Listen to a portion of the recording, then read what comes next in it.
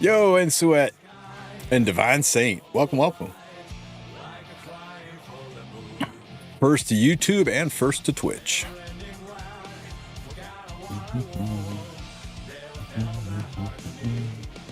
All right. This is not going to work. Let's go, Beardy.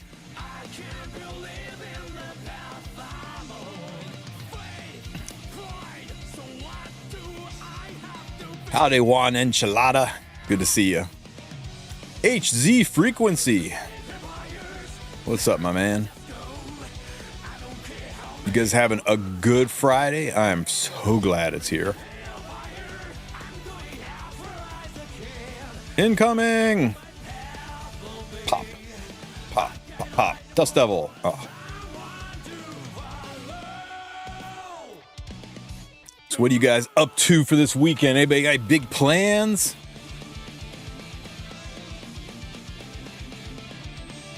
Dust Devil. Ah. Where's my counters? I just used the same team for Constellation. You made me think I had to change things. No. This I'm trying to do it without any 5-star heroes. I mean, that aren't free, right? Everybody gets Vivian for free. Dust Devil. Nice. I don't think I'm gonna have the healing ass to get through this with Bernard, but we're gonna try it.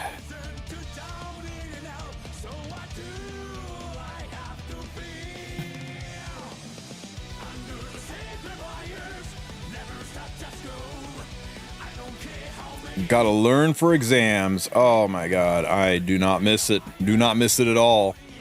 You'll graduate one day and it won't feel like it's over. It won't feel real, right? And then you're just kind of waiting to actually feel done. And then one day, like, it'll hit you like a brick. You're like, nobody's ever going to make me write a paper about something that doesn't interest me ever again. I mean, unless you get into that line of work, of course. But yeah, oh, it's so cathartic. I still need to do Constellations, but bleh. I offer Constellation coaching services. Nah, if you need help, let me know. I got you, fam.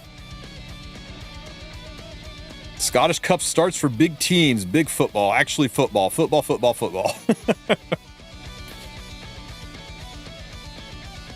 Okay. And we'll do this for souls. Lots of counters, please. Lots of counters, please. Wow. Okay, there's one counter, 2 counters. It was all from the secondary boss, though. We need counters on the primary boss to get the Constellation down. Ow, ow. Counter. Down to 40, counter, down to 20, counter, down to 0, slow debuff. Oh, we take the freebie.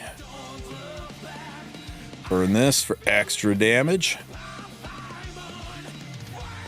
Big nuke, show me what you got. Are these all a nightmare? Yeah. There is no free-to-play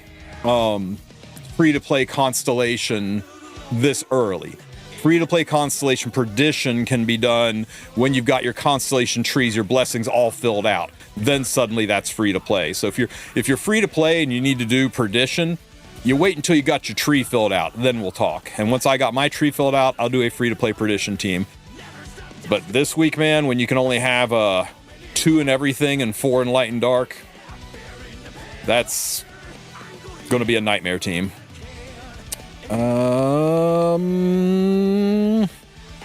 I really need to increase the amount recovered. Hit here. Hit here. We're on target for damage. We just need to survive it, guys. Is Bernard going to pull this off? This is where we really start taking serious freaking damage. Counter. Counter. Come on, show me some counters. Show me. Oh my god. See, no heal. Not having Rowana, guys. I'm just not confident in doing this without Rowana. Heal up.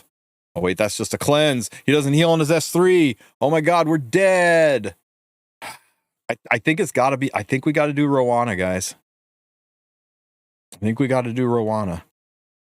Let's try... Touch Me, Rekos. Let's try Touch Me, Rekos, and see what happens.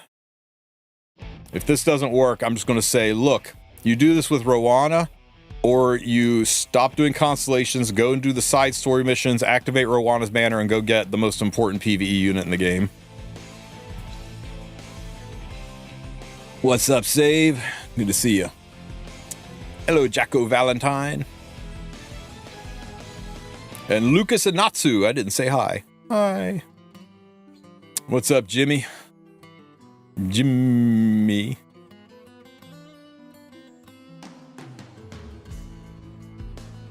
Counter. More counters. Ah, only one counter. Afternoon, Kitaku. Do this for souls. Chop, chop, chop. Dust Devil. Nice. Burn for extra juice.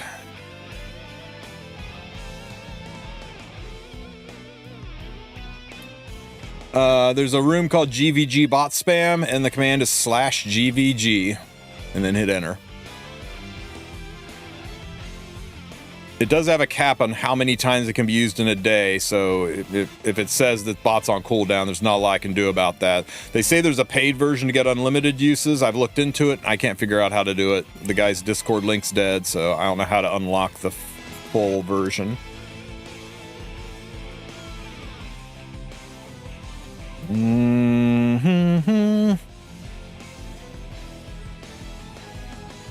Get him, Sid.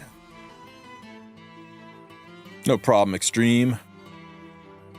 Oh yeah, we gotta do some Guild Wars, don't we? Splash. Show me some counters. More counters. Oh. It's okay, it's enough to keep the slow debuff. It's all that matters.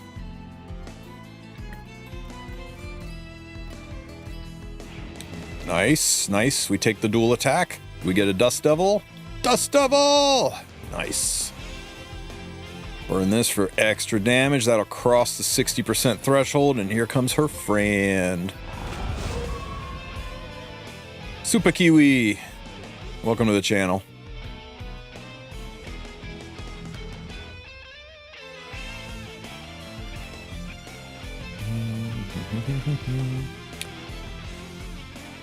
Chop, chop, chop. For the souls. We're not hurt. Perfect timing for the barriers. Reduce the injury. There's a counter. Oh my god, we're not getting counters off our damage dealers. That kind of ass. What about Jek for continuous heals? The problem is they strip.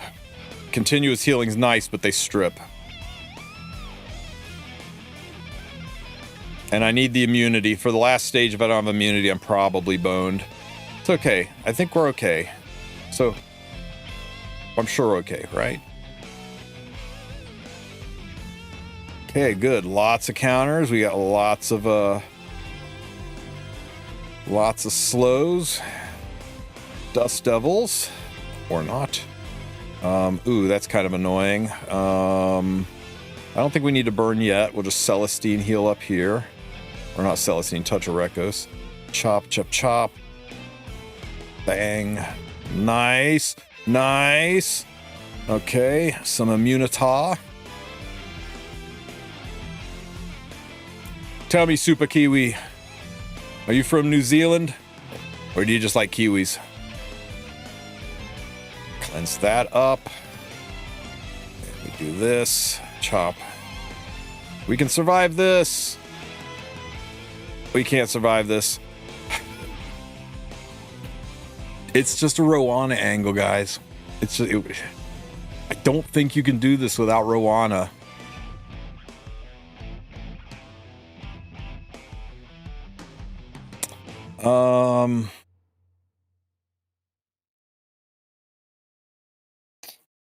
It would be really, really risky. But what if we have another? Do we have any other healers, any other green healers that aren't 5-star that we can use? It really is Jekt, who's only level 50. Rin and Lucy. Okay. Lots Manage. This is so cope what I'm about to do here, guys.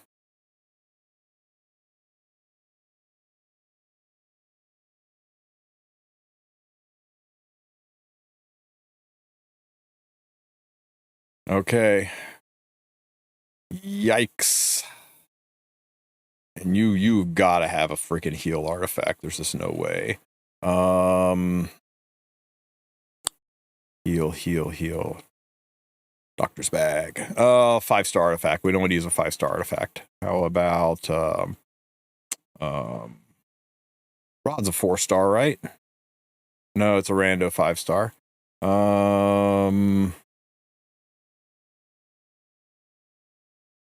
You know what? Fuck it. Magahar's Tome it is.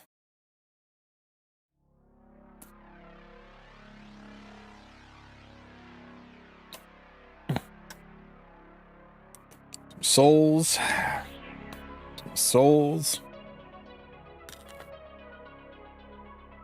Is bag still on? Let's see if it works with bag. If it works with bag, we can take bag off.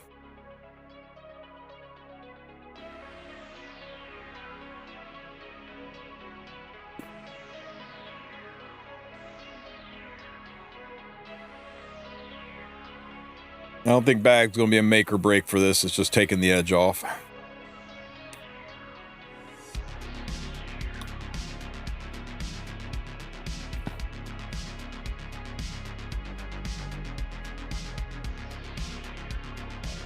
Chop, chop, chop.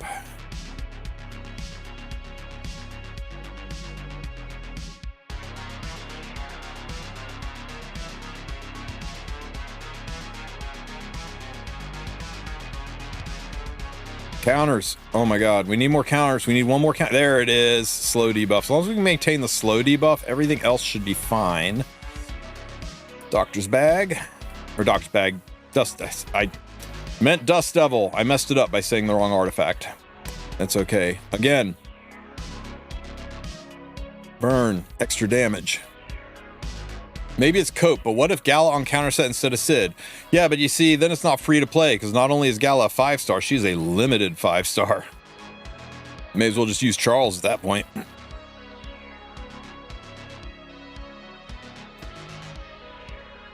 Yep, no 5-stars that aren't free, no limited units. And we're trying to avoid... I kept ML4s to an absolute minimum. This is the only one that's hard. The other ones, we've figured out. But this one, doing this without Rowana, sucks.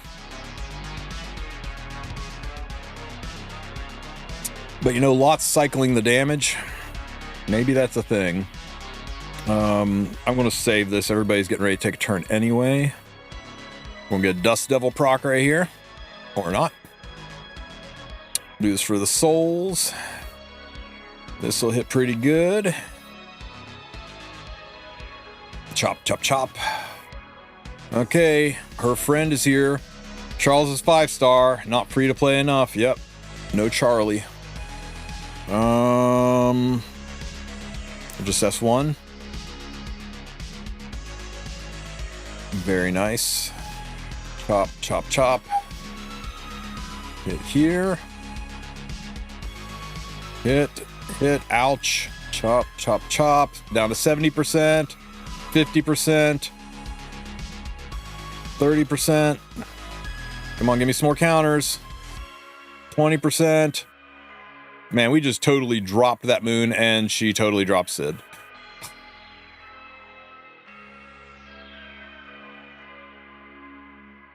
When they start quad hitting, just can't survive the quad hitting without Rowana, guys.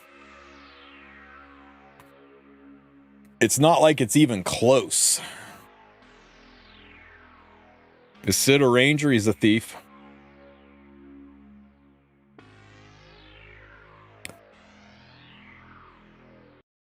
See, that's the other problem too. There's not a lot of DPS options in green that aren't 5-star. We got Sid, Glenn.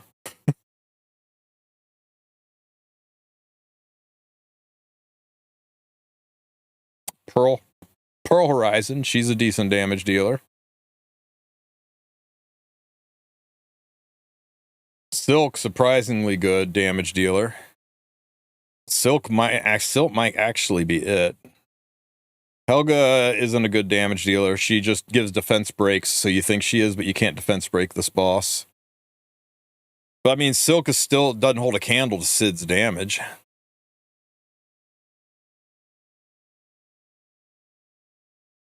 We'll give her a try though, right?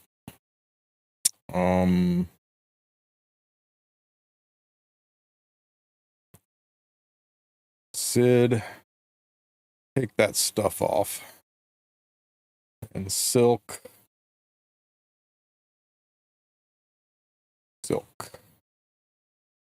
The other problem too is my Silk's freaking 5-star.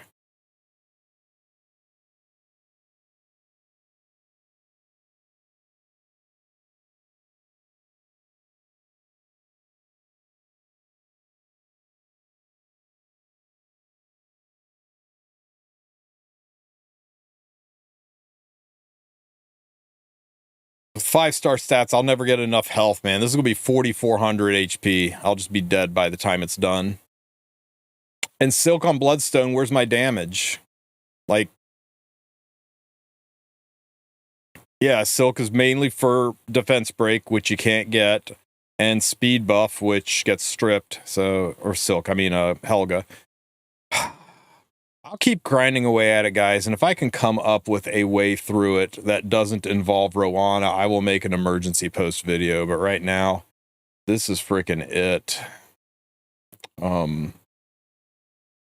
Who's my other? Oh, yeah, Armin.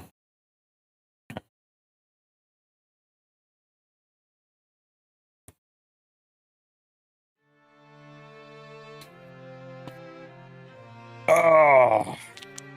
Lilka doesn't bring enough damage, is all about defense breaks and CR pushes. You may as well bring a lot or Green Lots, who's better pushes and healing. And we just tried that. The issue isn't the damage, guys. We're fine on damage. The issue is they start spam attacking and you can't survive it. There's not even time for Silk to get an S3 off to have Bloodstone do anything. It's just we can't, when you're injured to 50% health, you can't take 4 hits in a row without Rowana cleaning the healing back up. Hey, Cyril.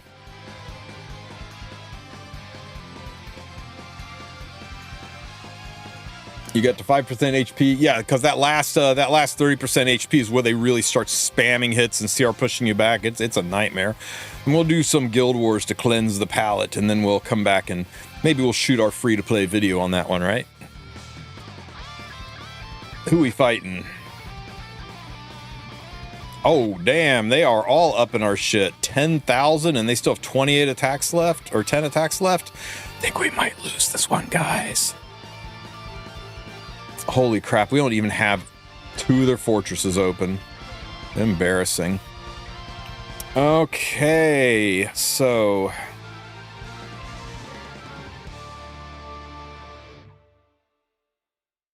this to this to this to this, that kills these. And then we can...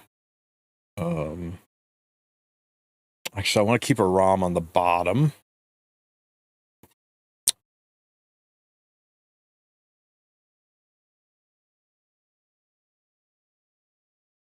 Do this, and then down here we can do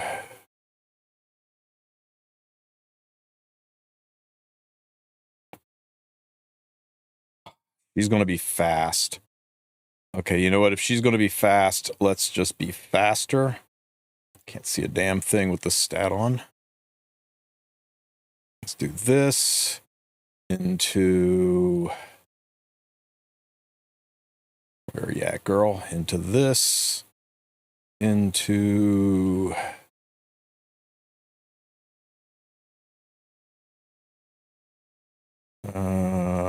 he's a warrior.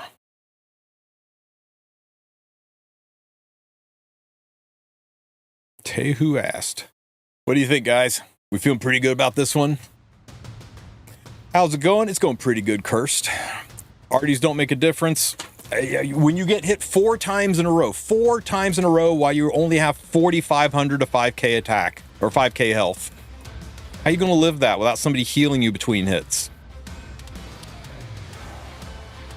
I'm not saying it's impossible. I'm just saying I ain't figured it out yet. And it's kind of hard to make a free-to-play guide when the answer is just gear gap the shit out of it. I think this is okay. There was almost a 300 speed free one in my Guild War today. So yeah, there are some absolutely redonkulous Guild War techs. Like this 300 speed Witch of the Mere Tenebria. Holy shit.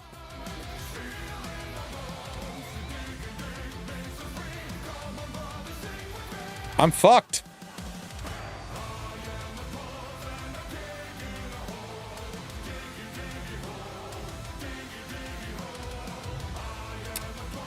GG, you and your 300 speed Tenebria.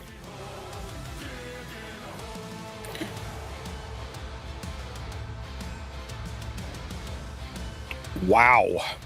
That is a fast Renok too. That's easily a 320 speed Renok. Easily.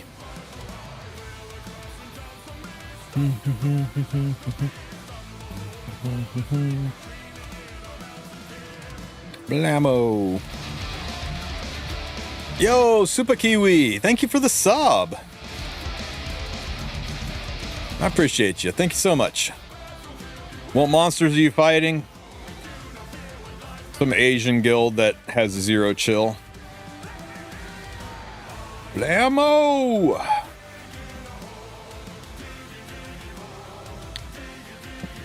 At least this team's dead.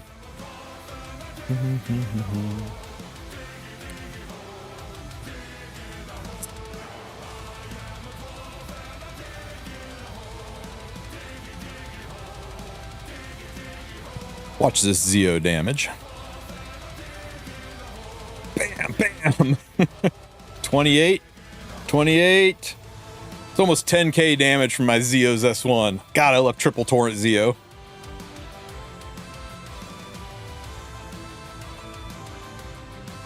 I do have her, have not built or even leveled her yet. It's been busy with other stuff. Okay, let's drop one of these towers. Let's see. You destroy this. Nope, nope, nope. This goes first.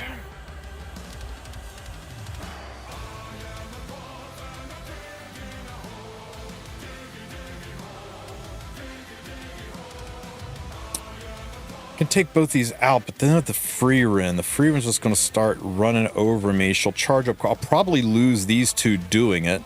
Let me come back to this one because I can do this if I sacrifice a couple of units. So let's see if we can knock something down over here.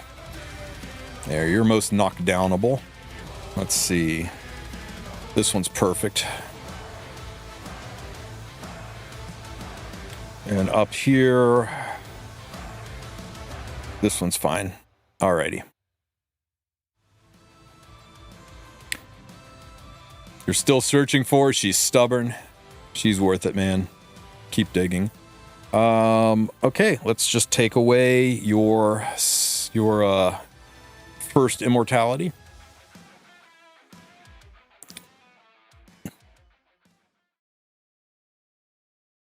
Ooh. That's not going to push. No, we cut that Renok. Okay, Renok must die. Renok will die. In fact, Renok and Scaly will die. You guys think we can kill? Think we can kill both of them? Is it greedy to kill both of them? Show them what you got, Teu. 2,000. Oh! Forgot I have Hecate on the team so she doesn't die. It's okay. This is fine. She doesn't kill shit. She doesn't kill shit. It's okay. We got another Teu we can use. Sealed and dead.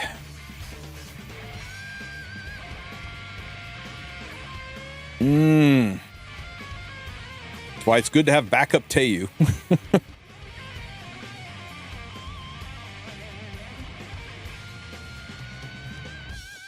How Renok dies? She died, you see? She just died. Just took 2 hits. Fuck, Aram's in front. Of course Aram's in front. It's okay. This is fine. We are not going to get countered, and you're not going to see our push. Do you hear me? Stay there. Good girl. Superhuman Doc Corvus coming right up.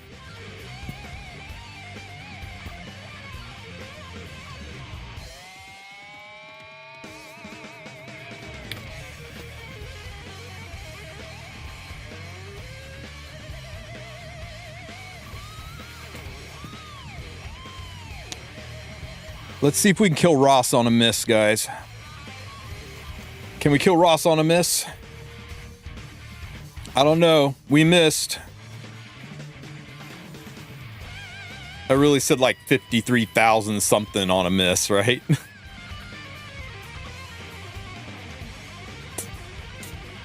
Ow. Ow. The irony of Aram being stunned so I can't push up Corvus and reset him when he gets reset. I don't want to deal with injury, this injury ass over here, so let's just take her out before I get injured down too much. Oh my god, it's too good. Ow. Lethal Whispers, don't mind if I do.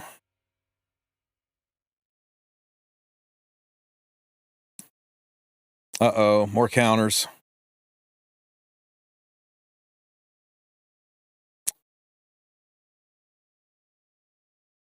Pop, pop. Don't counter me. Good night, sweetheart.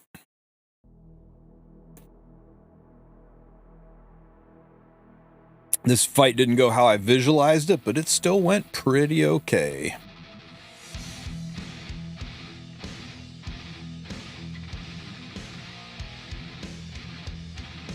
Both are injury? No, Setsuko wasn't. I'd be way more injured if Setsuko's injury. She was either riposte or counter.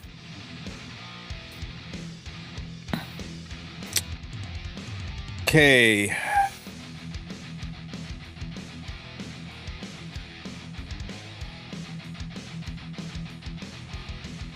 Let's go open the other one.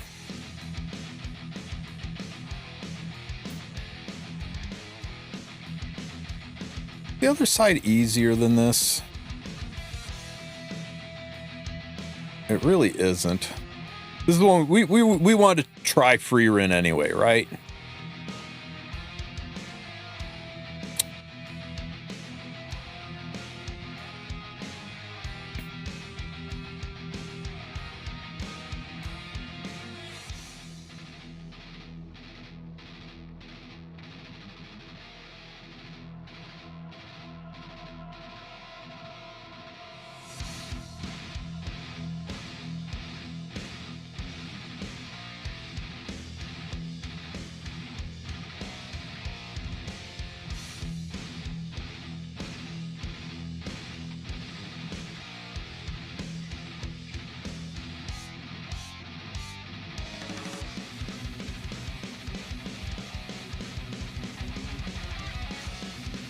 Alrighty.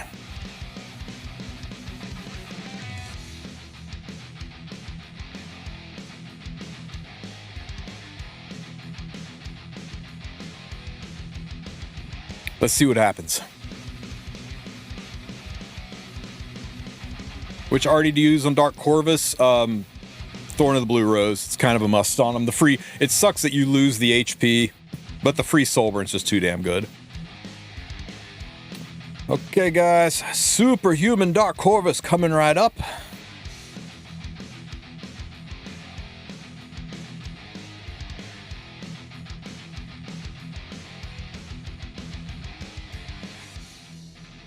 74,000 health.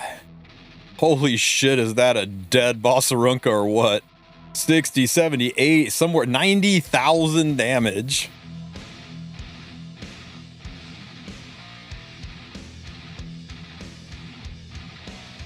I'm using him way, way more often. Are you kidding me? Double superhumanized Dark Corvus getting ready to just go through these units.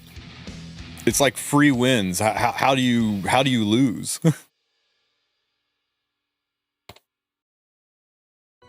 Now this might kill the back rows. It's just, can we burn through the souls fast enough? Oh shit.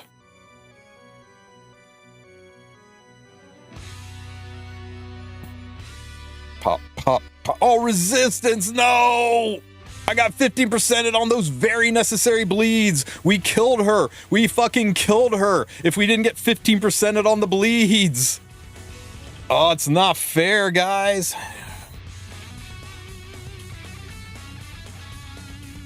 I can't provoke. God. It's possible. We're fast enough. If I can survive this.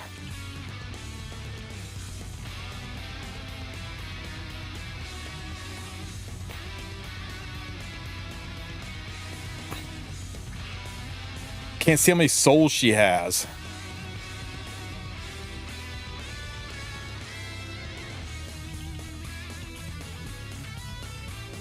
I can't believe we got 50% on the bleeds. It's not fair. It's not real.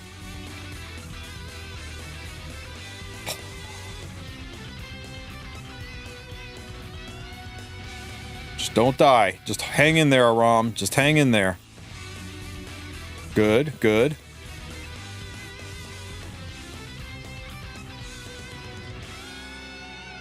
Pop. Shit, I think we're dead.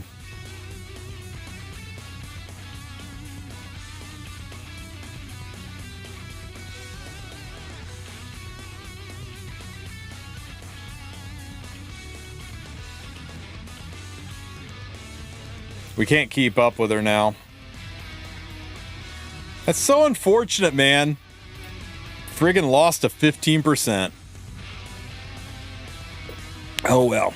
Live by RNG, die by RNG.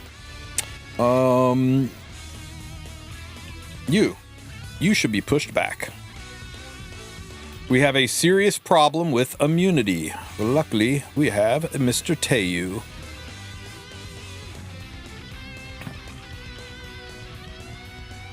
Strippy, strippy.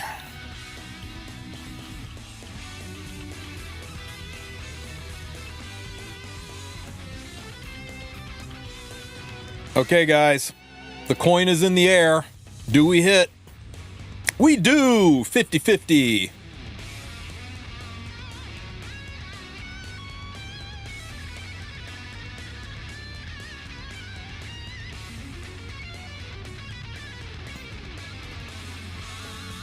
Toward the end.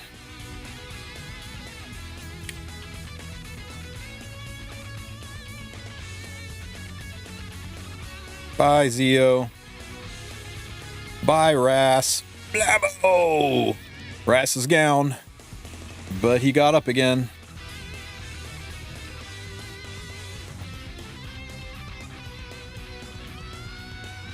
The MLT and DN team would have been better there. Yeah, but the other team wouldn't have worked here. And I was too lazy to change my teams up. It's okay. It's enough to drop. Wait, is it enough? No, it's only 8. It's only 60 and we needed 90. Oh, tragedy. Ah. Oh.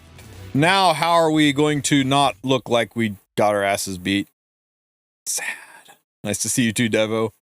Sad. Do I kill even if he misses? Depends on the Setska. DN would have cleaned up regardless.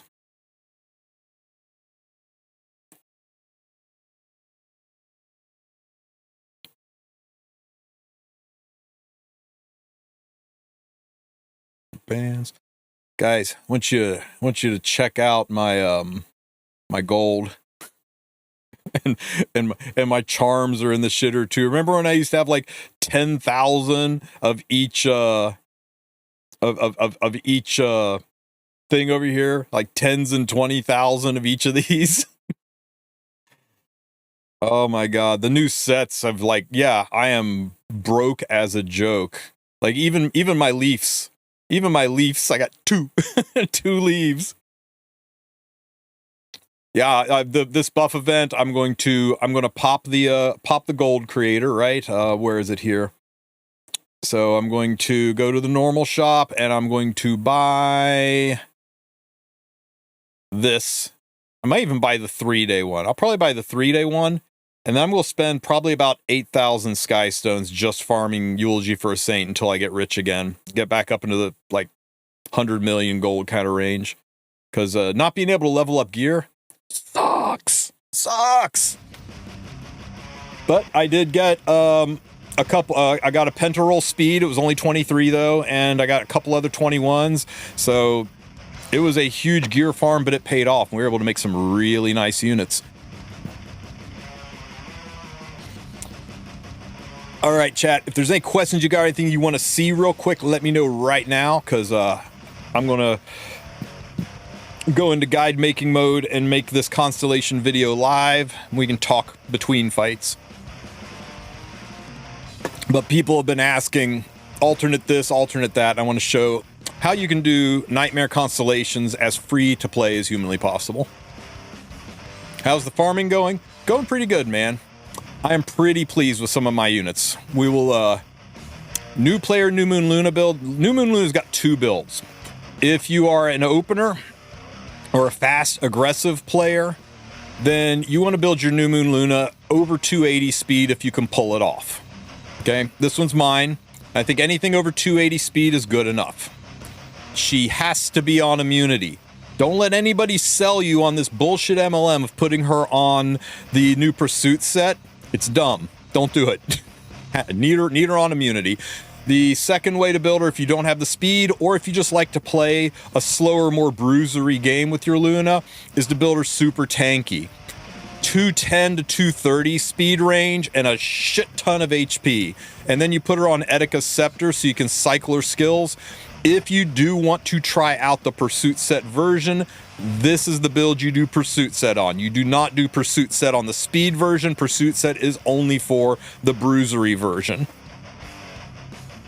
Immunity HP Pursuit. You know what? You could, right? You could do Immunity HP Pursuit. Holy shit, you could do Immunity HP Pursuit.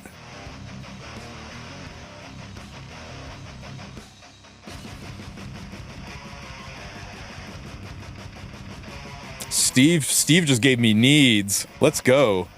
Steve just gave me needs. Steve, you need to be in chat talking dirty like that more often. Immunity. H. Pursuit. I don't know. I don't have the depth of gear to do this. Oh, whoops. That was dumb. Pursuit. HP. More bulk, less speed. That's fine. Too fast.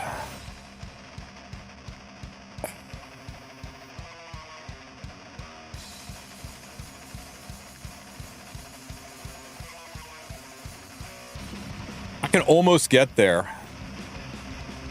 Too slow.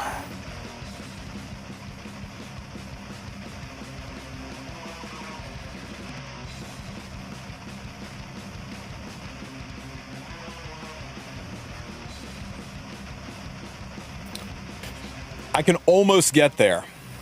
It's just a matter of farming real freaking Pursuit sets, right? Because by the time I filter out the units I don't want this to take from, there's not going to be anything left for us here.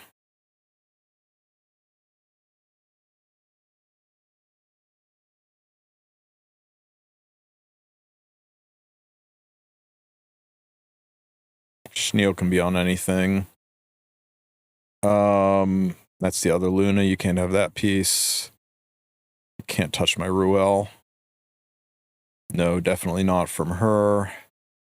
I really don't want to take from Crow, but Yeah, see what I mean, right? It's just not quite enough HP. I really want her to be closer to 27k health. The other stats look okay.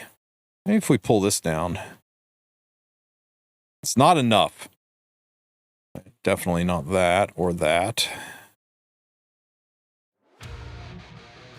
Can't have that piece. Okay, hang on. This can reforge up. The speed's not terrible. I wish it could be better, but it's not terrible. The HP's a little low. Schneel can get a new piece. That'll take us up to 209 is so fucking slow. And the HP is a little low. This is gonna flesh out around 20. I could almost get her to 27k health if there's a place to reforge some flat HP. This could go to flat HP and I could get her to 27k. You know? What do you think? 27 by 210. It's not bad. I mean, it's bad, but it's a starting spot, right? It takes from nobody. Fuck it, let's just do it. Let's be part of the MLM. It's a bit slow, and by a bit, like 20 to 30 speed slow. I agree, but there's just not a lot of gear left here, right? Let me see.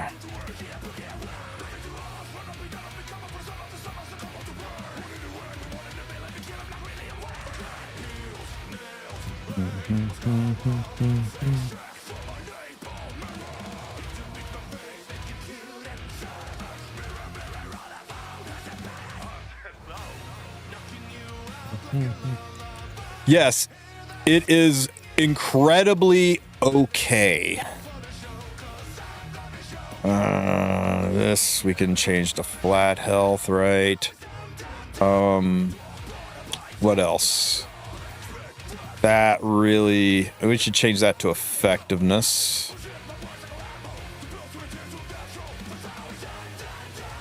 Ew. Fuck you, game. This here, that's about as good as that gets. That's as good as that gets. See, this piece is kind of the problem. That attack is just so wasted. The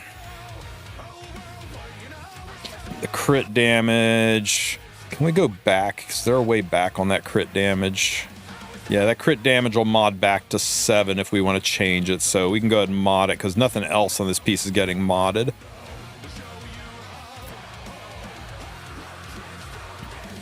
$259. Wow, is that low? And this here, the effectiveness is fine.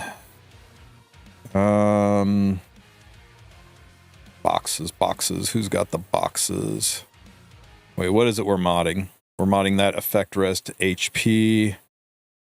Not that.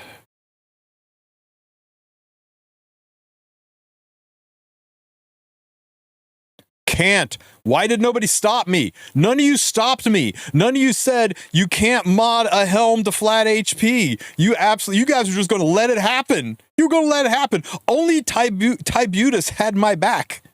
Tributus, cheers, man. I resent the accusation. Okay, hang on. We need 71 more HP to get above. This rolled pretty low, but I don't think it can roll high enough, right? This could only go to what? It definitely can't go to 288, right? Is there any place else that we can squeeze a little bit more?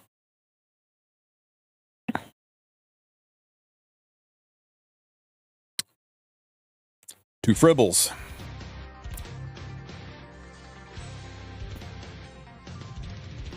Luna, here.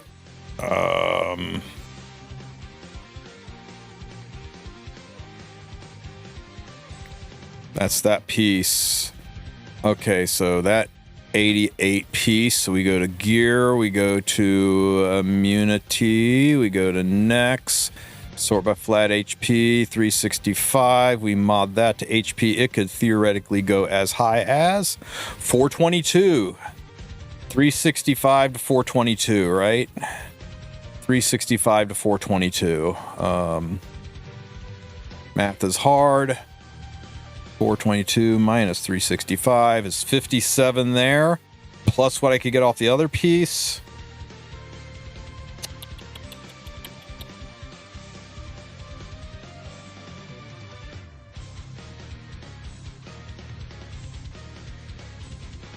What's the best place to farm charms? Please and thank you. Eulogy for a Saint. It's about 50% more charms than Adventure 5. Adventure 5 would be second best place.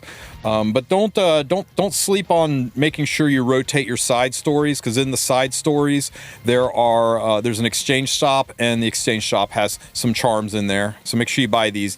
Farm this enough to get your charms here. And then go back to Eulogy and stuff. As far as right side charms, though, unfortunately, it's Arena. It's just Arena, and then buying them from the shop. They have not given us a really good way to farm charms yet. Would flat stat and high roll sub work? On HP, it's less effective. I think you need a quad roll on HP. Or a really, really, really high triple roll.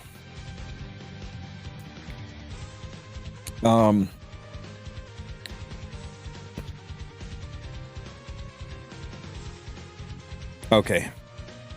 This will happen. My embarrassingly slow Luna will get better. So let's see. Holy shit, she really needs some Mola too. Do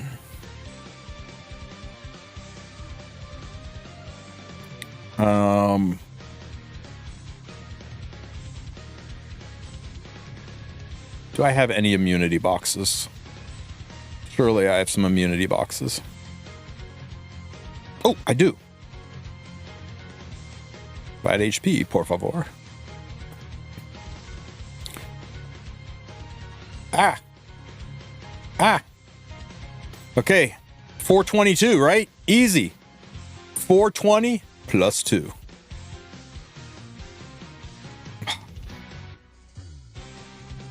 That's okay.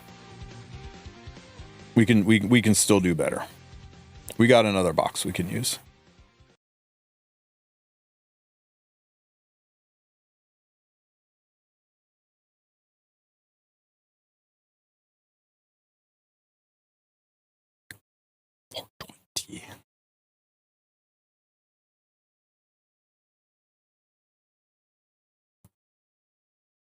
I would like chat to avert your eyes. Surely there's something more interesting going on in your lives that you can look at for the next few seconds and not pay attention to what I'm about to do.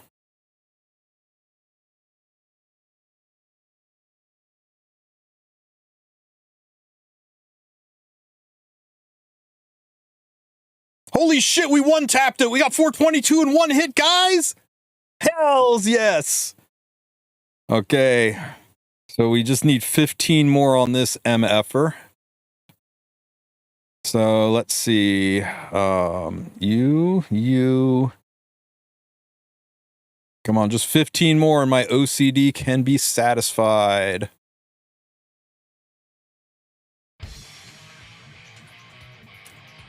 For real, guys, only use those boxes on flat stats. Max value on flat stats. I think using those on percents is crazy, especially with how incredibly stingy Smilegate is being on those boxes.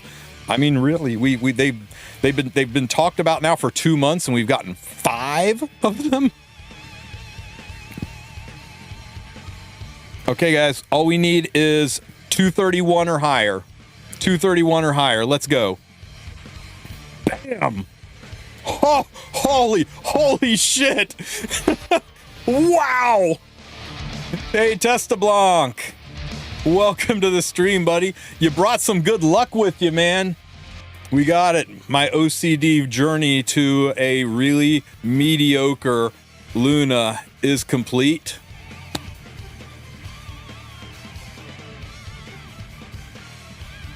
Welcome to, brother, man. I hope you had a good stream.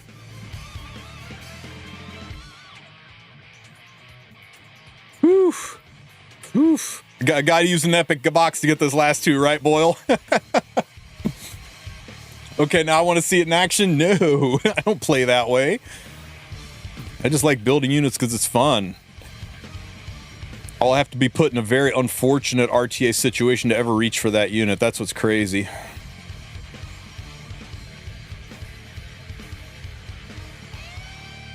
Lucky summons. Show me a Huayang. Huayang. Okay, Tagahel's Ancient Book. Rosa Hargana. Go on, get it out of your system, chat. Get it out of your system. Go on, say it. I know you wanna. Hey, thanks for stopping by, Test the Block. Have a good one.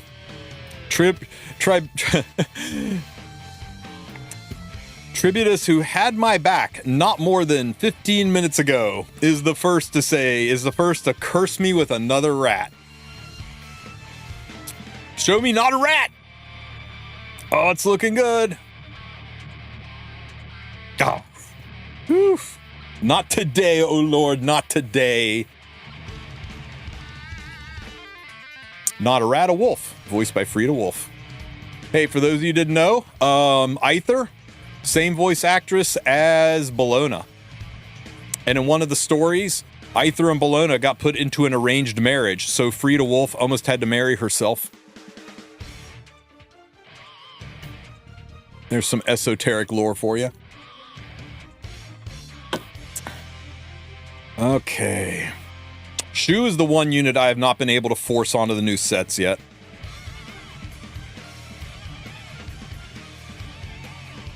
Classic VA predicament, right? All right, guys. So, let's go ahead and do this trial of Constellations. So, what's up, Epic 7? Welcome to Trial of the Constellations free-to-play version. I'm going to show you how to beat all 5 of these on Nightmare with free-to-play teams. Now, if you want a Perdition free-to-play team, tough. You'll have to get your entire Blessing of the Stars filled out before we can start talking about free-to-play ways to do the Perdition fight. But the good news is there's no reason to do Perdition early. The only advantage to doing Perdition is this little battle pass to get this extra currency, and you have got until the end of the season, which is several months. So just do Nightmare. It's the same rewards, the same drops. There's no reason to do Perdition. Go ahead and do Perdition, you know, maybe sometime in spring, get that crap done. For right now, we're going to stick to Nightmare. Here's your pre-play version. Now, first things first is your blessings. You're going to want to have one of the 5-point blessings open. Of course I get a phone call. Second, guys.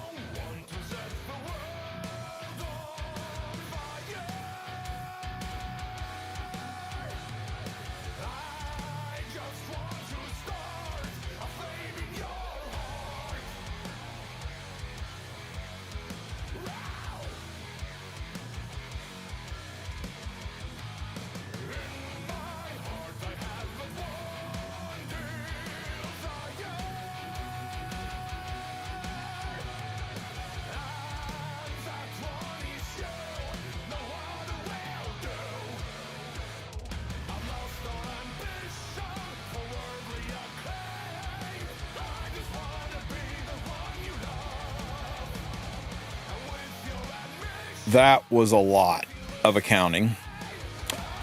Oof. Thanks for your patience, guys. I can't believe you stuck around for that. That took forever. All right. Where were we? Oh, yeah. Okay, so your constellations, once a week, you can reset your constellations, and you're going to need to do that if you don't have your constellations set up as follows. So you want to have one of the 5-point slots unlocked in every single constellation. Only the 5 slots, and you want both of the 10-point slots unlocked in Gemini and Sagittarius. Ideally, if you do not have the units to cover Sagittarius and Gemini up here, like say you don't own any fire units to stick up here, for example, it's okay to, instead of unlocking one of these, to unlock both of these. But you need at least 20 points unlocked, either 2 here or 3. You got to have at least one of these unlocked. And that's the same with Sagittarius. If you have already jacked up your constellation, you can't do that, click this reset button. Every week you can click this reset button. As soon as you do it, a new timer starts. So reset it and set your constellations. Once you do that, you're going to go in and make sure the second skill is active on all of them. Just put enough units in that on all of them the second skill is active, and on these you need 4 skills active. These are a little bit more effort, and all you got to do to do this is you go to manage equipment and you sort by equipment score, and just from left to right, give everybody the first piece of gear. And then your second one on the team, give the second highest gear score piece of gear. And the third one, give the third highest gear score piece of gear. Whatever it takes. Also, plus 30. They want to be 6-starred and max awakened. That's all. Mola doesn't matter. Their base star rating doesn't matter. This could be freaking Mercenary Helga for all that matters. As long as she's 6-star, max awakened, plus 30 artifact with high gear score gear. Exclusive equipment also does not matter. Just do it enough that you can get 4 stars on Saggy and on Gemini, and 2 stars on everything else.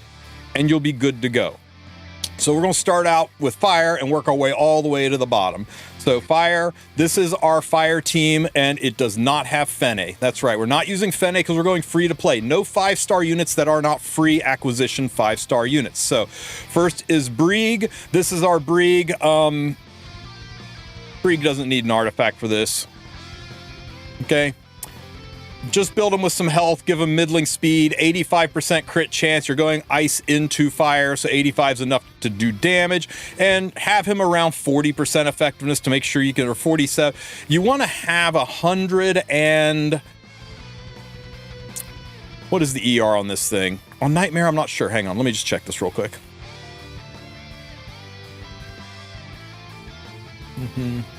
150... 140, 135, 125 effectiveness. Okay. In a perfect world, you want 125 effectiveness. Brieg gives himself 50, so 75 would be cap, but you know what? This will work just fine. We got so many defense breakers, spamming defense breaks. This will be just fine, guys. Don't sweat it too much. I'm sure it'll be fine. Next, we're going to use Clarissa. Clarissa is sitting here at 116 effectiveness. Remember, from the Leo constellation, we get plus 10, so she's actually at 126 effectiveness. It'd be great if I could get her up to that 135 effectiveness mark, but you know what? This will work just fine. I'm sure this will be fine. I've got her on her number 3 exclusive equipment, but it doesn't really matter. She's not here for damage. I've got her on Sigurd's Scythe. That doesn't matter. In fact, it matters so little. Let's just take this thing off. She is just a defense breaker. Clarissa is amazing for this because she has defense breaks on her S1. Not a high chance unless you mola it, but still a chance. She has defense breaks on her S3. Not a perfect chance, but still a pretty good chance. Defense breaks are what lower the constellation, keep things going. So we got defense breaks on Brieg, defense breaks on Clarissa, and we're going to run Terranor Guard. Terranor Guard, try to make sure he is on an effectiveness ring so that you can have the 135 effectiveness to increase your chance to stick his, you guessed it, defense break on his S1, a 75% chance to defense break. I've got him on Ancient Sheath because he's only ever going to use his S1, so this is a nice free artifact for damage, but literally any damage dealing artifact will work. And last is the new Angelic Montmorency. She's just there to keep everybody healthy, a little bit of speed. That's a 5-star artifact, so let's just put her on a crappy Magahar's Tome to, be a little bit more free to play friendly. And that's it, guys. This is your team. Make sure your Constellation pet is equipped before you go in and press go. Nice thing, too, this is a full auto team. Everybody's skills are on except for Terra Norgard. Leave his skills off. I didn't mention it while we were looking at him, but double Unity Set. Double Unity Set on Terra Norgard gives you a 29% chance to dual attack. Cap is 30.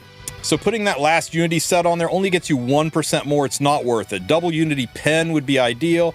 So let's see, we were at 20% on the Constellation shift, down to 0. We got actually stuck that S1 defense break. When you get that Constellation down to 0, you defense break the boss, you can start to do a lot more damage, but more important is keeping it under control to reduce the incoming damage. Another defense break, dropping the Constellation down to 20%. Breek uses S3, this should be another defense break, dropping it down to 0, and that activates this defense break, which lets us actually do some for real damage when we hit the boss.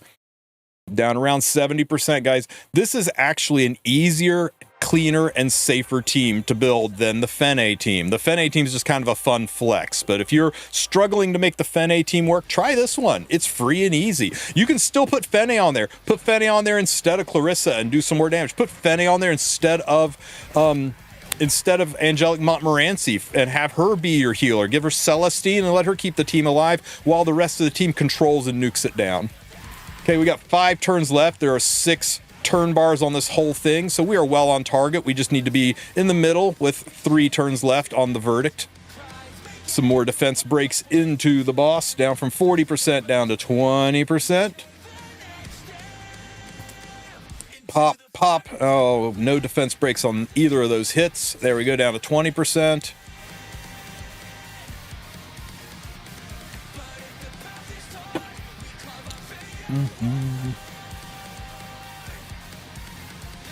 Keep us healthy, Momo. You can do it.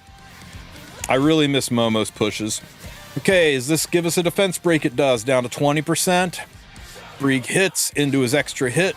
That'll get rid of that Constellation. Give us the defense break. Down to 52%, and pow, 51%, 50% right at 3. It's close, guys. It's close, but I think we're fine. Oh, shit, we're not fine. Maybe I do need a healing artifact on Momo. What can we do for Momo that's a little bit more friendly? I took Sigurd's off her. That's why she died.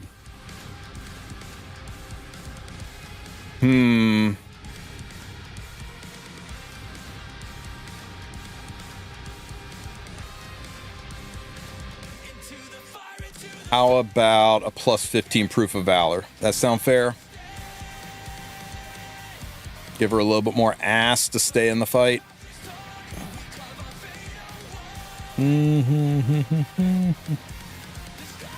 Yeah, that'll help her stay in the fight. And let's see. What can we do for Momo that's not Tag's book? I still think Tag's might be best to cycle her. I think it might be fine. I mean, we're fine except that she died. And you're fine. Breeg. I mean, let's be fair. Let's give Breeg some kind of damage artifact that's free, like, what's a good damage artifact for Breeg that pretty much everyone has? How about Victorious Flag, right? Everybody's got that, right? Right? Maybe?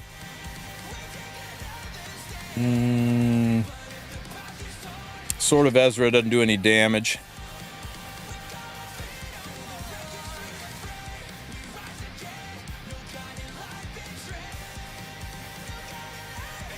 I mean, we could go Symbol. Symbol of Unity is much more likely. People have that over, Yeah, let's try this. What did you say to use if you don't have Clarissa? Try Fene. Fene would just like absolutely slaughter. You could also just hit here, hit ice, hit debuffs, hit defense break, and look at all of your units that have a defense break on their S1. So Lulika would be really good. Furious could work. Mui would be fabulous. Chloe would be insane. You get Magic Nail and a guaranteed defense break. You can put shit tons of damage on Chloe. You don't need any effectiveness because she's guaranteed a defense break. If she has Magic Nail in place, that would greatly accelerate your damage. Corinne would probably work. Charlotte wouldn't, unfortunately. So yeah, any of those would be good. Furious, maybe. You could use Song of Stars, get target off Furious. You'll have to build a little bit more damage. I think if you're putting Fene in the back for sure. All right, guys. Allow me to reshoot this for real quick. So for the ice team, we're going to run Brieg. Everybody has Brieg after doing the Orbis events. Just make sure he's got a little bit of speed. I put him on a damage boosting artifact. Put him on whatever artifact you want. HP and a little bit of speed. 85% crit chance. In a perfect world, get a little bit more effectiveness to guarantee his defense break. But I tell you what, this should be enough. He might miss once in a while, but it's not going to be enough to really matter. You want a 135% chance to land the debuff on the boss, and we've got the Leo Constellation, so we only need 125 effectiveness. He's chilling out here around 97, so we're a little bit shy after he gets his 50 from perception, but close enough. Next, we're going to run Clarissa. Clarissa is simply here because she has a defense break on her S1 and a defense break on her S3, so she helps spam the defense breaks and brings some damage. If you do not have Clarissa, then literally just come into your search, click ice units, click debuff, click defense break, and go through all the units that you have that have defense breaks primarily on their S1s. And pick one of those. Chloe would be insane. You don't even have to build effectiveness. She just guarantees it, and you get Magic Nail to help facilitate the fight. Furious could work. His defense break is on his S3, but it cycles giga fast, and he can wear Song of Stars for target.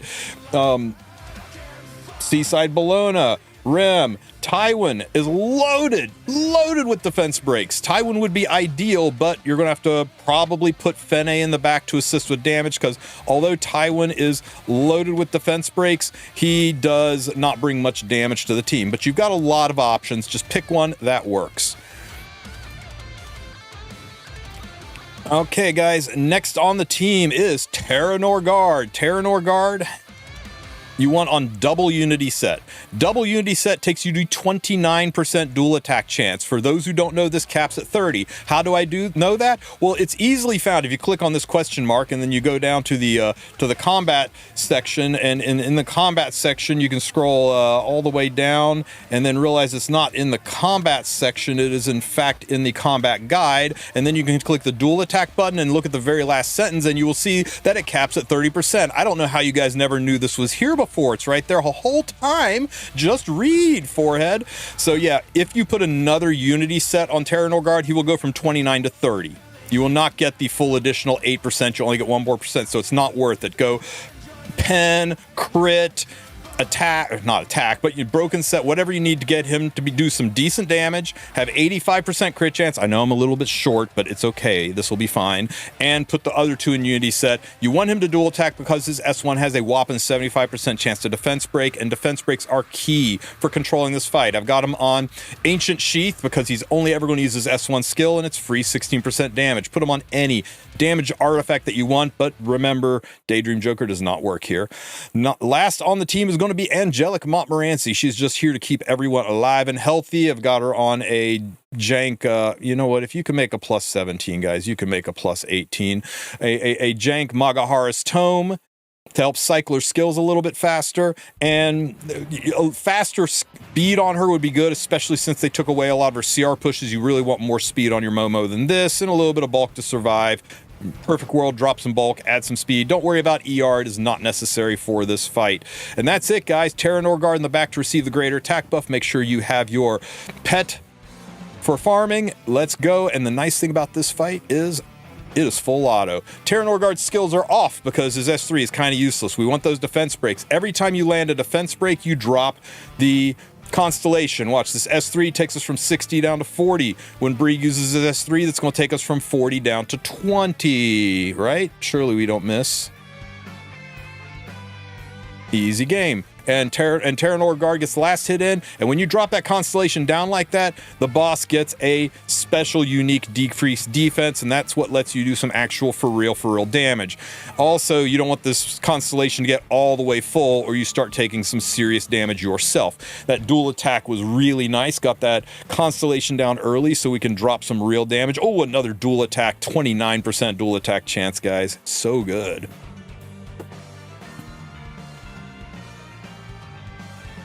Pop. There we go. Defense break back up again. Unfortunately, the boss cleanses it when he takes a turn. Barriers are up.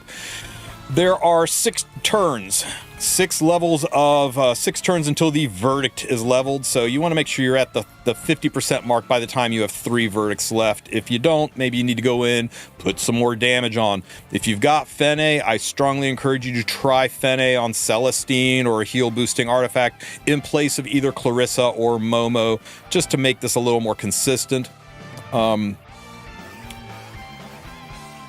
this should be fine. This should be very fine, especially for those of you who are struggling to build a Fene good enough to do the Fene solo team. This is a nice, clean alternative that uses units that pretty much everybody should have access to. Okay, guys, we have passed the 50% mark with Brieg, dropping that Constellation now, establishing the defense break. We are at 25, 30, 35, 36, about 38%, about 20 or 32% health left on the bar. We've crossed the last threshold. Everybody's on fire. Brieg's going to give some barriers here to himself. Hit. Momo cleanses. And another defense break, taking us down from 60 down. No, never mind. It's a 70% chance. That kind of sucks, but it is where it is. But Brieg's S3 will take us from 60 down to 40. Momo healing up. Another thing too, guys, at any point in time, if you have taken the crap, I can't remember this Guardian's name. Zeon, if you click this button, it is a guaranteed defense break and an extra turn, so it doesn't take anybody's turn orders away. So in a pinch, you can drop this to get an emergency defense break in these last few rounds to get that defense break up early, but we don't need it, guys. There's 3 rounds left. We've got 12% left on the HP bar. Sorry, did I say 12%? I meant 7%. Top off the healing. 3%. I think we might be good, guys. I think we might be good. Show me what you got, Brieg. 3, 2, 1, 0. There you go, guys. As free-to-play friendly as it gets. The gearing was not that great. If you can gear it better, you can do this even faster. Nightmare, Magnar, with all relatively available units. Only one 4-star who is the most replaceable unit on the team.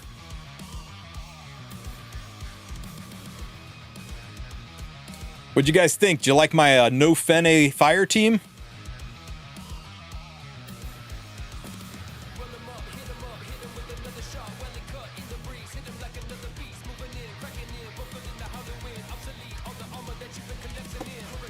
All right.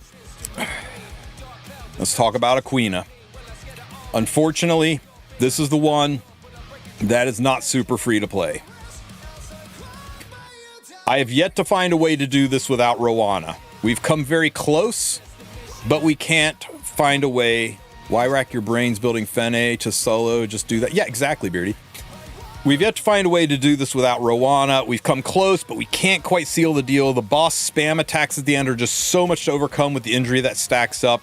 My advice to you is if you do not have Rowana, activate her story mission in the side stories, get her story summon up, and summon Rowana. Hands down the most important PvE unit in the game, no matter what any other creator tells you. If you don't have Rowana, you're eventually going to roadblock into something. So she is somebody you want on your team, and it's totally worth the expenditures to pick her up. In the meantime, just do hard or hell until you get her. If I figure some way to do it without Rowana, I will certainly make a video after this one. But everybody else is free or 4 stars. So first things first, because we are not running the easy units, and by the easy units, I mean the units who have counterattack buffs, like Charles, or like Fenris, or like Senya, Fenris, like Charles, or like Ervalin, or like Senya, or the counters all the damn time unit like Violet. Because we're not using any of those 5-star units, we need to rely on counterattack sets. So we're putting counters on everybody. So check this out, guys. Counter Rowana doesn't have to be good. Just come into manage, hit recommended, get rid of this first HP, change the second one to counter. You can even get rid of the third HP if you want, and then hit search, and then just drop whatever you find in there. She doesn't need speed. Her HP is not that important. You just need her on counter set. As for an artifact, any heal boosting artifact would be ideal, but I am going to run her on Stella Harpa. But you know what? I'm not going to run her on any artifact. Put her on an artifact, guys. It'll make it better.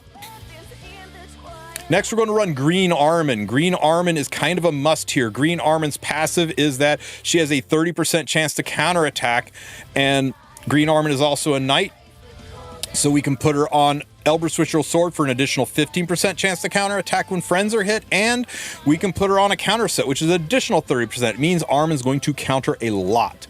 And you want her to. If you can give her some damage, that's ideal. I did try to focus a little bit on crit damage and some crit chance. I know she's lacking just a little bit. She's a defense scaler, not an attack scaler, so run defense up. But most important thing is that she's on counter. She's not our principal damage dealer. She is just to be here for damage. If you do not have Armin, run Charles, run Violet, run Ervalin, run Senya, run any of those units that has a counterattack buff in her place. You just need a consistent counterattackers, because just like Defense Break dropped the Constellation in fire, counterattacks drop the Constellation in water.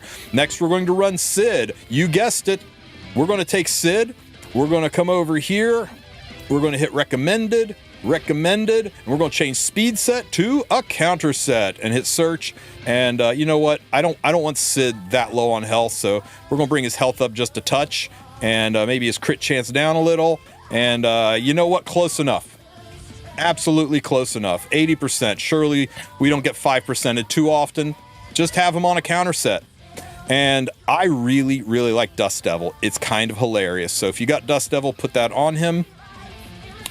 Next, we're going to run Vivian. You guessed it, on a counter set. If you can't do a counter set on Vivian, you don't have to, but it sure is nice. 85% chance to hit. The rest into damage stats. I built her the exact same way I built Sid, except I went with a crit set instead of a pen set to help her out. This little artifact you can pick up in the Hall of Trials shop, and it is sexy for an extra 50% damage with her AoE attacks. Not going to help her S1, only going to help her S2.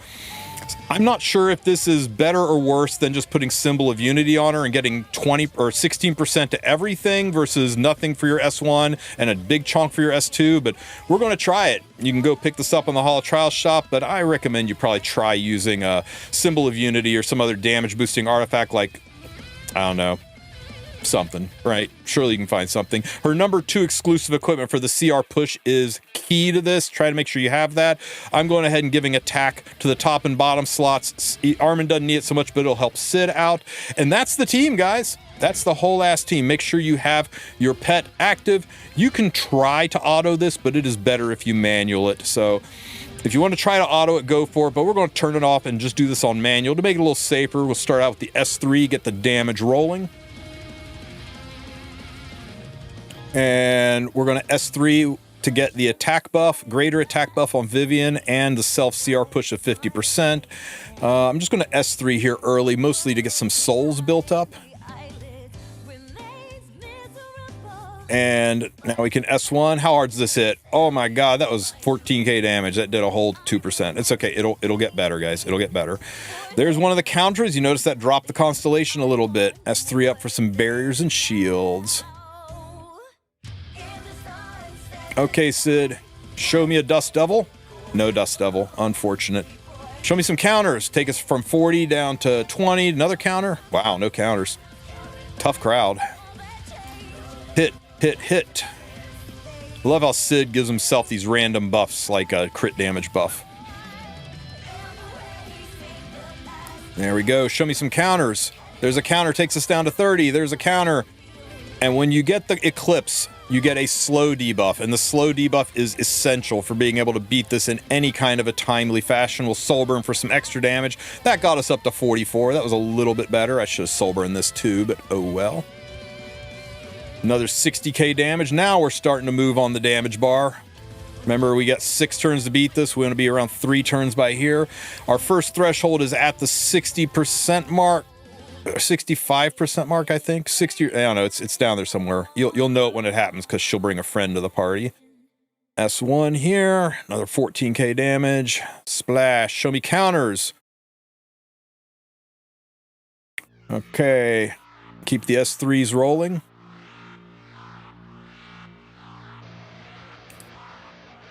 Chop, chop. Oh, we only got 1 chop. Unfortunate. Hit here.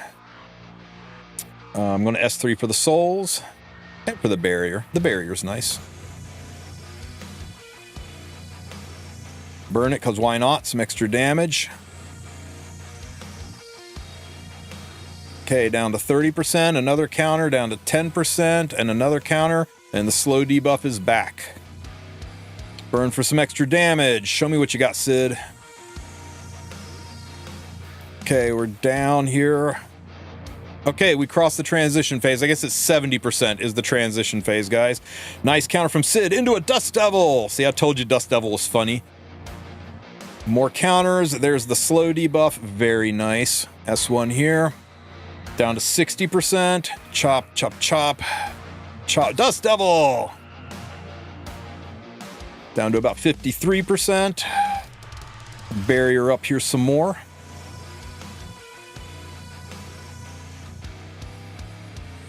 Burn for some extra damage. This should take us pretty close to 50 at 51%. Okay, show me some counters. 50%, a little below 50.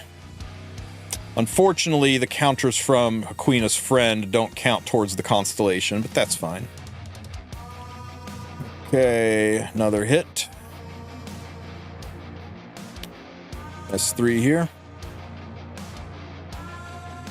Very nice, 40k, down to 45. Oh, I saw some counters there. 60 down to 40. 40 down to 20. Hit. Ow, and heal. Chop, chop, chop. 20 down to 10. There's the slow debuff back. Hit, hit, hit.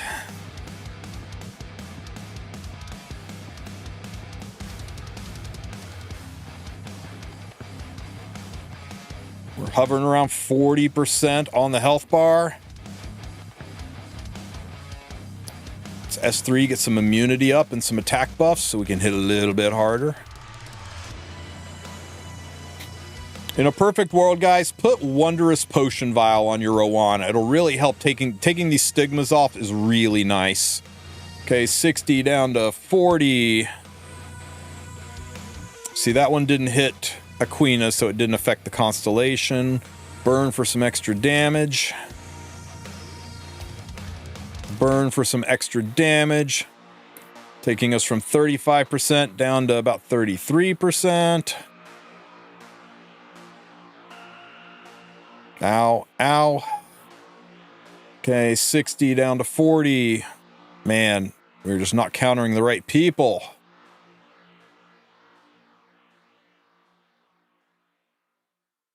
Okay, we're coming up on that last 30% where things get really ugly. Splash. Show me counters. Chop, chop, chop. Dust Devil would have been nice.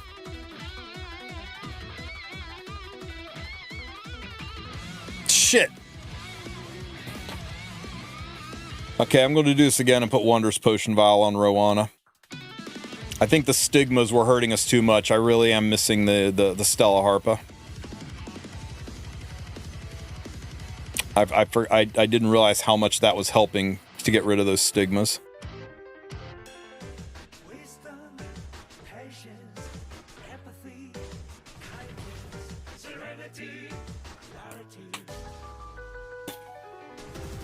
Can you 2-key Nightmare yet? Stop it, Beardy. Okay, where were we? I'll just do the Rowana part first.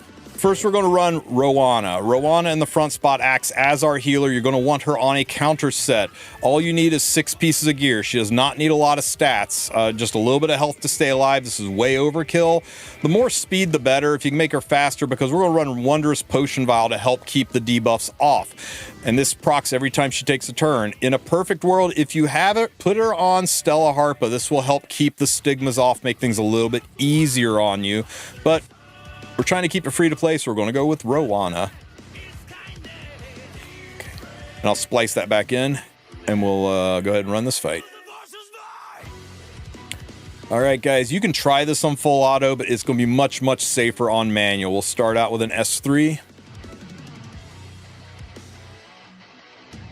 And then we'll use the immunity buff, get attack on everybody. And I'm just going to S3 for some souls.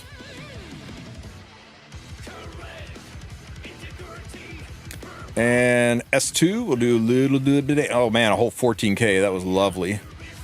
Okay, show me some counters. So the counters are what reduced this constellation. So we went from 40 down to 30. Unfortunately, we didn't get any other counters. So hopefully next round. When you get enough counters to drop the constellation to 0, it puts a slow debuff on Aquino, which is important because you will run out of time if you don't occasionally spam that slow debuff. So this will take us from 40 down to 20, and we did not get any other counters. Man, my counter set is not working. Nice little Dust Devil proc on Mr. Sid there. Show me some counters. Okay, we got it this time. So that takes us down to 10, that takes us down to 0, and that procs the slow debuff. And hey, a little something, something extra. We'll burn Sid because good damage when you burn. Okay, and we'll burn Vivian because that does more damage. 44k. Suddenly that artifact choice looking pretty good. Chop, chop, chop. Show me Dust Devil. No Dust Devil. Unfortunate. Okay, guys, we're coming up on the first threshold at 70%. We're about 8% away. Show me some counters. Ooh, lovely counter. No Dust Devil on the counter, but this is going to maintain the slow buff. We're chilling out at about 70%. Will this cross, or 75, 74, 73, 72, 71? We're right on the edge of the threshold. This should push the threshold into 70%, and now Queen is going to bring her friend to the party. Her friend is what's going to help us heal, actually, because that's where most of our duels come from. So let's S1 here. Ooh, speaking of duels, we got a freebie out of Sid. S3 taking us down to the 65% mark. And we'll S3 mostly just for the souls. Hey, we hit. Oh, lots of counters on this one. Watch this. Chop, chop, chop. Dust Devil. Chop, chop, chop. Nice. We're down to 60%. A little bit below 60% now, guys. Show me another Dust Devil proc. Oh, Dust Devil. Nice. 56%. Vivian can S3. Yeah. Cut and slice. Okay, we're going to get some counters here. That takes us down to 40%. That takes us down to 20%. And that's as far as it goes, unfortunately. Burn for extra damage. And hit here. And chop, chop, chop. And this will put some barriers up. Okay, show me lots of counters. Oh, nice counter from Sid. And there we go. There's the slow debuff. It's back.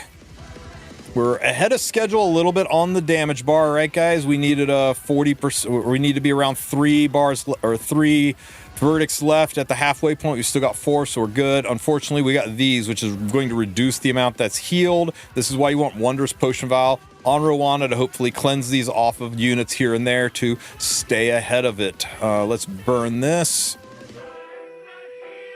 That's 45% down to 41%. See, it cleansed it off the back row.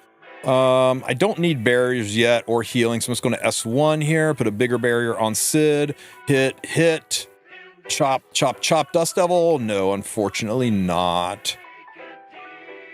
Plenty of hits to maintain that slow debuff. Wow, everybody hit. We are down to 35%. We'll burn this for extra good damage. And Sid, show me a Dust Devil, Sid. You can do it. Oh, You let me down, Sid. 30%, guys. We're in the last threshold at 30% where these guys start spamming attacks. It gets kind of crazy. There's that hit. Here comes the big 30% threshold. More hits. Don't die, Sid. Good, good, good. Stay alive, Sid. Stay alive, Sid. Stay alive, Sid. Holy crap, Sid almost took a dirt nap there, guys. I'm glad that I kept my S3 on Rowana. Hopefully she gets a heckin' turn. Don't die, Sid. Don't die, Sid. Damn it. Okay, let's see if we can work this. Otherwise, we're gonna have to push more HP on Sid.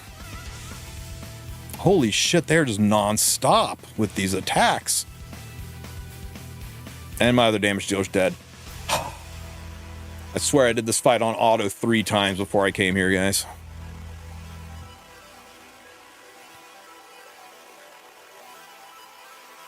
Haven't gotten to touch a button yet. They're just spam attacking.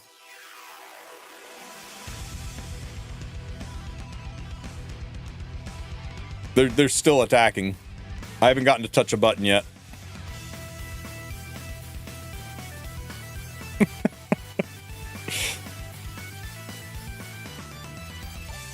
It's so dumb. Yeah, Stella Harpet is much more efficient at getting rid of it, but... And it is her artifact. You'll probably get it when you summon for her on the banner, right? Stop the violence. Okay, we're going to do it this way so I don't have to repeat myself. We'll put her on Stella, and we're just going to run it, and if it works, I'll do the intro to the units. Hang on a second here. Let me reverse some things before I go too far down the rabbit hole. And brick my account again by changing things. Shit.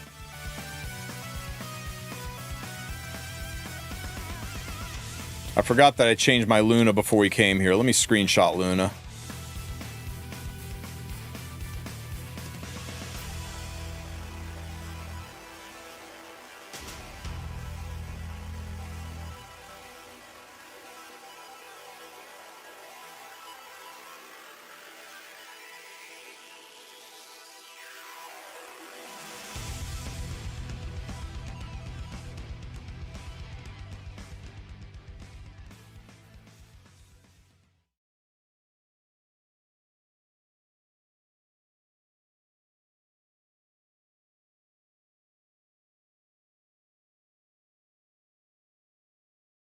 That's it. I'm going to have to go back and freaking...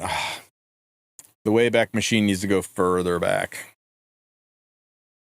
Okay, Sid, how do you look now? This is really what I did it with before, huh? With that little health. Is the damage that good? Fuck it, let's try it and see what happens.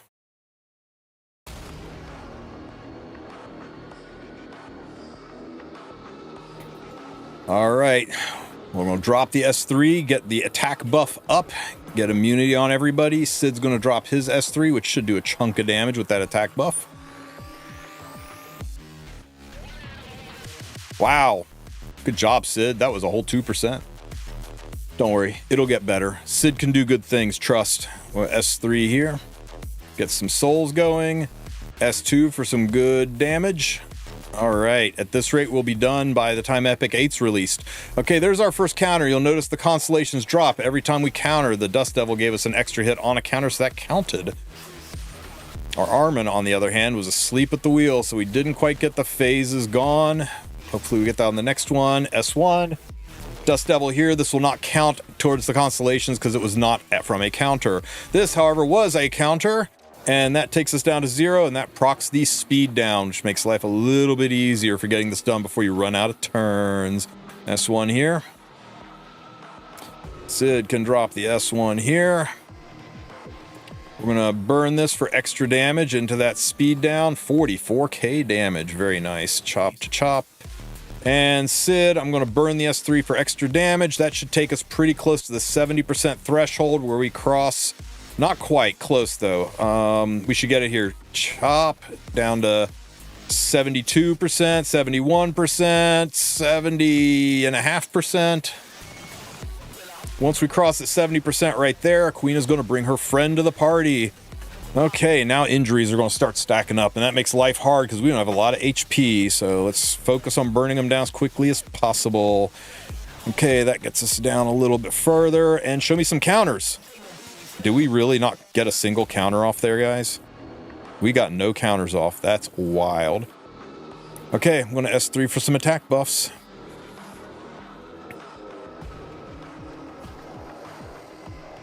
Okay, there's a little bit of a heal. Stella Harpa doing its job, taking some of those debuffs off. S1. Ooh, a free dual attack. Don't mind if I do. And S1 chop. And we'll burn this for extra damage. Could have S3'd there, but we didn't need the healing. Chop, chop, chop. Ooh, 48k damage from Mr. Sid. Very nice. And another hit, and the slow debuff is reestablished. Okay, here's a good hit. A palpable hit. Sid drops his S3 in. Nuclear S3. He's got crit damage and an attack buff. Show me what you got, Sid. 70k, almost 70k. 69, 67. One of those numbers, K damage. This will give a barrier to everybody.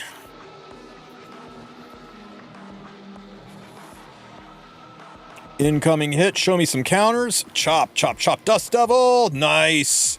Down to 45% on the HP bar. We'll burn this for some extra damage. Nice 44k from Miss Vivian. Show me another Dust Devil, please. Oh, lovely. Okay, we are closing in on that 30% mark where shit gets freaking real. So here's an S1. Ouch. Ouch. Show me some Elbrises.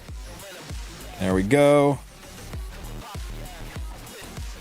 We don't have the damage mid of the slow debuff, so we're not going to do as much damage here. Hit. Stella Harpa. Come on. Barrier on Sid. Protecting him. Another hit. 10%. Show me an Armin hit. Show me an Armin hit. I knew Sid was too low on health. I knew it when I saw it. Okay, we got to build Sid with more HP. Manage. Recommended for counter. We're going to pull the HP up significantly. Search. We don't need crit chance that high. Can go a little higher on crit damage, maybe. We need more crit chance than that. We need 85% crit chance. That's way too damn much. How about more attack? Okay, I kind of like this. This is 6k health. We've nerfed his damage a lot, though. But I don't think we were suffering for damage. The number 2 EE.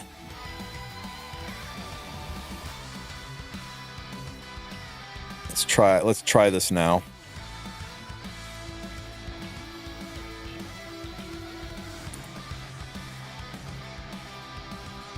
We did up Sid's speed, so when we proc the speed buff, we should be able to do a lot more damage. Is that the one that dispels debuffs? No, it's the CR push, but you have got a really freaking good point. We'll try that. If this doesn't work, we'll try that. S3 for souls.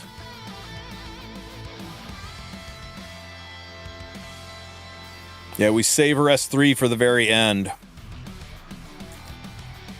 Yeah, the other option too is we can drop Armin and go with a counter set Bernard in a pinch. But Armin's not just counter; she's these big ass barriers, and she does bring some damage. Oh yeah, the old team works. We're just trying to do it without 5 stars. I'm really grasped that we have to use Rowana, but I've yet to find a way to come even close to beating this without Rowana.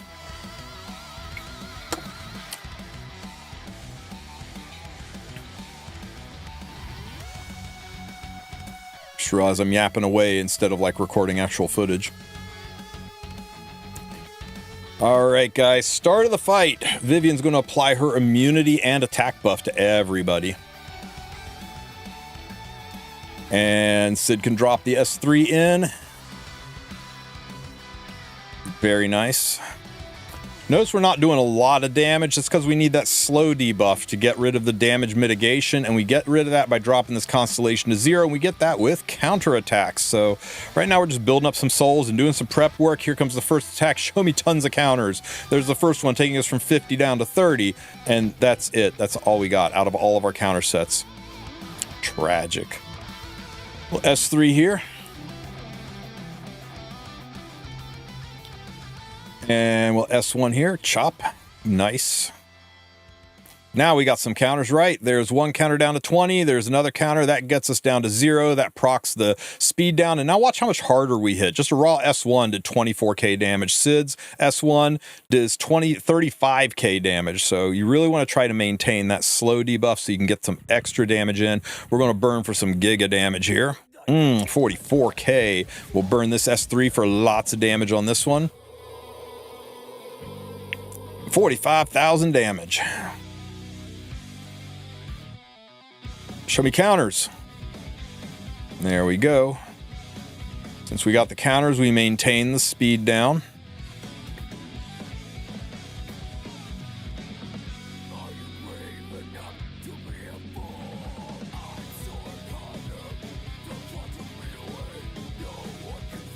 Tristen, you disagree with me on how garbage Rift is, but after that you posted on how awful it is. Now Otherworldly is much better. Otherworldly Hunt is significantly better than Rift. The only time you ever farm Rift is you're a relatively new person who needs to build out your account and get all the gear so you can actually build the units for the first time. You're totally missing the gear. Once you've done that, then there's no reason to ever do Rift again. Okay, S1 here. Good chunk. Oh, Dust Devil! Nice hit. Let's S3 get an attack buff on Sid so he can hit harder this time. Okay, Sid, show me another Dust Devil with that attack buff. 34k, but no Dust Devil. All right, guys, we are getting ready to cross that threshold at the 70% mark. It's that dash right there. Once we get to it, we will enter phase 2 where Aquina brings her friend to the party. I'm not going to burn this because we are missing the damage mitt, so I'm just going to S1 here. S1 here. And S1 here. Hey, Dust Devil. Vivian S1s. Not quite enough to cross the threshold, but I bet these counters get us there. So that is 40 down to 20, 20 down to 0. We've got our damage mitt ready. We've crossed the threshold, and Aquina's brought her friend on board. Okay, another counter from 60 down to 40, 40 down to 20. Another hit. 20 down to 10, 10 down to 0. Slow debuff is maintained. An extra hit just for flavor. This hit comes in, heals. Whew, that was a lot. Let's drop that S3 and get some damage. 33k. We can burn this now. We'll get some extra damage. Although I probably could have waited for the attack buff, but 25 is not bad. Hit and a hit. Stellar Harpa doing its work, pulling those stigma debuffs off. And S1 here, closing in on 60%. I'm going to S3 just for the souls and the barriers.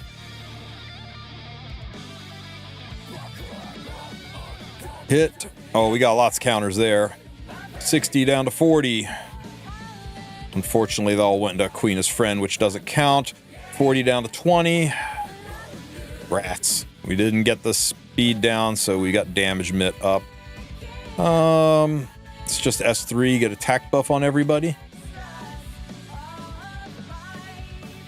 Okay, lots of counters. Show me. 30 down to 10. Oh, wow, we got nothing. Armin? Armin, you awake? Armin? Anybody home, Armin? All of my attack buffs are burning.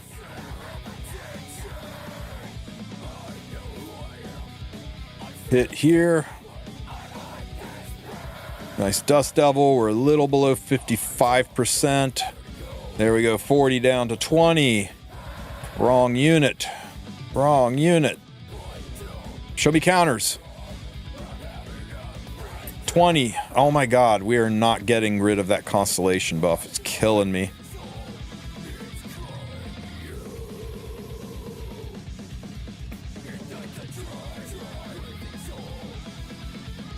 Funny little dual attack. Hey, at least it got us below the 50% mark. Can we please get some counters this time? 30 down to 10, and wow, just still nothing. My units are asleep, guys. Sleep at the wheel. Show me. We can't stay ahead of the counters, guys. Okay, you know what? We're going to try it. It's not like Armin was countering anyway. Recommended. And this is more free to play, right? He is a 3-star, not a 4-star. Maybe it was just a fluke last time that it worked, but I guess we'll try it this time. Speed. We don't need any of this. We don't need any attack. That'll do, pig. That'll do. And what can you wear? You know what? How about some of that?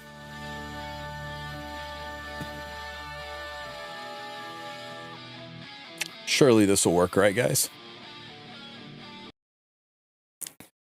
All right, we're just going to use our S3 first just to get some souls built up. S3 for the attack buff. And let's go S3 mostly for the souls, not for the damage, because while the boss does not have a speed down up, we are not going to be doing terrific damage. We get the speed down and reduce the damage mitigation by dropping this Constellation down to 0. We do that by counter-attacking the boss. So let's hope for some counter-attack procs, guys. Okay, we got one counter that took us from 30 down to 40, or 50 down to 30, 30 down to 10, 10 down to 0, and there it is, guys. Now we've got the speed down effect, decrease the speed, and now we can actually do some substantial damage. I'm going to burn the S3 because it hits heckin' hard at 45k damage. We'll just S1 over here because we don't really need anything else. Sid hits with his S1, does not proc Dust Devil. Another S1. You see, now we're starting to chew through the HP bar a little bit quicker. More chops from Sid.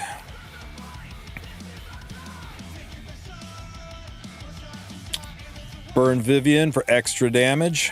As long as the speed down is up. Speed down is up. Okay. S3. Nice 35k damage. I'm just going to S3 for the souls. And I'm going to S3 for the souls. And the barriers. Early on, I'm not too worried about it. Early on, our survival is not that big of a deal. It's only when we get down around that 30% mark, things get a little dodgy. Okay, we're coming up on the first break phase here at 70% on the HP bar. Once we cross that, we will go into phase 2 of the fight where Aquina is going to summon her best friend. We got no counters on that attack. That's really unfortunate.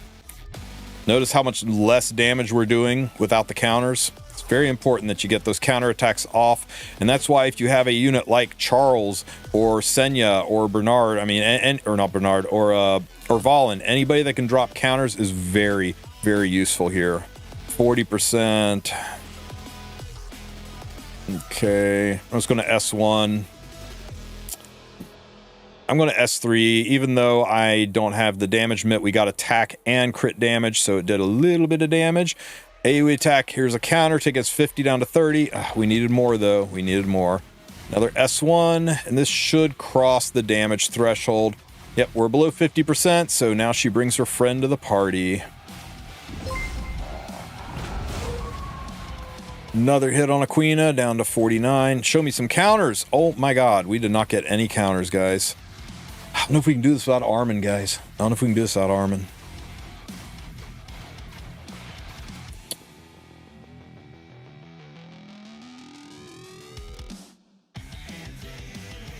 Okay, there is one counter. It takes us from 100 down to 80, 80 down to 60.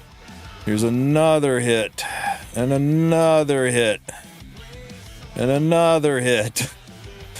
But because we have Rowan on the team, the heals are there. 50 down to 30, 30 down to 10. We've almost got our speed down back, almost got our mitigation back, but we're not moving fast enough, guys. We're not moving fast enough. We got to have Armin on the team. If we can't maintain this speed down, it's going to be shambles.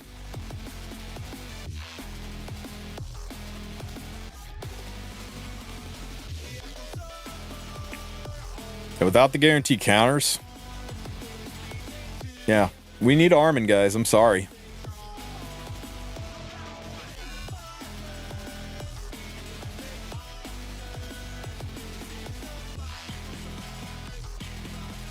What can we do, though? What can we do? Armin is fine.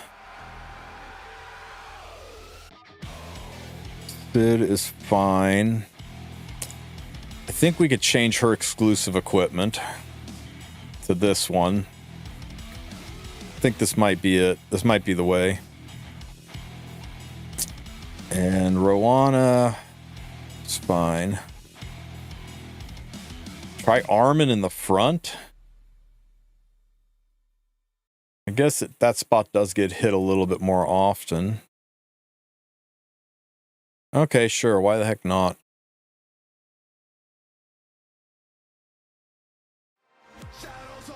All right, guys. If it doesn't work this time, I'm going to go on to something different, and I'll record this one off cam. Okay, we're going to start out with our S3 from Sid, generate some souls, and get this fight rolling. You will notice I did a whopping 1% damage to the enemy's HP bar. It feels kind of bad, but we need the slow debuff to really get some damage rolling on this. So mostly we're just dropping S3s to generate souls so we can soul burn later. So everybody's going to rip their S3s, get those running.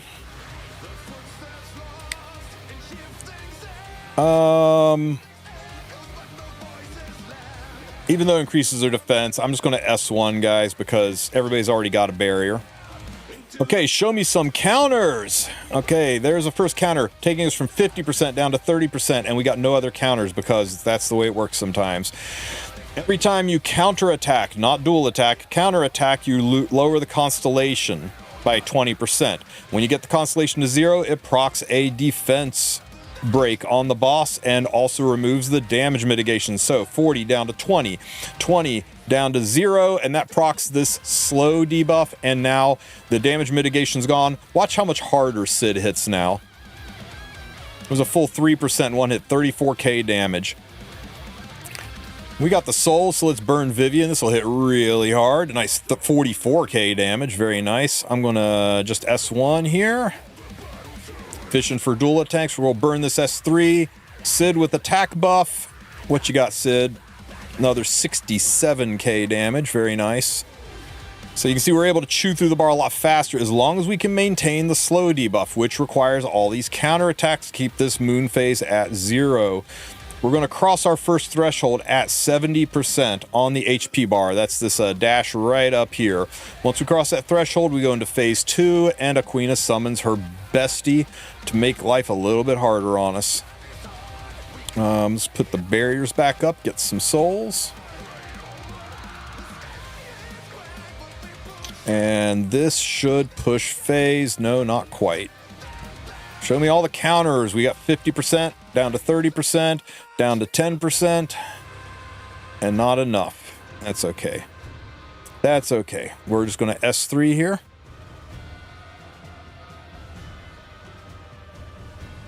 Hit, show me some counters. 70%, down to 50%. Oh my god, no other counters. Shambles. Hit.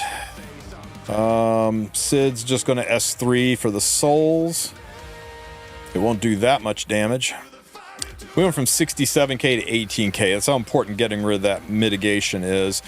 50 down to 30 down to 50. Unfortunately, counterattacks into her best friend don't help, but Armin's is AoE, so that gets us down to 30%. S1 over here. Let's get some barriers up.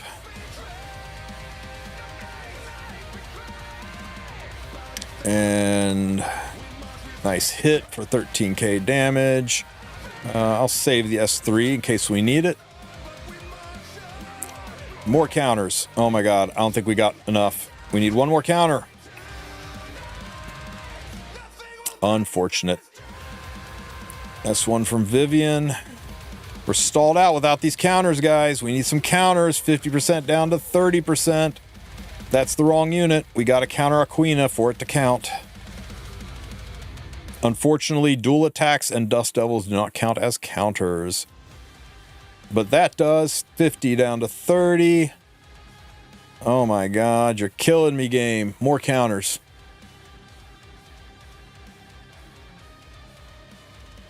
Lots of counters here. Oh, we got it. We got it. 40 down to 20. 20 down to 0. Speed debuff is back, which is good because we're a little bit behind schedule on our damage. Burning the S2 for extra damage. We got some catching up to do, guys. Sid, show me a Dust Devil proc. That's not a Dust Devil proc, Sid. Lots of counters. Chop, chop, chop. Another hit. Another hit. And another hit. We're below the 50% mark. We're back on target. Chop, chop, chop. No Dust Devil yet. We're going to S1 here. I'm going to S3 just for the barriers.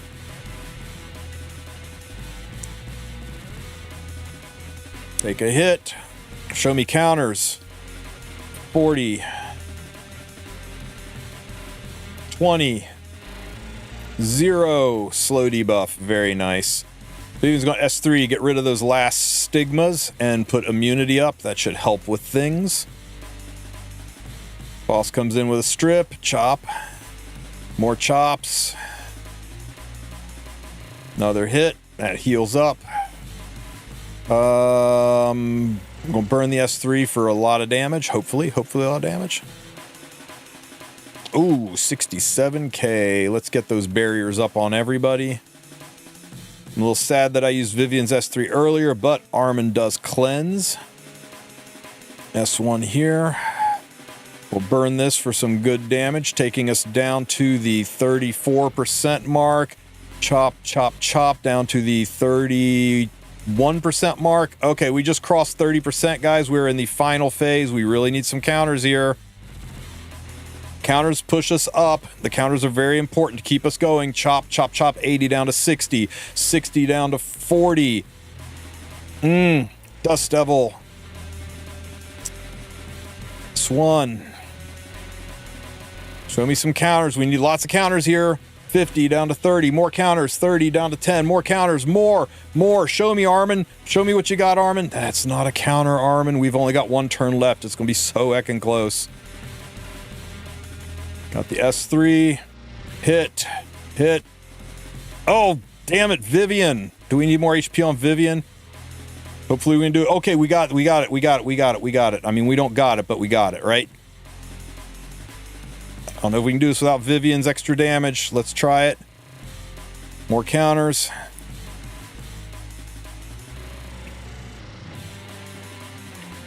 Another hit. Sid. If there's ever a time for Dust Devil to happen, now is that time. Chop, chop, chop. Dust Devil. Oh, it's okay. It's okay. It's okay. We're going to counterattack, right? Counterattack.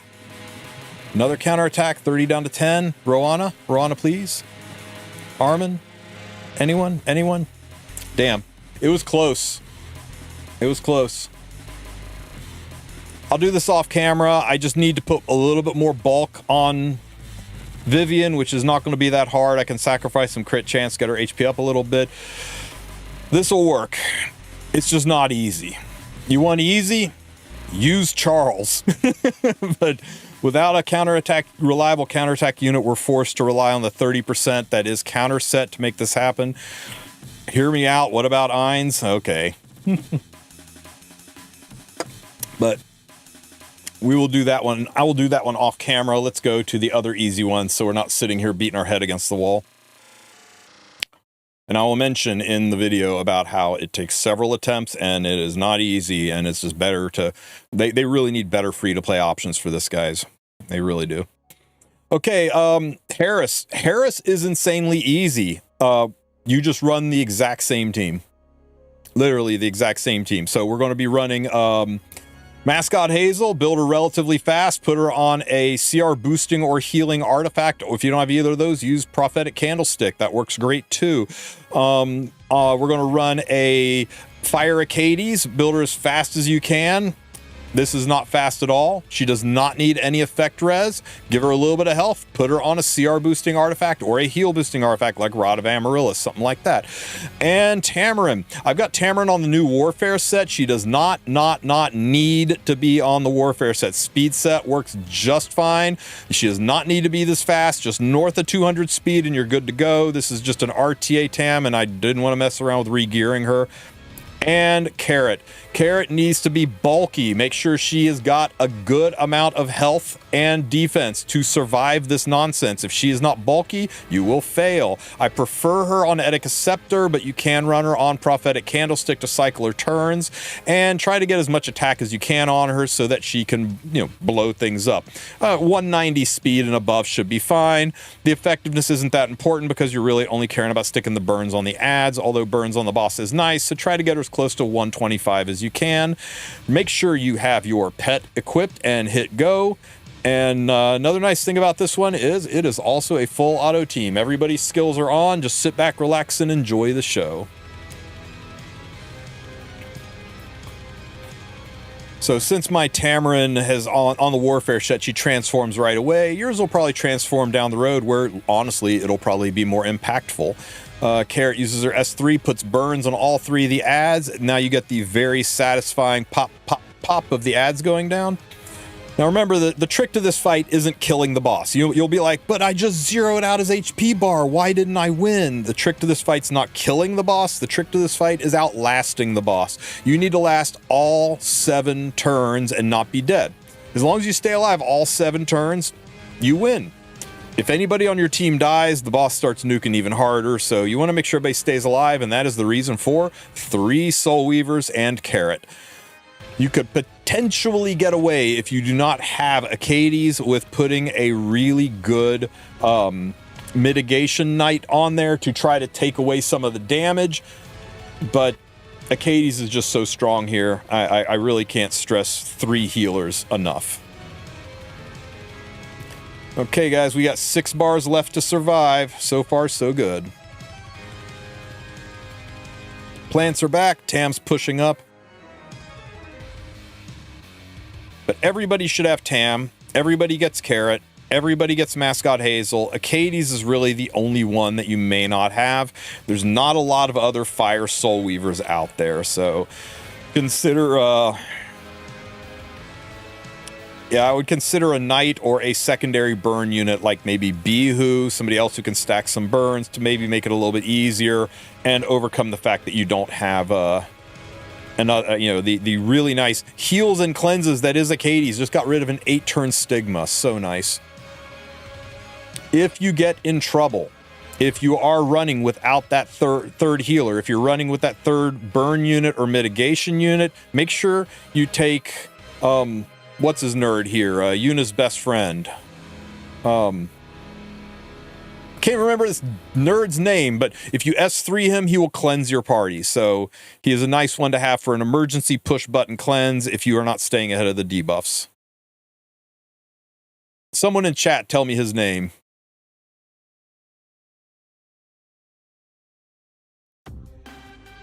Kazran. I beat you to it. Kazran. Pop, pop, pop, so satisfying. Okay, guys, we have 5 turns left. The boss's damage is starting to ramp up.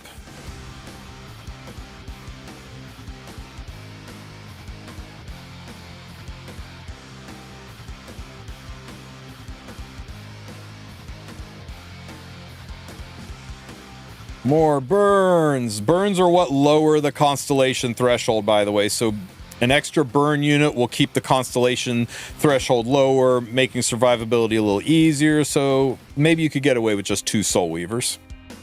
I've never tested it. If you guys try it out, let me know in the comment section if it works out.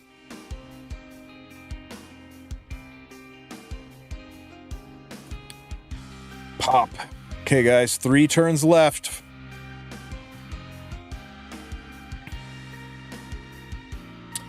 So the frontline unit can be silenced. You can put some effect resistance on Hazel in the front line to prevent her from being silenced, but you've got so many cleanses on this team, I don't think it's that necessary. Big hit, full Constellation Sun, but we still weather the storm. We got 2 turns left, guys. All the plants are on fire. Don't tell Biblis. Not quite enough pop damage to kill the plants this time around.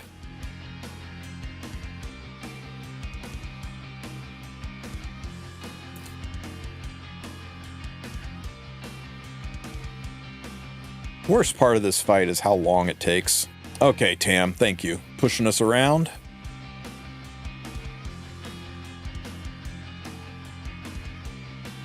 Greater attack buff for Mrs. Carrot. More burns. I think the garden's going to explode here, guys. Pop, pop, pop. Oh, so satisfying. 2 turns left. Okay, we survived the hit, guys. We just gotta survive one more hit and this fight's over.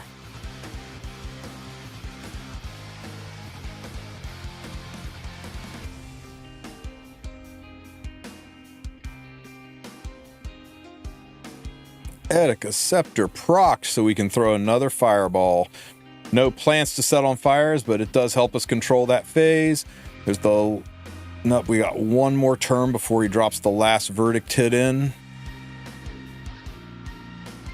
There's the last verdict hit, and we win. Just gotta outlast the boss, and he eventually gives up and runs away.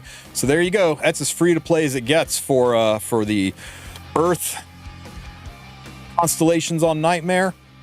Now let's go check out Ethel of Light. Now remember, for Ethel of Light, you got to have that constellation set so that you have got level 4 on Sagittarius, because you want to have this fourth awakening is very, very important. This is the team we're going to run.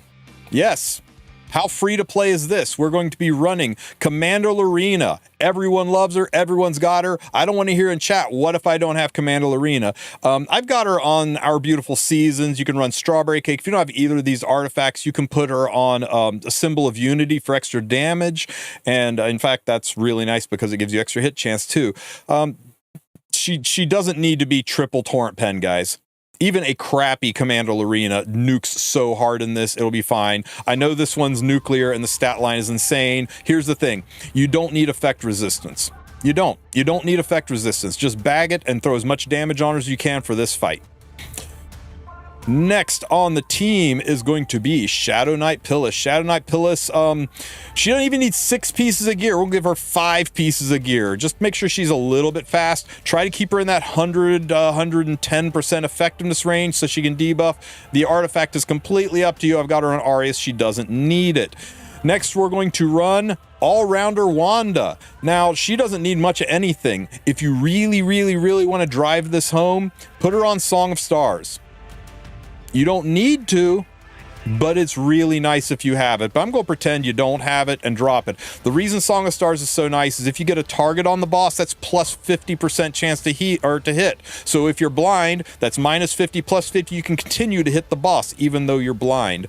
And last, we're going to run Christy. Why Christy, you say? You need a provoke unit in that 3rd spot. So what you're going to want to do is you want to come over to your units. You're going to hit search. You're going to hit by debuffs, and you're going to look for provoke. And then you're going to find whatever unit you have that's got a really good provoke on their S1. The best unit for this would probably be the Fat Cat, because the Fat Cat has got a 100% chance to provoke on its S1. But I'm just going to play the game and say you don't even have Fat Cat, so we're going as free to play as possible with all 3-star units. We're going to run Christy. Now, the sin of Christy is that it's only a 75% provoke, which means we're going to be at RNG's mercy for some of this, but we're going to force it through anyway. As far as Christy goes, just have some effectiveness on her so that she has a good chance to provoke the ads. She does not need the super high effectiveness because we're not going after the boss. I got her on Adamant to maybe reduce a little incoming damage, and yeah, I mean that's it. Just 5 pieces of gear, guys. Really, just 5 pieces of gear. Maybe 6 if you're feeling thrifty. Put 6 on her. Have your Constellation pet up and running, and let's go force our way through what was one of the hardest fights to do if you didn't have Lua. First things first, we got to turn off those skills and then start the fight over. Very good, Tristen. Very good. Okay, make sure auto is turned off first things. And now we've got to provoke both of these guys. We do not have a perfect chance to provoke, so there's a good chance we might have to start over. We're going to S3. Wanda has a chance to put the target debuff on anybody randomly, but the ads can't be targeted. So there's only a 33% chance you'll see that target appear on the boss, but it'll get there eventually. Show me a 75% chance to provoke. There we go. Christy provoked both of them. And now we can start hitting the boss. Now we're not going to do a lot of damage here, so we want to shift their colors back around. So I'm going to hit this top one here. They do this, they do this. Remember the rules of this fight. The ads must be provoked when they take a turn, and they must be opposite colors when the boss takes a turn. That is just plain and simple the rules of the fight. I'm going to S3 this top one just to kind of guarantee the provoke here. There we go. And hey, we got the target on the boss. Very nice. So we'll S1 here. And show me a provoke. There we go. Nicely done. Okay, hey, we got the provoke again, or the target again on the boss. It's tempting to S3, but I want to save it. So I'm just going to S1, pop, do a good chunk of damage. Do we get the defense break? Nope, not yet. Okay, so this is where people get screwed over, right? You're blind. You've got a 50% chance to miss, but we have got target, which is a plus 50% chance to hit. It zeroes it out. There is literally no reason we can't continue to hit the boss. Although I do want to change these guys' colors for later. So, Christy, since you don't do much damage, you can start working on changing their colors. And show me a provoke, Wanda. And there we go. Nice provoke. This will do a good chunk of damage, so we'll just S3 this into the boss. And tempting, but not yet. So we'll S1. Isn't it luxurious to say, I don't care that I'm blind, I'm just going to be able to hit the boss with blind. We're going to S3 to provoke this bottom one and cleanse all the blinds. And we'll S3 up here. Oh, wait, S3, S3. Well, yeah, we'll just buff up. We'll give an attack buff to Lorena because I think this is the phase where we get a defense break. S1 here. Boss does his thing. Nope, it's not. It's not. We gotta get this Constellation down. My bad. Okay, provoke you. Got the target on the boss. Very nice. We'll change your color. That will allow us to hit here for some real damage. Crossing the threshold. Christy, provoke. So far, we're doing pretty good on the provokes. We'll just hit the boss now. Boss does his thing. We're all blind, but we don't care because we have target. We hit. There's some evasions going on. Let's provoke up here. And let's provoke down here. And one more hit, and then I'm going to have to start soul burning because we're running out of time not getting that defense break.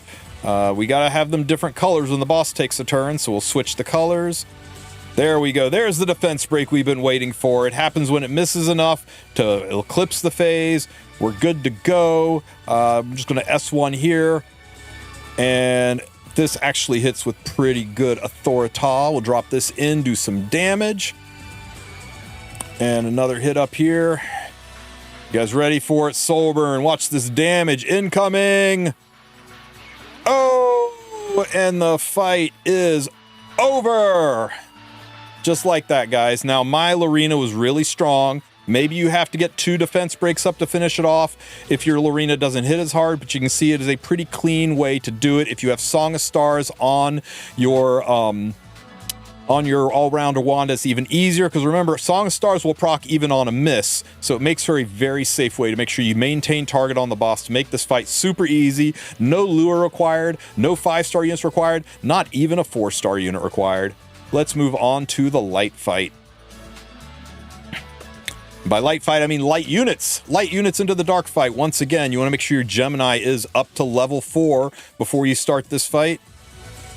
This is our team. I know, crazy, right? We're going to run Bernard. Bernard. Let's put Bernard back on what he was on. Hang on here. Let me reverse all this BS.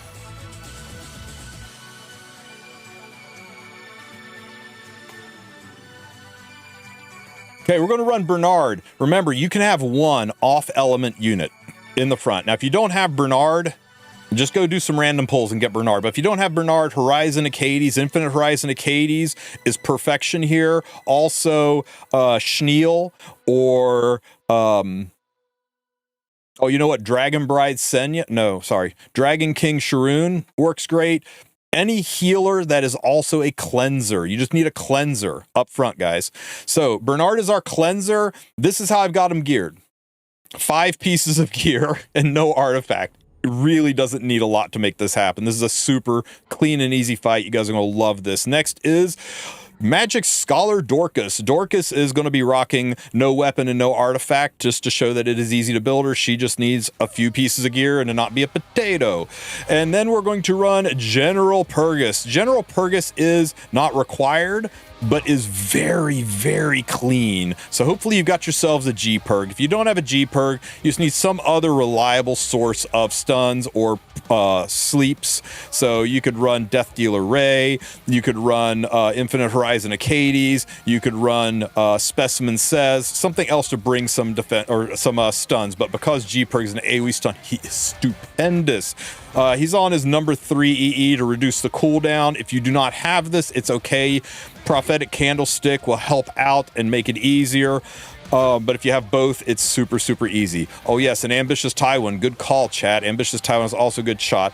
But again, don't need a lot of gear. And Genesis Ross. Now, Genesis Ross, it's hard to make a Genesis Ross. That is not going to just blow things up. I took his armor and his artifact off because I know my Genesis Ross is pretty heckin' nuclear, so I took some gear off of him just to make him a little bit more relatable. If you do not have Genesis Ross yet, just go get Genesis Ross and then come back and do Constellations. But for real, you could do it with Specimen Says, Watcher Shuri. You got a couple other options, but Ross makes this so easy. And I tried to go with units that everybody has, and these are units that pretty much everybody has. A couple 3 stars, a free 5-star, and G-Perg.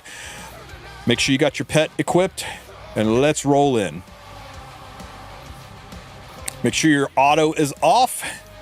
Now let me explain how this fight works. Every single one of these that is on does 1,000,000 damage to Rahael when it pops. So right now, if I killed all 3 of these, I would do 2, 4, 6 million damage to her. That's not enough. I want more. I'm going to S3 here, mostly just to get some souls. And Dorcas is going to S2 just to get some souls. Now, when I burn this, if you burn and stick a debuff, you drop the constellations, and when you zero out the constellation, you add another sweet dream to it. So check this out. We're going to go from 40 down to 0, and that added an extra sweet dream. So now we're going to do 3, 6, 9 million damage to Rahael. That's why everybody's like, I'm not quite doing enough damage at the end.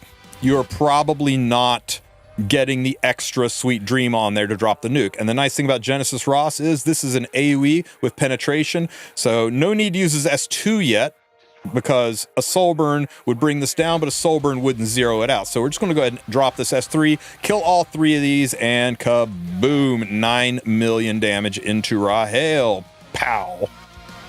Okay, that's all there is. We've got the attack buff up, which happens, or attack break up, which happens when the constellation is zeroed. So there's no real reason to burn yet. I'll just S1 and we get hit. And there's the sleep. You see the sleep? If the, oh shit, I shouldn't use that S3 early. I got to restart, guys. I goofed. That's on me. Sorry. Save the cleanser's cleanse for the transition phase. Don't be a dumbass.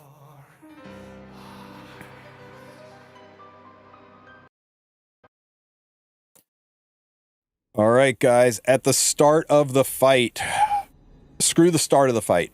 Let me explain the mechanics to you guys for those who don't understand. These sweet dreams debuffs, every single one that's on there will do 1,000,000 damage to Rahael when the unit dies. So this is 2, 4, 6 million damage to Rahael. That's not enough. We need additional sweet dreams. You add sweet dreams to these guys when you drop the constellation down to 0. So we're just going to S1 right now and get our Dorcas up. We're going to S3 for some souls.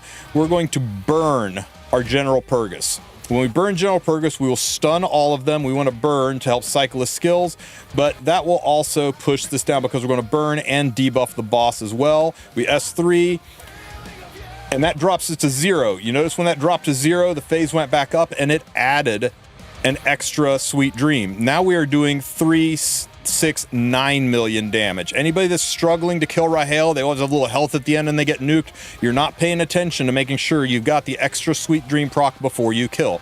And now we kill. So watch the damage on Rahel. You're going to see a little over 9 million damage. 9 million plus the ambient damage from Ross. Right there was 9 million and change. All right, guys. We're going to S3, cleanse these debuffs off. I'm going to S1, and actually, I'm just going to regular S1 here. Pop. And we'll S1 here. Pop. And I'm going to S2, S1 to cycle Ross's S3 around. So we'll S2. I actually probably could have burnt that. Probably should have burnt that. Okay, now Ross's skills will be ready a little bit faster. We'll go ahead and burn Bernard to get this down a notch. Okay, bad guys are coming back. Slap, there they are. Okay, just going to S1 a random mob. And let's see, G-Perg, are you ready yet? You are ready. So let's see, we need, okay, see here's the problem, right? G-Perg's not going to be able to burn because G-Perg doesn't have his, doesn't have enough souls to soul burn off of a single soul. Yeah, we'll be one short to soul burn our G-Perg. So I'm going to S3 and I'm going to stuff it into, it's a 50% CR push. Check the CR bar. That's going to take you up to 79%. G-Perg will still go first. So we're going to S3 Ross. Get him to closer to the front of the line. G-Perg takes a turn. He now has the souls to burn. We burn the souls. That takes us from 40 down to 20 for the burn, down to 0 for the debuff, and that gets us the extra Sweet Dream. We'll just S1 up here, and then Ross can nuke everything. And on to the next phase with 3, 6, 9 million damage into Rahel. Poof. On to phase 2. Everybody's asleep. Shit, Bernard didn't take a turn. Bernard, you let me frickin' down. That was some bad CR timing, huh? Bernard, are you fast enough? God, you are fast enough. That was just some bad frickin' timing. Okay. It's always when you're live. This shit always happens when you're live, guys. Every time. Boo, Bernard. Boo. Where was I? All right, guys. At the start of the fight, before the start of the fight, screw the start fight. Let's talk once again about the mechanics of the fight. So these guys have this Sweet Dreams debuff effect on them. Every time one of these debuffs is on the enemy and you kill them, you do 1 million damage to Rahel. So we've got 2, 4, 6 million damage going into Rahel, but that's not quite enough. We need more damage, so we need to get an additional Sweet Dream buff on there. The way you get an additional Sweet Dream buff onto these ads is you zero out the Constellation. You can zero out the Constellation, you can reduce it by soul burning, and you can reduce it by debuffing the boss. So here, for example, we'll just raw S1 here, we'll raw S2 here. That gives us enough souls to soul burn General Purgus. The soul burn will give us 20, and then General Purgus putting a provoke on Rahel will give us another 20 as long as he doesn't get resisted. So we S3, there's the 20 for the soul and the 20 for the debuff, and you notice that procced our Constellation. Look at that. There's an extra Sweet Dream on everybody. 3, 6, 9 million damage now. No reason to use Ross's S2. We'll just drop that S3, kill the enemy. And you'll notice we do a little over 9 million damage to Rahel. Pushing us into the next phase. We're asleep, but that's why Bernard is here to S3. That's why you want your cleanser in the front. The cleanser never gets put to sleep, so make sure your cleanser is in the front so he can take turns and deal with this, unless you are running someone like Schneal or Dragon King Shroon, who will cleanse all by themselves. All right. Where are we at?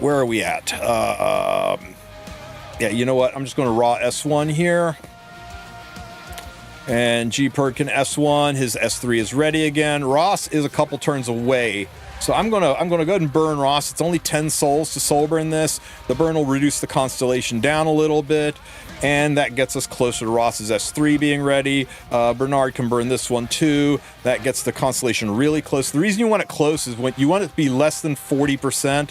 That way when G-Perk burns, you get the full Monty of debuffs. So we'll just S1 into this little front ad here. G-Perk's going to need a little bump draft to get the souls. If I S1, it's not quite enough souls, so I'm going to S3 Mr. G. Actually, I'm going to S3 Mr. Ross. Check your CR bar. 50% CR push should push Ross to the front, and we will be good to go. So let's push up Mr. Ross.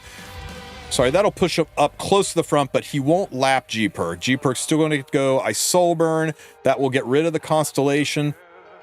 Actually, I don't need the soul burn, do I? Just the raw S3 would do it. I'm still going to soul burn. It's so nice to like cycle his skills. So we'll S3 with the burn, and that gets us the extra sweet dream. We're going to S1 here, and we will go ahead and drop the S3, and that will kill all the ads, doing 9 million damage to Rahel. Poof. Big hit. Everybody's asleep. Oh, good. It is a speed tuning issue with Bernard. Okay. It was the exact same steps, and Bernard was off target. What can we do to fix this Bernard issue?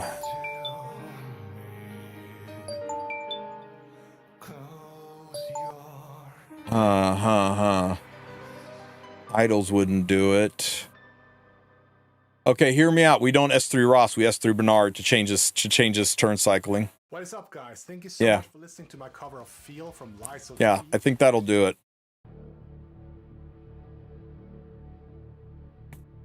It's just really unfortunate turn damage. Or turn cycling.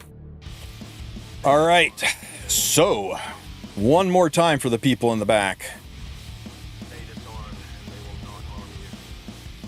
Okay, so one more time for the people in the back. Let's discuss the mechanics of this fight. Each of these Sweet Dreams debuffs does 1 million damage to the boss when the mob is killed. So we've got 2, 4, 6 million potential damage here. It's not enough. We need to get an additional Sweet Dream debuff on the mobs. You get the Sweet Dream debuffs by reducing the Constellation down to 0. Once this hits 0, they get an additional Sweet Dream. You reduce the Constellation either by soul burning or by debuffing the boss with a sleep or a stun, which won't show up. It'll just manifest over here. So we're going to drop the S1 in. We're going to have a Doris user S3 to heal everybody up, and then General Prig's going to burn. That's a burn will take us to 20, and then his stun will take us to 0. So watch, this will give us the third debuff on all of the baddies. Right there it is. So now instead of doing 6 million damage, we're doing 3, 6, 9 million damage to the boss when Ross drops the S3. If you watch carefully, you'll see the 9 million damage pop out inside of this explosion. There we go. All right, guys.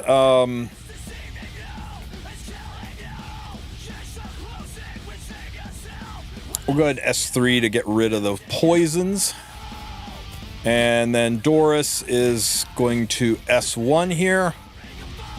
G-Perk's going to S1 here, and then Genesis Ross, we're going to use his burn to help cycle that S3 back into place. Nice, and another hit. And then Bernard is going to burn S1 to take this down to 10. And we are bringing the baddies back. Okay, I'm just going to S1 into an ad here. All right, so everybody is ready to do their thing, except we don't quite have enough souls to burn G-Perg. I'm going to go ahead and S3 push Bernard just to make sure that he doesn't get left too far back on the CR bar when we phase transition. So S1 here, and now we can soul burn G-Perg. Everybody's stunned. Ras moves down the line, and there's no reason to burn again. We got 3, 6, 9 million damage from all of the Sweet Dreams, so we can drop this in and push the phase. Dedge. Okay, there's the debuffs, but Bernard's right in front because we pushed him. We'll be able to cleanse all the sleeps away. And when we can S1 here, and G-Per can S1, so his S3 is ready again.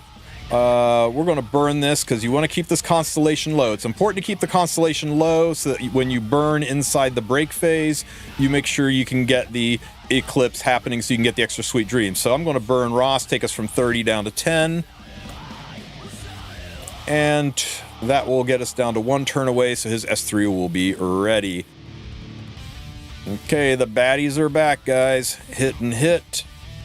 Okay, let's just S2 for some healing.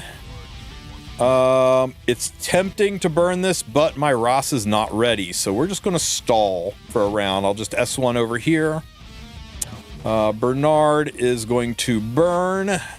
That eclipses the Constellation and adds the debuff to the ad. So we've got 1, 2, 3, 4, 5, 6, 7, 8, 9, 10, 11, 12 million damage going in. S1 over here. Okay, I'm going to S3 and I'm going to push Genesis Ross up.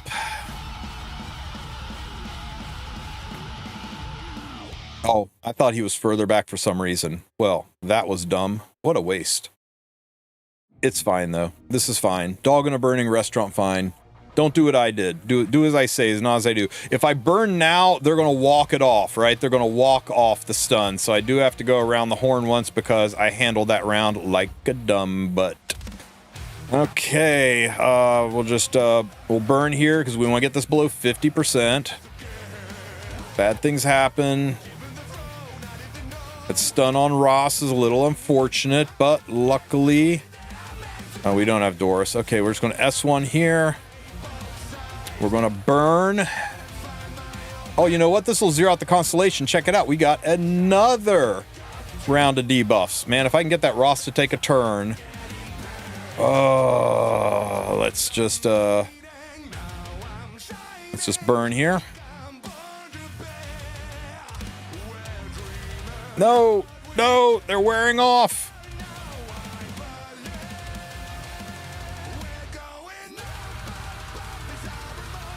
Hit. Kill that one. We'll just S1 and kill this one. We're not going to be able to make it, guys. We're going to leave one of these on the table. It's so freaking tragic. I don't know if we can beat it now. It's okay. This is fine.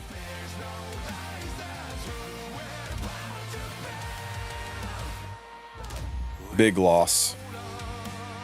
Okay. G-Perg, are you ready? You are ready with a burn. Okay, hear me out. We burn here.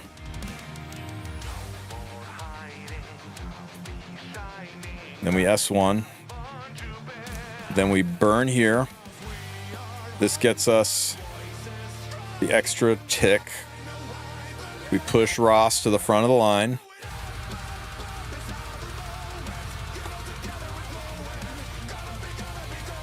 Burn here. Oh, we don't have a burn ready. That's okay.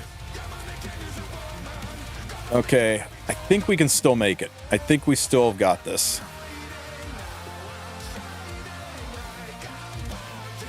3 turns left. Yeah, I think we make it, guys. I think we make it. Heal up. Burn this. Keep that low. Got a burn to cycle you. Do this. And we'll burn this to keep it low. S1. S1. S1. Okay, everybody's ready. Cleansey. S1. S1. S1. Bernard burns. That'll keep this low enough. I think we're good. God's gonna be tight, but it should work. Okay. Burn. We have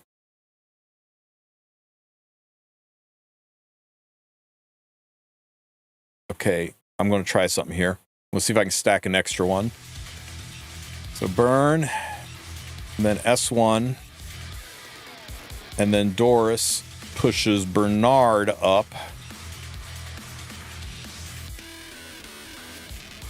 Bernard does a 10 soul burn, gives us an extra proc. G-Perg burns, doing a 40 soul proc, giving us an extra proc. Fuck! Well, isn't that just wonderful? We'll do it real quick without talking, and then I'll record it off cam. Stupid game. That was my own fault, right? I mean, I kind of goofed that with that misclick. Burn this.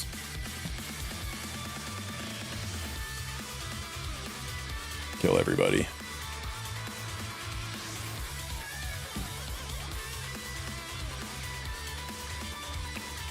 Oof. Bernard cleanses the BS. Sometimes there's a sleep there. S1. S1. Burn.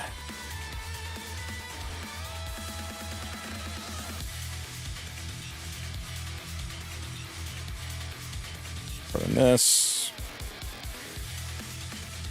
Everything's back. Hit this guy. Push Bernie up.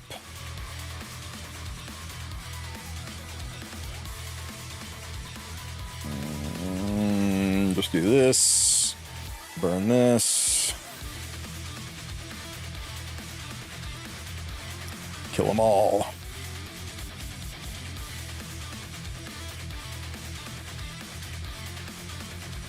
How likely is it to do this without the cooldown reset protection Constellation? Not likely.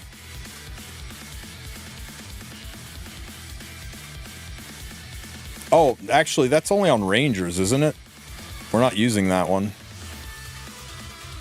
That's the 5th Constellation effect, right? Where's that? It doesn't show it here. Can I see that here? I'll have to check once we're outside. Let me see. Just burn this.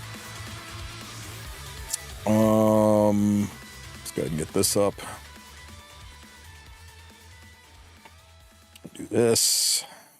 When this happens. That happens. And then do this. This will give us the extra thingy-maboppers. There's the extra procs.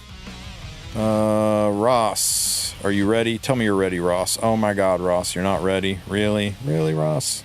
Killing me, Ross. It's okay, Dorcas will push him up, right? Surely.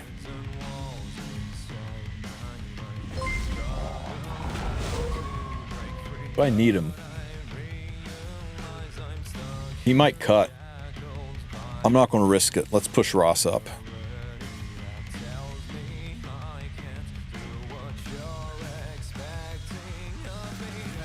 Okay, fun fact, guys. If I soul burn, I only drop 1 because Ross doesn't have a debuff. So there's no reason to soul burn. We'll just S3, kill the ads, get the points, move on to the next phase. Pow. Okay, S1 here.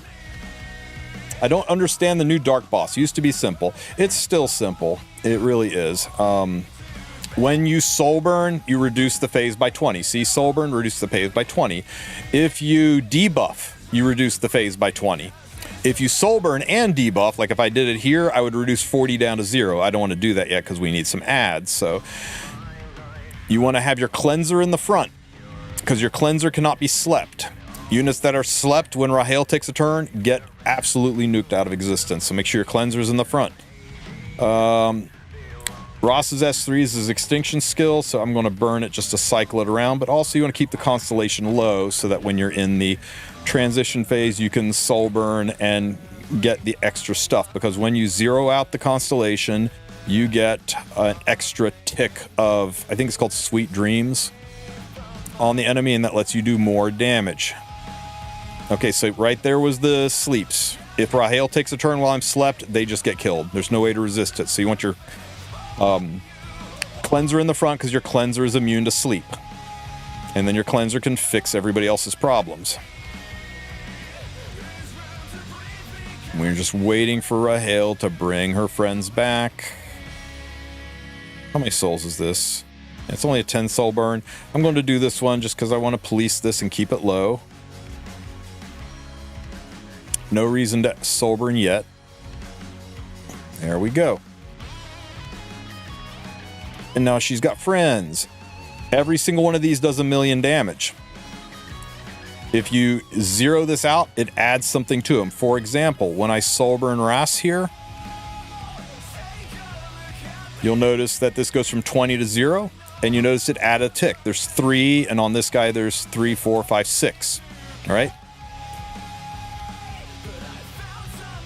Now when I soul burn G-Purg, not only is it a burn, which takes it to 20, it's also a guaranteed stun. So the stun will take it down another 20. This will drop it by 40. So when I do this, it zeroes it out again, and look, it adds another tick. Now there's 1, 2, 3, 4, 8, 9, 10, 11, 12, 13, 14, 15. I'll do 15 million damage when Ross nukes these guys. Ross's S3 is ready, so I'm just going to S3 and push Ross up so that he can be ready to pull the trigger. And I guess this is happening. I hate that he's all the way at the back of the line. I hope I don't get crushed for that. We drop in the S3. And this will do 15 million damage. Pop. Okay, we're good to go, guys. Next round.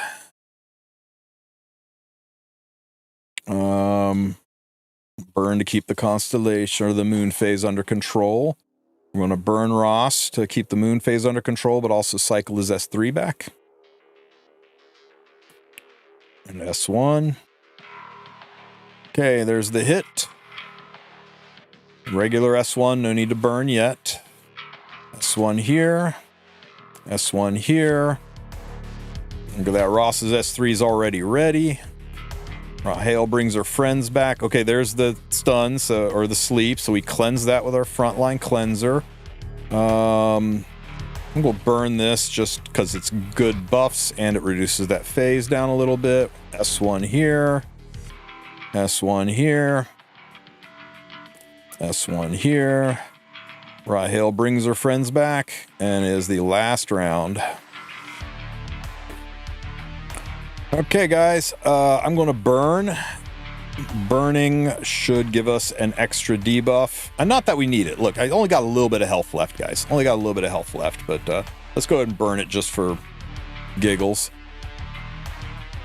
Okay, look at that. Extra hit. If your Ross is strong enough, you could just S3 here and end it all. But we're just going to S1. And then we're going to push Ross back up closer to the front. Then you can burn. This will add yet another tick, so we're going to Giga Overkill here. S1 here. Ironically, I could have given Bernard the kill shot and S1 to 1 in the middle, but I wanted the big damage. Incoming Ross, and the fight is over. As long as you don't play like an idiot, you know, like I did the past 2 times, it's very clean and safe team. And there you go.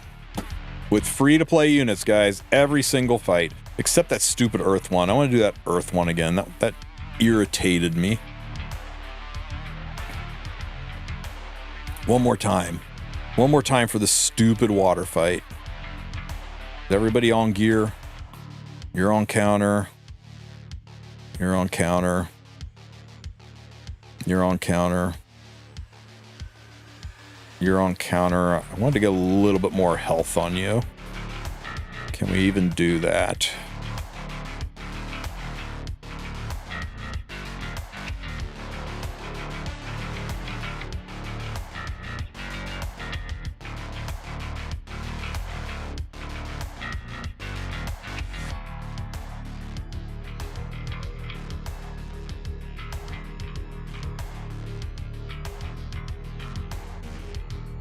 That's pretty good. That's a big jump up in bulk, and I think it actually helped our damage. It slowed us down a little bit, though. Let's see if this works. Is there any bonus for Perdition, or just do Nightmare and call it a day? The first time you beat Perdition, on each one, you get 100 coins. And then when you beat all 5 of them, you get another 250 coins. So it's an additional 750 currency, which, you know, that's enough to go into the shop and buy some stuff, right? But you have got until the end of the season to do that. There's no rush. You've literally got months to do it. So wait until you've got your constellations all the way filled out. 5 stars on everything. And then it's super easy. No reason to rush it. You can just do it later. It doesn't reset. It's once per season, not once per rotation.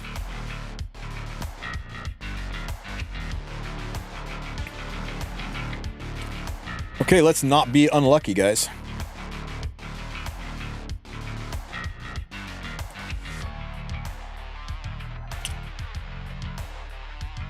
I'll be honest with you, Nicolardo, I haven't pulled Aki. I pulled Aki, but I haven't even built him yet. He's still in my waiting room at level 5. But I hear for aggro cleave style of play, he's very, very good. For a new player, I don't think he will bring that much to your table, and I would encourage you to skip and save up for limited units, and then just add him to your wish list once he is there, once his banner's gone, and maybe you luck sack into him. I don't think he's that important of a unit. If you said, hey, I'm getting ready to get started in RTA, or I'm really starting to care about PvP, then yeah, he's a really fun tool to have in the toolbox, but that's just it, right? He's just a fun unit. He's not meta defining or meta shattering, and he's not new player friendly, and he's not limited, so you can pick him at any point in time. So I would probably skip him and skip his artifact. His artifact is only good on him. If you don't have him, you don't need his artifact. Limited Biblis. We're getting ready to do a rerun of Tori. We're going to have a limited Lunar New Year unit themed around the Year of the Fire Horse. That's not confirmed, but they've always done limited Lunar New Year themed units. And then we'll move into April when Renak will be coming back. And we also have that always looming, completely over a month behind schedule, custom group summon that could drop any day now. I think it would behoove you to hang back and wait a little bit and not pull on. I think the Aki banner is sincere bait. Okay, show me some counters. 50 down to 30, 30 down to 10, 10 down to, oh, nobody else countered. Bummer. Damage mitigation still up. Dual attacks don't count. Show me some counters. There we go. There's the slow debuff. Now we can do some real damage. Ooh, Dust Devil.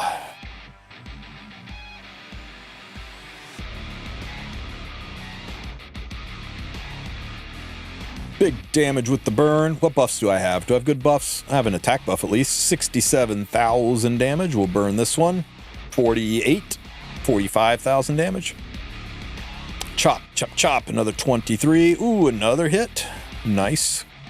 Some more hits. This should take us below... Nope, not quite. Almost to the 70% threshold mark.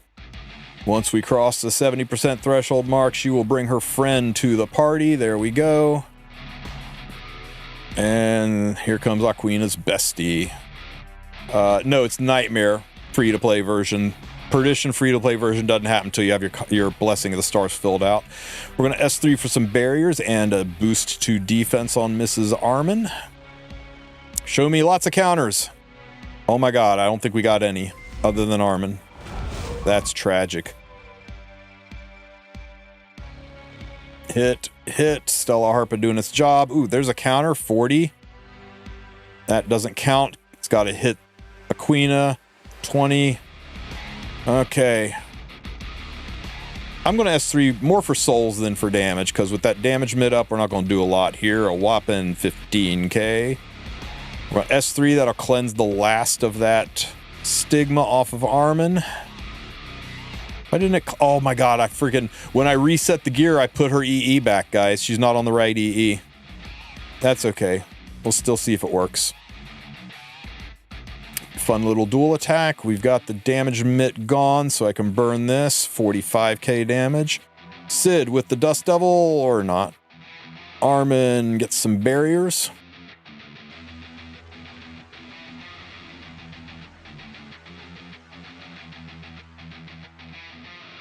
Nice hit.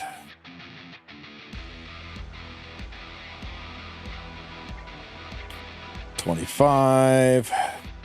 Okay, we're coming down the line pretty fast.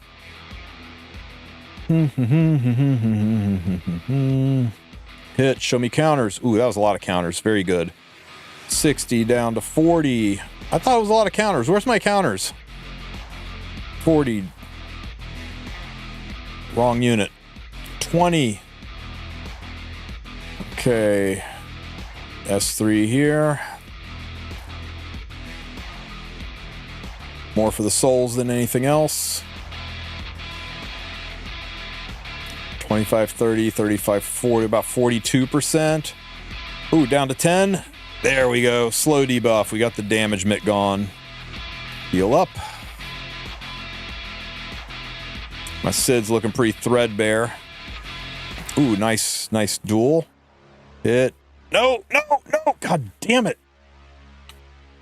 It is so freaking dodgy, guys. So freaking dodgy.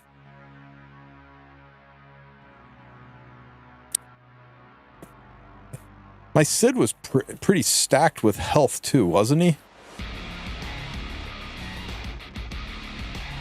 Yeah, he's got good health. I guess he don't have a lot of defense though.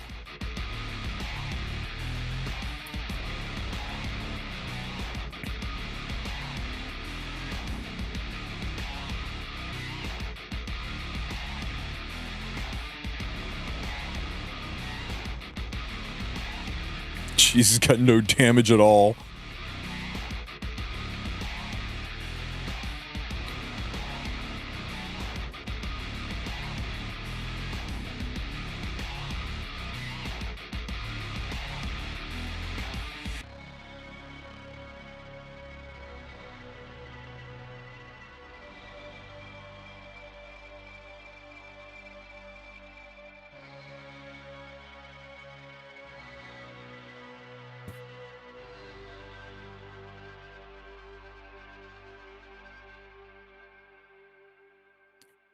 What the fuck?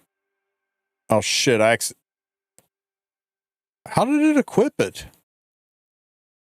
Oh, it's just finding the set I'm already wearing. Never mind.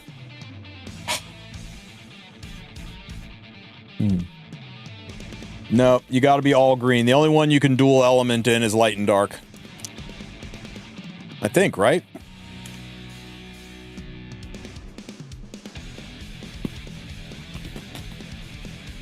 Yeah, it's got to be all green, guys.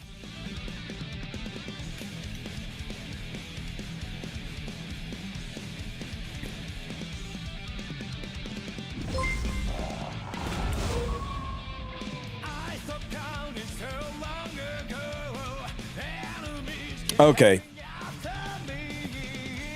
You know what? Fixed. Problem solved. Problem ultra solved. Problem ultra solved.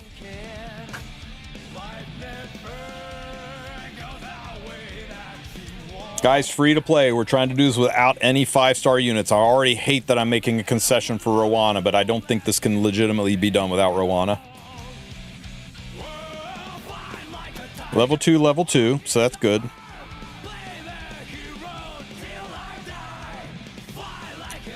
Is it worth farming the hunt event on a new account? It's worth farming hunts. If you're talking about regular hell hunts, it's very worth. If you're talking about otherworldly hunts, it's 3% more gear. That's it, 3%. Like, at the end of the day, you do enough farming to get 300 pieces of gear, you will wind up with 9 additional pieces of gear. It's that small of a difference. The buff event has almost no impact on the amount of gear you get, but it does impact the amount of gold you earn. I would recommend you farm other things during the buff event. Farm your AP, farm your charms, farm your gold, and then just go back and farm otherworldly hunt for, you know, normal everyday usage. But 3% is 3%. You know, if you want to get 3 additional pieces of gear for every 100 pieces of gear, you do you. That's fine. But you don't get a lot of extra gear from the buff event because Smogget was kind of stupid about how they did the buff event. It is pretty significant for regular hunts. It's about a 10% increase in gear drops for Rift, but it's only a 3% gear drop increase for Otherworldly. Math, math, math, math, math. Okay, this is going to work, guys. I got a good feeling about this.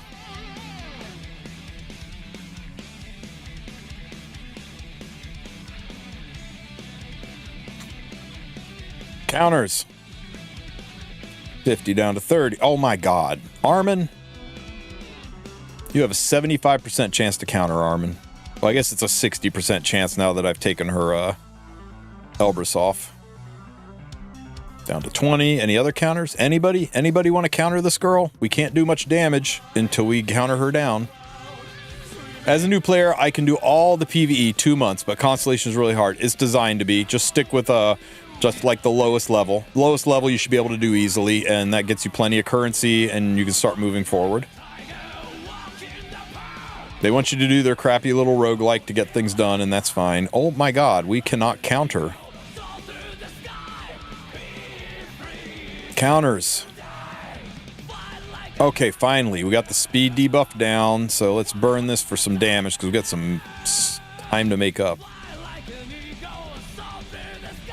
Having to farm Rift for Riposte and Reversal set is kind of annoying. Yeah, I mean, the good news is that there's only like maybe 3 units that use either of those sets, so it's not that big of a deal if you don't get it. Let's burn this for extra damage, because we got some catching up to do. Do you think they're going to make a hunt for the Otherworldly hunt sets eventually? I don't think they will. I think they're going to leave it just the way it is. I just hope that they give a way to get Otherworldly gear for those sets, because it's got to feel kind of bad that you'll never get that super high quality on the Riposte and Reversal sets.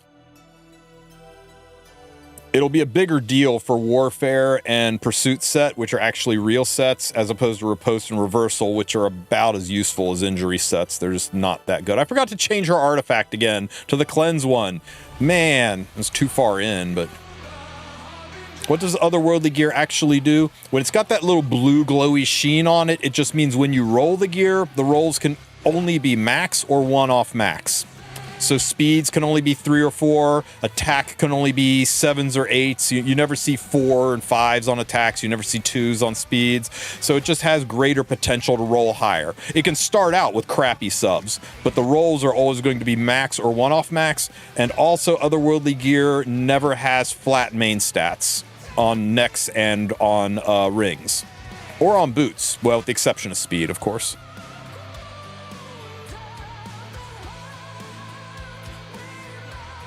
There we go. Nice damage. Burn this. This should get us pretty close to the 70% mark. Counters. Brother, where are the counters? Oh, that Dust Devil counted as a double counter. 30. Okay. We crossed the threshold. We need 2 counters here. At least 2. Hey, we got it. There's one, and there's the other, and now the debuff is back. We can do real damage. This heals us up. Hit, hit, hit. Nice, Dust Devil. That's helping us make up for lost time since we were countering like crap earlier. Not really hurt, so I'm not going to S3 yet. Just get a barrier on Mr. Sid. Chop to chop. Down to 54%. Show me some counters. That's good. That'll maintain the speed down as long as we keep those counters up. We'll burn this for extra damage. That'll get us below 50. Yes, if you can farm Otherworldly, you farm Otherworldly.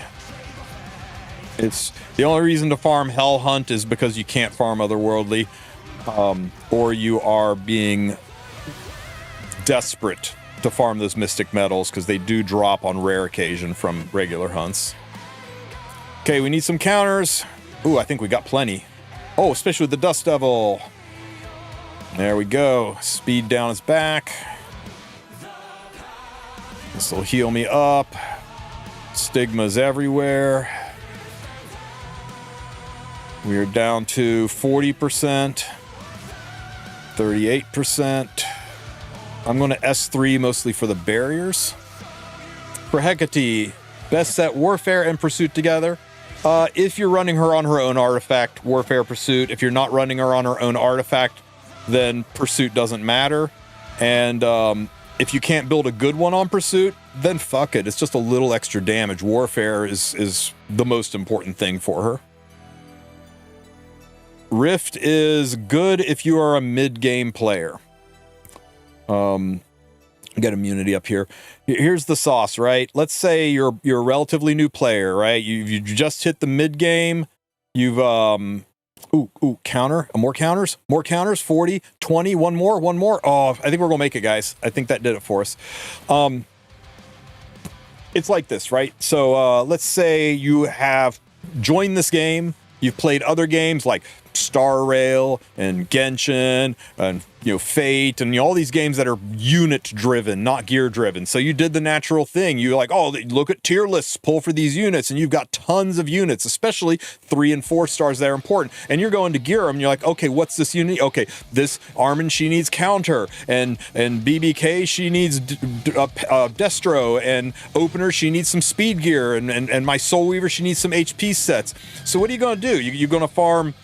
You're going to go farm Wyvern and Banshee and Golem and Cades and Asmanic. Oh, you got to get some immunity. Farm the Asmanic too. And need some rage sets for Asmanic. You're going to lose your goddamn mind. There's no way you could farm the volume of gear to just get the basic stat line on your units. Rift.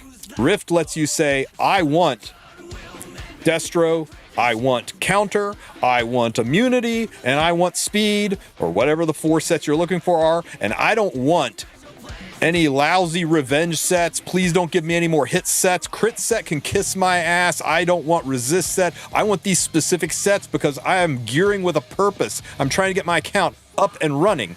And Rift will give you not only these sets you want and none of the sets you don't, Rift will also give you more gear per stamina. If you math it out, you roughly get 4 pieces of gear from Rift for the same amount of stamina that you get 3 pieces of gear from Otherworldly. So it's about a 25% increase to the gear that you get. So that's really nice. And that gets you the volume of gear. Now here's the thing. It's lower quality gear. It's more commonly purple than it is red. And there's no chance for Otherworldly. But it gets you the gear to get your units on the field and start playing the game instead of spending months shopping around at all the different Otherworldly hunts. Once you've got all of the baseline gear on the units, and now you're looking at your units going, wow, these suck. I mean, sure, they're all geared, but God, they're awful. Now you've made it to the late game where you don't just care about gearing your units, you care about how good the gear is. And now is the time you move over to Otherworldly. It's the finishing school for building your units up. You no longer need Rift because you no longer need just random whatever stat line garbage pieces you can get to make your units have the sets they need. Now you want to make your units good. You want to show your units to people and have them not be like, it's okay, everybody starts somewhere, it's fine. You want people to go, damn. And nobody will say that if you're not farming hunts. So you farm Otherworldly hunts where the majority of the drops are red as opposed to being purple in Rift. Sure, you get a little bit less gear, but what you get is always red. Sure, you get some of the sets you don't want. Maybe you just care about speed and you get a whole bunch of crit and hit sets, but that's okay. You can sell those for gear powder. You can extract them for charms so you can start doing your blue boxes. You can start crafting. You can start getting your gear that way, which again is a late player way to get gear. And the gear that you do get, that's the set you want, is better. And now suddenly you start piecemealing your units to better, making your favorite units stronger. Oh, I really want to run Hecate, so I'm going to farm the hell out of the new Breach. Oh, I really want to run Ahmed, so I'm going to farm the hell out of Wyvern and get those giga badass speed pieces. Focus on the units you want to improve, and that is what takes you into the end game. That's what makes you build units with authority, with severe stats. And that's the point in time you look at Rift and say, never again. Now, some people say it's worth doing for the Battle Pass. That's up to you. You got to look at what's in the Battle Pass and decide, is that worth the very high stamina and time commitment to get that Battle Pass done? I mean, you can always sell all of the crap gear and get a whole bunch of gear powder and gold too. It's up to you. I can't make that decision for you. You look at the Battle Pass. If it looks worth it to you, you farm it. But otherwise, it's always hunts. It's always hunts. And Smilegate really needs to do something about Rift. They need to add Otherworldly into it, even at a low drop rate. They need to give people ways to achieve the Otherworldly sets there. I guess that is one reason to farm Rift, is if you're Johnny-come-lately to the game and you feel you really need riposte or reversal sets, that is the only way to get it, is farming Rift, unfortunately. And there's no way to get Otherworldly quality riposte and reversal sets anymore. It is what it is. Just be glad that riposte and reversal are kind of bad sets that are only used on like a handful of units. But it should also drive you to farm the heck out of Otherworldly Breach before the Otherworldly gear goes away there. And that's it. That's my quick and dirty comparison on the two. Thanks for coming to my TED Talk. Okay, let's finish this fight off, guys. I think we have got it. Barriers and defense. I've really nested the immunity. The immunity's nested behind a lot of buffs, so it's unlikely to be stripped. Because that's the problem here, is below 30%, these SOBs start stripping like crazy. And we want that immunity to be nested so it doesn't get stripped. Because as long as it doesn't get stripped, when we counter, we CR push. Show me counters. There's a counter for a CR push. A counter for a CR push. Another counter. And more incoming. Pushes me back. Okay. S1. We got the stigma going on, guys. S1. S1. S1. We're going to need a lot of counters here. A lot of counters. It was not a single counter. We lost our damage mitt. It's going to be a problem. Without that damage mitt, guys, brutal. Absolutely brutal. Counters. Okay, I saw one. 60. Unfortunately, into the wrong unit. 40. Okay, more counters, please. Chop, chop. Oh, Dust Devil. Oh, down to 10. Another counter. All right, we got the speed debuff back. We can actually do some real damage if we don't die. Okay, show me a Dust Devil. Show me. No, Dust Devil. You're killing me. No! I was hitting the burn, not her tail. I hit the burn. You dirty.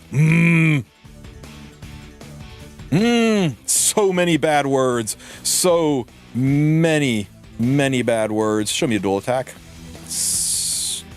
Counter. We need some counters. A lot of counters. 40, 20. We need one more counter. Oh my god. We're not going to do it because I hit the freaking tail on that hit.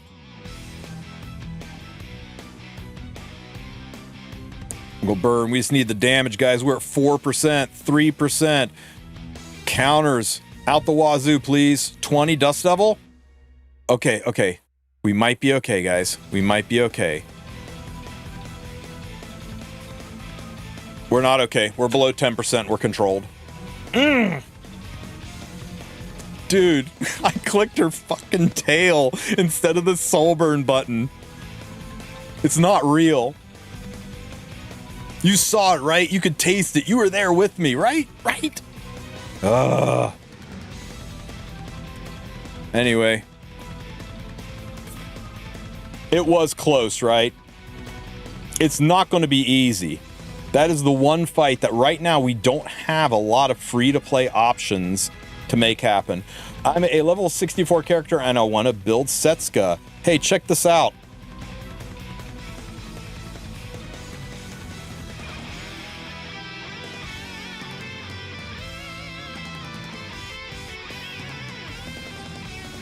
Who stole your counterpiece, Setsuka? What monster did this to you?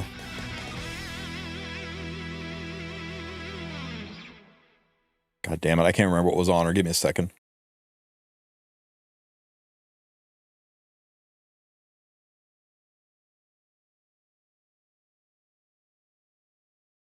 G-Perk took it. Okay, it was a crit damage piece.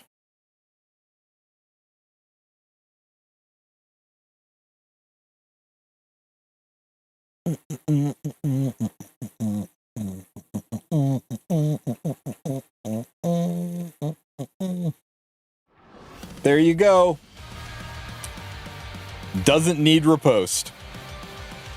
She has a 30% chance to counter and another 28% chance to counter when she dodges, and she gives evasion, so we're at 70%. So I've got roughly a 50-ish% chance to counter, and I don't have to worry about riposte set.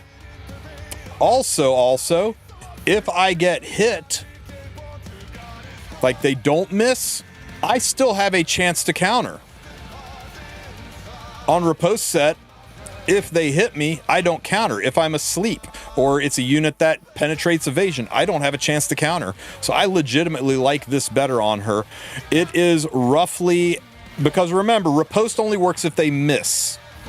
So they only have a 50% chance to miss for a 70% chance. What is a 50% chance of a 70% chance?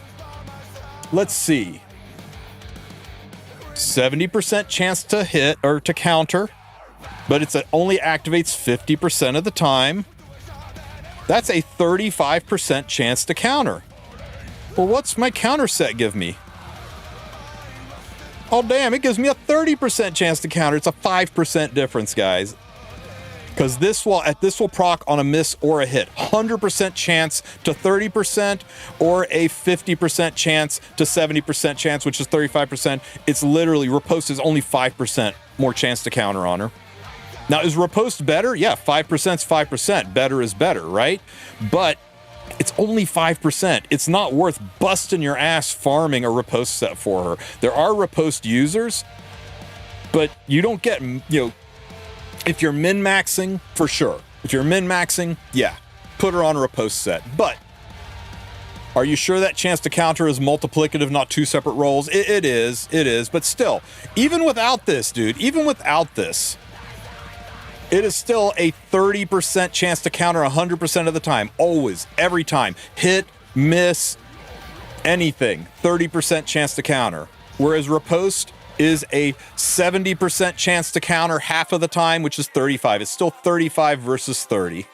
It's only 5% more chance, and it's conditional. It's contingent on the miss. Now, if you can do things to make the miss more likely, like squeezing off her S3 and getting blinds on everybody, for sure riposte wins. Combining her with other evasion units like Fat Cat, sure riposte wins. Putting her on an evasion artifact so that when they hit her, she goes to a 70% dodge instead of a 50% dodge. Yeah, then riposte wins. But conversely, if somebody puts target on your team, then counter set wins. If somebody puts your team to sleep, then counter set wins. If somebody just has a penetration evasion like they're wearing Symbol of Unity, then counter set wins. Anything that makes the evasion less likely, counter set better. Anything that makes the evasion more likely, riposte better. All things being equal, riposte is only 5% better than counter set, with all things being equal. So that can just be a play style thing. How you build the unit, how you play the unit. So yeah, you can build her however you want to build her. If you don't have a riposte set and you don't feel like farming Rift, just do a counter set on her. Now, I mean, there are other units that are just objectively better on riposte set, and if you want to build a riposte flan, go for it. If you say I don't like Warfare Fern, I want to do a Bruiser Fern, and I want to build a riposte Fern, then you go for it. There are a handful of units that are better on riposte.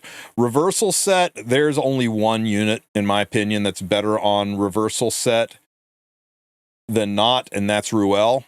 Everybody else, this set's kind of garbage. So and Ruel, she's fine on speed set. She's fine on triple HP. She's fine on HP defense immunity. So it's not that game breaking for her. It just does make her a little bit better. Warfare set, however, holy shit, Warfare set is actually only good on 5 units. Yeah, let me talk to you about that set, guys.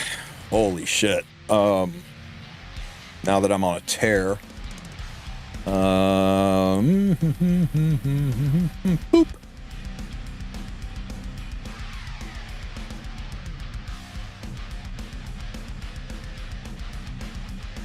Guys, let's revisit my old tier list for just a minute and talk about this set and who really, really, really does need it. And after a few days of experimentation, what I really am feeling like, should you build this? Or Hang on, let me fix this.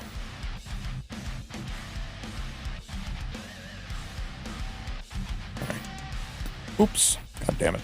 Where was I? Oh yeah. So let me revisit my tier list real quick. Now that we've had some time to suss this out and go over this and talk about not just who is good on these sets, but who is actually good on these sets, not just who has a kit that synergizes with it. And you know what I found as I've been going through building these. Okay, first of all, Tamarin, yeah. It's best in heckin' slot on Tamarin. And if you want to run a Warfare Tamarin and you want to use her in PvP, she best be fast. And fast ain't easy, guys. Fast on this girl ain't easy. This is about a 19.5, 20 gear score average just to get to 254. And there's some monsters out there with 265 speed Tamarins. It's kind of terrifying. This is not going to be that good in PvE. She doesn't have the effectiveness or the effect res. I legit might build a slower, like 180, 190 speed Tamarin with the effect res and effectiveness just using PvE. But yeah, she is stupid on the Warfare set. So I am still married to her being best in slot.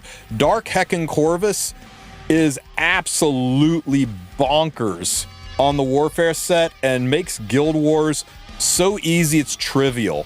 Just stack a ton of HP on them and manipulate them. You're going to want him on the Thorn of the Blue Rose artifact because it gives you 10 souls, and his soul burn is 10 souls. Being able to soul burn him right off of the rip is worth not having any HP on this artifact.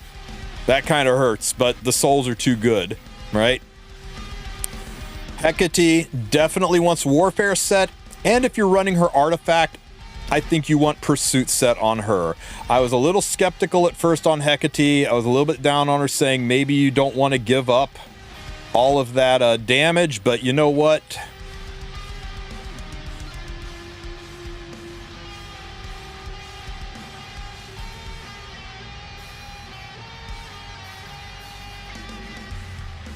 It's crazy on her to have her immediately take a turn and drop a nuke. Now, if you don't have her artifact, there's no reason for Pursuit.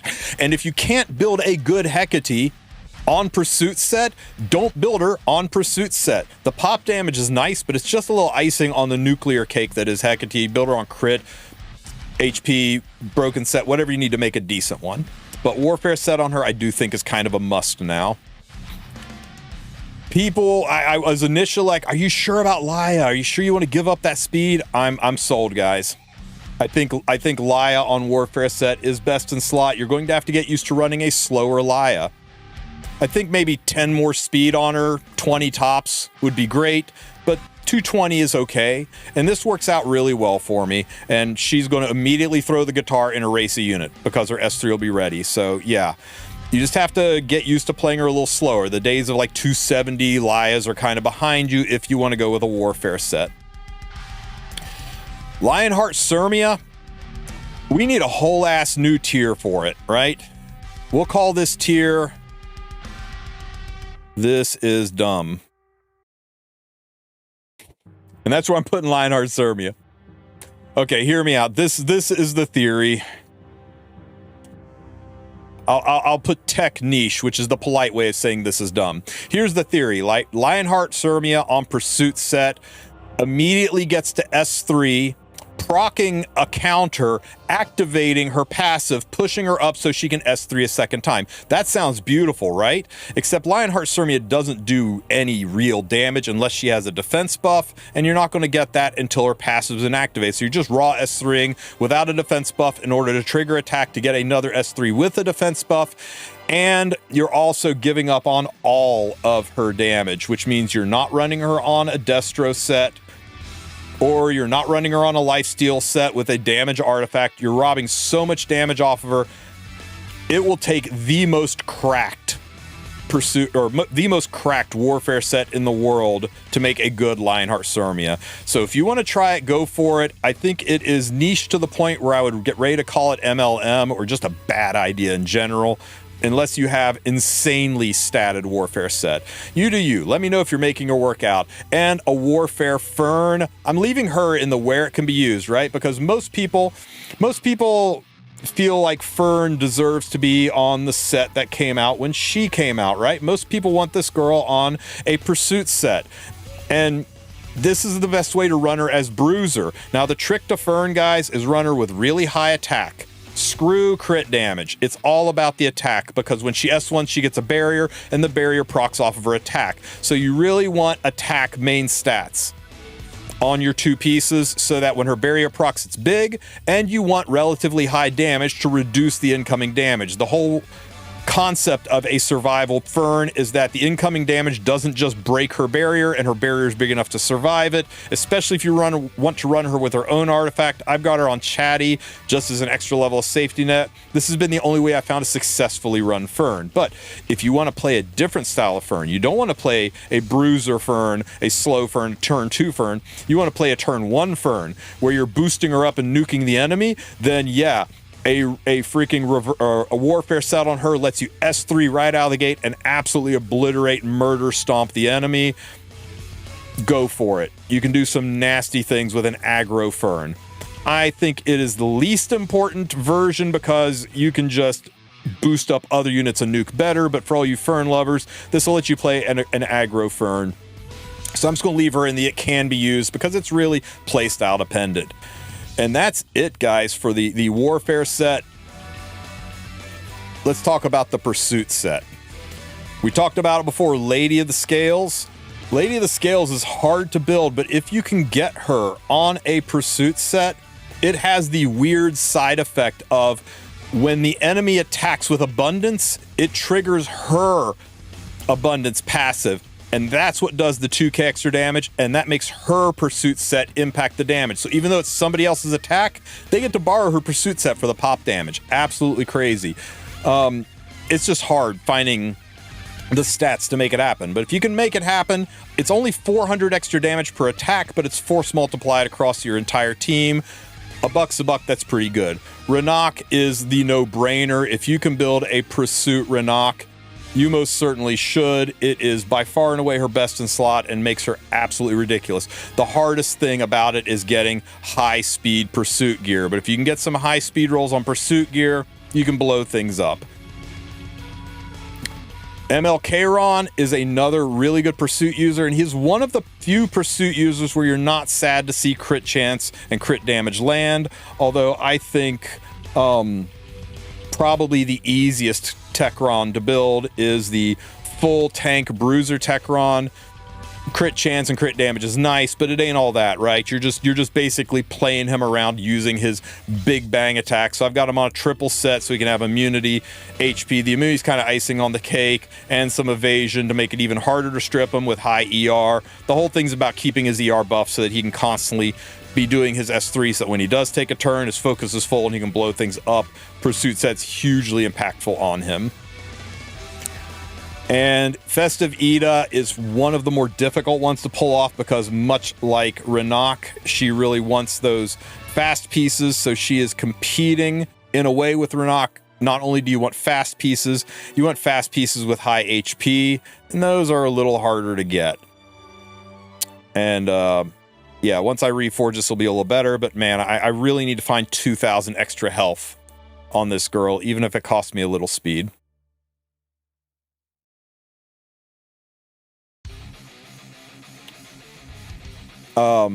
Urban Shadow Shu has eluded me, probably even more so than Kairon. Probably the only pursuit user in the game that cares about crit chance and crit damage as stats, because she actually wants 100% crit chance, but pursuit is wild on her because it activates on her S1 additional damage from pop damage, and it activates on her giant rat gun. One day it will happen and I will get pursuit set on my Shu. I do have a banger pursuit weapon for her.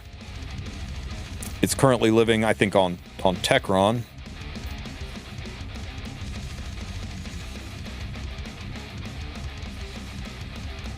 Somewhere. That's Riposte. Very good, Tristen. Very good pursuit. Is it living over here? No. Here it is. So I changed that ER to crit damage, and this is a beautiful Shu piece, right? But I don't have anything else to go with it yet. So someday my Shu will get built. And so will my other Shu. But for right now, I can't change them. If you can build a Shu, I think she's worth it. Lone Wolf Peyra, I think, is one of the best units on Pursuit set. Again, very hard to build because you're going to want really high speed on her. And until you start rolling some 20s and 21s and stuff, it's going to be hard to get your Lone Wolf Payra fast enough. She's only 293. Payra is a tough build at speed. But if you can pull it off, go for it. This is 19, 19, 19, 20, 20. There's not a lot of wiggle room to make her faster. But Pursuit Set on Payra is really, really good. Riposte Set can be really good if you can get some stupid speed. But, you know, she doesn't need it. It just adds icing to the cake, right? I'm still leaving her in best in slot, though. Dragon Bride Senya is less used, but she's kind of a real unit now. Her ability to soul burn her S3 and drop those pop damages twice makes her a premier pursuit user. Just stack the health on her, a little bit of defense, and try to get her some speed, and she is a monster pursuit user, especially if you can run her on the 3F artifact. You can double down on the pop damage, but even without 3F, pursuit is still best in slot on her. And then we got Schneel. For the handful of you running Schneel, I do recommend Pursuit Set. I know he's predominantly only used as a counter pick into Death Dealer Ray, but hey, why not add the extra damage? And he is probably the easiest Pursuit Set unit to build because he needs the least amount of stats. So I definitely think Schneel is best in slot on Pursuit. Death Dealer Ray. Okay, so Death Dealer Ray, in theory, Pursuit is his best in slot, but I just can't. I thought about it, and I just can't take him off of Unity Set. Unity Ray is too heckin' good. I love my Unity Set Ray, and it's never going away. It's been too memey, but if you do put Pursuit Set on him, every time he S1s and detonates those detonates those poisons, that additional damage will proc Pursuit Set, and it is significant, especially when there's a lot of injury. It is very significant and very noticeable. So it's best in slot. Do as I say, not as I do. Says, I went ahead and put my Says on Pursuit Set, and now I regret it. Because a Destro Torrent Says, or even a double Torrent Pen Says, just does more damage than the Pursuit pop damage. I've still got him on it because the stat line is pretty good, but it doesn't change him that much. And if you don't kill, you don't get the pop damage. So I think Says is not a good choice on it. I'm moving him down to it can be good, but it's really not ideal. Fire Hua Young, if you're running a bruisery nuclear Hua Young, it is indeed best in slot, but I still think the Loki style Hua Young is the best Hua Young. If you can run her wicked fast with over 4,600 attack, you can just destroy anything and be an opener with her, and it's fan-flipping-tastic. But Pursuit does proc her and her artifacts, so if you can squeeze a Pursuit Set on there, go for it, but Torrent is just objectively better. So I'm going to put her down here on the can be good as well. Young Senya, Young Senya, much like Schneel, is a very easy unit to build, so why not put her on Pursuit Set and just reap the benefits of the extra pop damage? And remember, whatever green unit that you're going to run in the front with her also should be on Pursuit damage, so it gets the bonus damage from the pop damage that Senya applies to it. So if you're going to want to put Mort or Alencia or whoever your front line that you always run with Senya is, you may want to consider Pursuit on them as well to double dip, even though they naturally don't get Pursuit damage on any of their other aspects. New Kid Auden is good on Pursuit, but she's a little bit hard to build with it. You're going to have to give up something to get her on Pursuit. If you get the perfect set, I think it's good on her, but I just like Pen a little bit better. But some people are going to argue with me that Pursuit's better. I'm still moving her down into the it can be good column, but I don't think it's the must-have we used to think. Requiem Rowana, apparently, she's a mage. Rekror, you would think, is freaking insane on Pursuit Set, but here's the thing. You're cleaving with Rekror. She's a clean-up cleave unit. When are you ever going to S1? I mean, sure, it's going to make her S1 hit harder on Pursuit Set, but it's just kind of like if you can get it on her and still keep the effectiveness and attack you want, then go for it. You know, points are points, but why? I mean, are you ever going to... I feel like you've S1'd with Requiem Rowana. You've already drafted terribly and you don't need it, but I'm just going to move her down to it can be good, and it can be good in a situation where you're like, wow, that cleave didn't work. I'm glad Rowan is here to S1 something to death. Hostile, it can be good. I'm sorry, Hostile, it's best in slot, but nobody plays Hostile. If you play Hostile, go for it. Inheritor Amiki, it's probably best in slot. I went ahead and built my Inheritor Amiki on it. Don't at me about this Inheritor Amiki. Most of the Pursuit sets had already been given to other units, so she was really built with the dregs. But here's the thing. Nobody plays Inheritor Amiki anymore. But I guess if you want to have her in your back pocket, Pursuit set is kind of best in slot, but really. Ezra is best in slot on it, but nobody plays Ezra. Rimuru is best in slot on it, but nobody really plays Rimuru. Fumir is best in slot on it. I don't play Fumir, so I don't have mine built to show you. But the only reason to not build it on Fumir is if you got to have that hit set to hit an effectiveness threshold. But yeah, it's good on her, but I'm not losing sleep over it because I'm not playing Fumir. Winter, if your name's not Byakko, I don't think you play Winter. It is by far and away best in slot on Winter. So for those of you Espa enjoyers who are out there playing Winter, it's best in slot, but nobody really plays Winter. Ilanov, it's best in slot, just like it's best in slot on Ray to make that S1 pop damage great, but nobody plays Ilanov. Senya, it's best in slot or S3 pops, nobody plays Senya. Blue Auden, nobody plays Blue Auden. I mean, unless it's Holo Trials, right? And Ainzul Gon, again, unless your name is Byakko, nobody plays Ainzul Gon. We talked about Hua Young, we talked about New Kid, we talked to Rekwar, and says, Little Queen Charlotte, if you can build a good one, and it is a very hard build, then on Little Queen Charlotte, it's best in slot. But don't get yourself twisted trying to build a Little Queen Charlotte. This Little Queen Charlotte, first of all, I want you to look at the stats on this, right? The barely 290 crit damage, the slow ass speed, the 50-50 chance to not crit, right? And I want you to look at the gear score on all of these pieces. Ironically, the boots are what's stinking up the joint. Now, crazy thing is Benimaru's Tachi gives me immunity at the start of the battle, so the immunity set's kind of wasted. I do have a beautiful torrent piece to give her. That's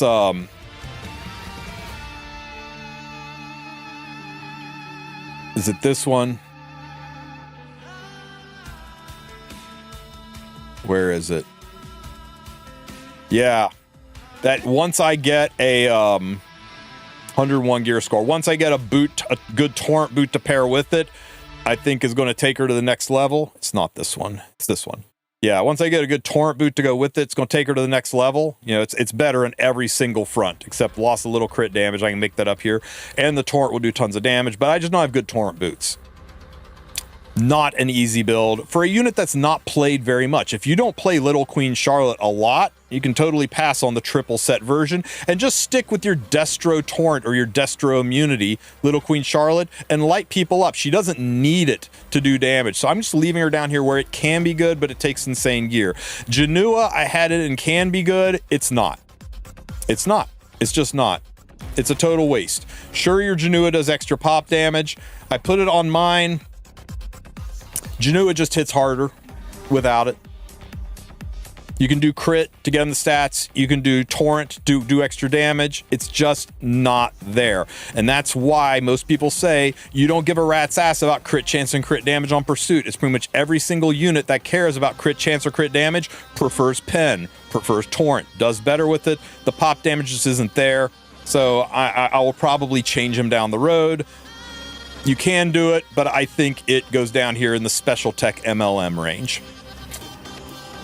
Archdemon Shadow, I do think it's best in slot. I don't have the gear to put on her to make it happen, but I think if you can build a good Archdemon Shadow, it's worth it. Karena goes over here with Winter off screen because nobody plays that unit. Empyrean Ilanov, I think belongs down here in the MLM tech, because if you're giving up immunity, I think you are crazy to give up immunity on Empyrean Ilanov. And Dragon King Shroon really should never have been here, right? The only reason it's good on Dragon King Shroon is because of her buff. So if you do want to make a DK Shroon on it, sure, but it's because of her buff effect, not because of any built-in thing. And that's it for Pursuit set users, just based on their own kits. The ones from the artifact, I mean, duh, it's Bellion on 3F. Bologna is best in slot for the 5 of you still running Bologna, but nobody runs Bologna, so throwing her off screen. Hecate, yeah, it's best in slot if you have her artifact, but we went over that. For the 5 or 6 of you running Arunca, it's best in slot, but nobody runs Arunca. Nobody runs Gunther. It's best in slot on Boss Arunca if you are running Rocket Punch or Moas. It's best in slot on Solitaria if you are running Fairy Tale for a Nightmare. Shadow Knight Pillis on Rocket Punch, it's really good on. I don't think anybody's using that tech anymore. Last Rider Crow, only if you're running 3F and you have a dozen units that would deserve 3F more than Last Rider Crow. Put this guy on Crown of Glory. Fairy Tale Tenebria, if you are running Fairy Tale Tenebria, sure. There's more people running Tene than not, so I'm going to leave her in. Arya, not a lot of people run Arya, but when they do, they run her on Fairy Tale, so fine. Harsetti, there's no way you're taking your Abyssal Crown or book off of Harsetti to put Fairy Tale for a Nightmare on there on the hope you get an extra proc. That's dumb. Nobody runs Champ Z. They're better knights than Albedo. Nobody runs Kiki Rat. Nobody runs Fighter Maya. Nobody runs Armin. Nobody runs Yuna on Drink. And the Charlottes, when you run the Charlottes, you know, nobody runs the Fire Charlotte, but the Water Charlotte, I can see it. I can see the Water Charlotte either on 3F or on Spear of a New Dawn, that's Senya's artifact, and getting the extra pop damage. She doesn't take that many stats, so why not? As for the MLM tech, yeah, this is dumb, but you can do it. This is dumb, you can do it. This is only good if you do a triple set and you aren't going with a Speed Luna. Because if you go with a triple set, you can actually still keep the immunity on your Luna. It takes really good gear. You're never doing this to a Speed Luna. You're only going to do this to a slow Elbrus Ritual Sword Luna where you can maintain the immunity, still have the HP, and be able to drop in the nukes with Elbrus using your Pursuit set. Now, my Luna is not on... Oh, wait. Where'd she go? Oh, that's right. We freaking took her gear off. Hang on. Let's put this back. It was somewhere. I took a screenshot. It's in my screenshot folder. Sorry for the flashbang. Luna, where'd you go, Luna? There you go. There's the Luna. Okay, let's get that gear back. So it was manage, recommended, and we were going with HP here, and Pursuit down here. And we pulled the speed down, effectiveness down, HP all the way up. Forced a speed boots here.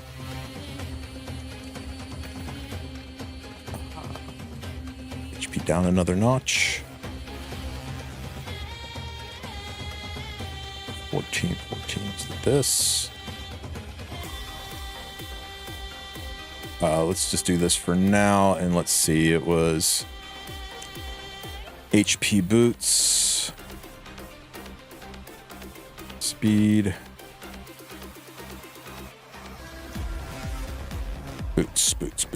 boots. 40 HP at the top. 40 HP is those boots. And it was 24 attack at the top riposte, that one, and it was 11 speed in the middle, not that one. There's immunity here.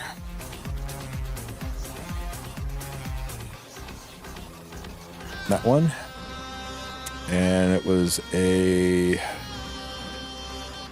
immunity HP armor. That one, and it was a Pursuit armor.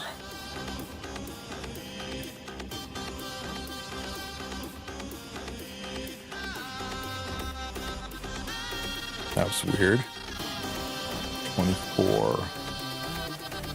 24 defense. Oh, defense.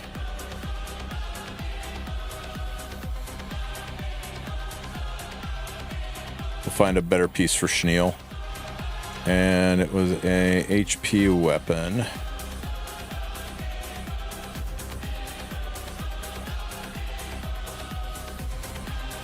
$422, $422. No, that one. Is that it? No, something's not right.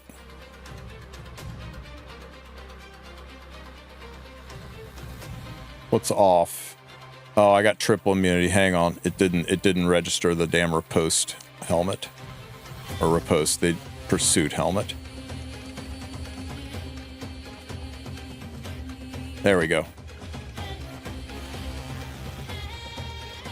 Yeah. So you can do a triple torrent, or sorry, triple set Luna. It's the only way to do it, because if you don't have immunity on your Luna, you are just trolling. So if you're going to go with the slow bruiser Etika Scepter build, it can work, and it can work quite well. It's not going to work on the speed. It's not going to work on the speed build, but if you want to try this, I'm going to move it out of the MLM and up here into the it can be good column. Briarwitch's pop is tiny. Nobody plays Biblis. Nobody plays FCC on 3F. If you do, you're a madman. Nobody plays Wrass on 3F other than messing with people in Guild Wars. Nobody plays 3F on Abyssal Euphian anymore unless you're messing with people in Guild Wars. Nobody plays Fairy Tale for a Nightmare on Freerin unless you just really hate people and want them to suffer in Guild Wars. Nobody plays Lone Crest on Bologna because Smilegate refuses to buff redheads. Nobody plays Uberous Tooth on Abyssal Euphian because burn debuffs are just better. Please, for the love of God, do not put Rangar's Special Drink on your Afternoon Soak plan. That's just being silly. Guard Captain Crowl is rarely played, and when he is, it's not on Uberous Tooth. He needs his own artifact to be a real unit. Tori, I just don't see it. You really want the Torrent to lower her HP. Kawana's damage is too low and nobody plays her. Soul's damage is too low, nobody plays her. And Strays, come on. Come on. No. No. I see Loki right now typing in my comment section. No. You do not put Strays on the Hecate artifact to be able to kill things. Just stop. Okay, pro tip, a plus 30 Hecate artifact is best in slot on Strays for damage, and it does the pop damage. It's actually insane, but I think you want them on Symbol of Unity so you can shoot through Hecates. But you know what? That's for you, Loki.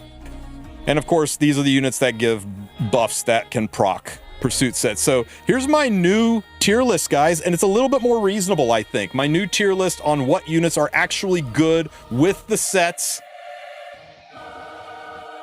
Don't do stupid things. There you go. That's it, guys. It's a little bit more condensed, and hopefully this helps you out. I'm sorry for those of you who were confused last time, thinking I was saying Gunther is now meta if you build him on Pursuit set. Everybody should go specially, or build up their hostile because Tristen said she's insane on Pursuit set. No, I was just trying to show what units had kits that synergize with the new sets. These units are actually good and usable on the new sets and have some function in the game. Some of them more than others, but still some possible function. Hopefully this helps you guys out. If you have any questions, ask them in the comment section. Don't forget to like and subscribe, and I'll catch you in the next one. Take care, Epic 7. What do you guys think? Do you like this list a little bit better? 5.7 Gab Uberus kills Freerin. Yeah, and it's even better on the new set. But you know when it doesn't kill Freerin is when it misses because Setsuko's on the team and you weren't on Symbol of Unity. But yeah, that's why I went ahead and put them up there for people like you and Loki who want to do horrible, awful things with your Strays. I'm okay with it. It's my Firewall and Broken set on purpose. Yeah. And that reason is I just don't have the torrent gear to support it. This piece is the problem. Look at the attack on this piece. Your write-up in my orbit got me messed up in your three-body problemy was all right till I found you like an itch in my scalp. that I can't get off when you're out and about. I just miss you more sunset over the Horizonu. On my destination, I did not know what to put here. And this so... And this so... Yeah, but these boots are so good, right? I can do it. I can get close. But I mean, look at the frickin' drop with my highest attack torrent boots. It's 30% attack, right? You would think 30% attack would be worth it. Dude, it's 200 attack loss.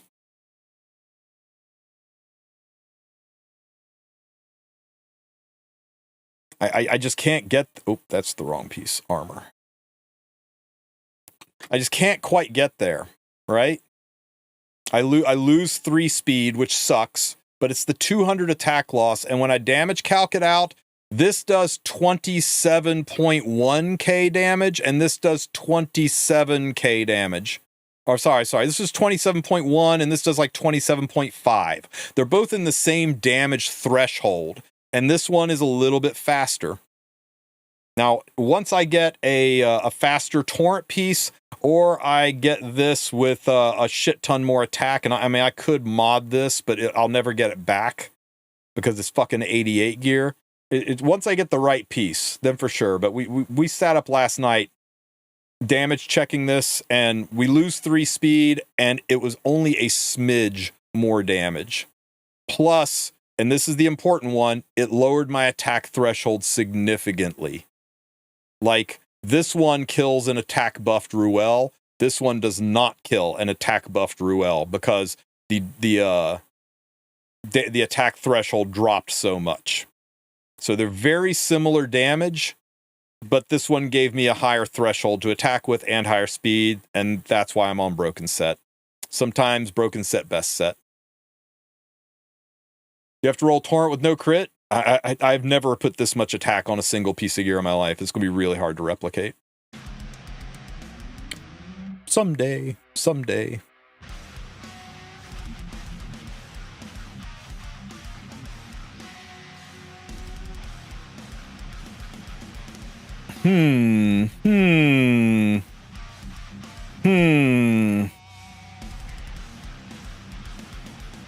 What do you think, guys? Can we be lucky?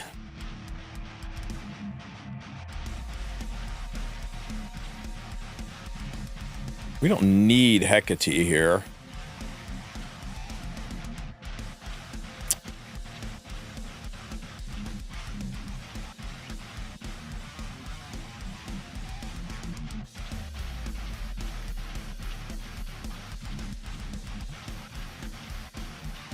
Ah!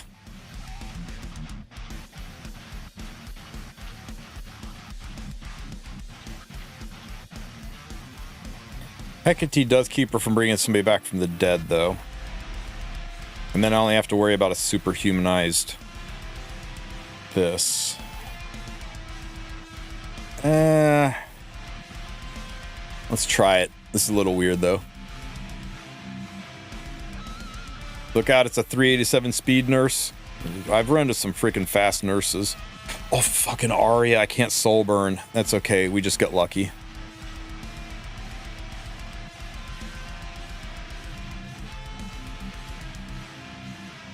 Gotta push back.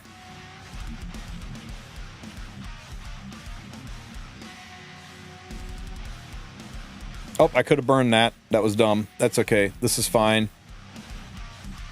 Whoa, whoa, whoa, whoa, whoa, whoa, whoa! What was that?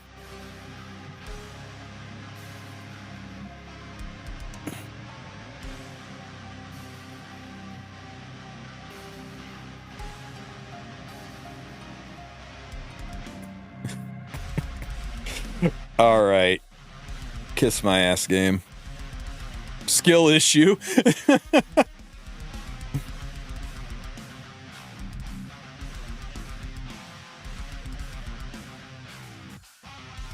You know what? I'm not playing this game. I'm not playing versus 100% counterattack defense. It's my own fault. I was so poor I couldn't even pay attention. Let's just kill something easy.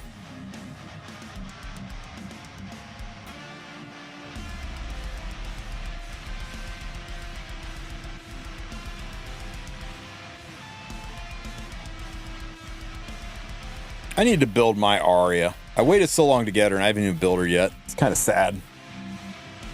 It was definitely a skill issue, Nacho. Ow! Now it's my turn. Ow! Now it's Shuri's turn. Hey, did you see me not burn Teu after I called him Shuri? That's okay. We got the debuff somewhere. Who's going next? This is fine. Just kill this guy. Blammo!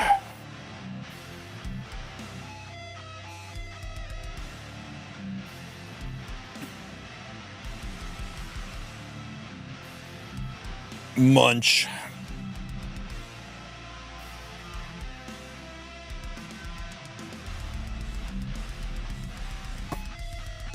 See, it works even if you play like shit.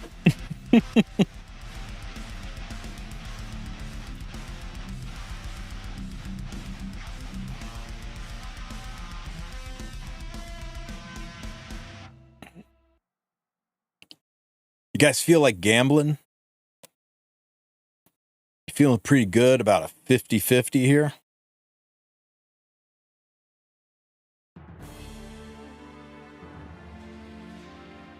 Lethal Whispers she's on. Okay, so if she's on Lethal Whispers, it's a raw 50% chance to hit her. So that's what we'll go for. Since she... Well, no, wait. Lethals gives evasion. What am I thinking? So we don't hit her. We hit somebody else. Burn.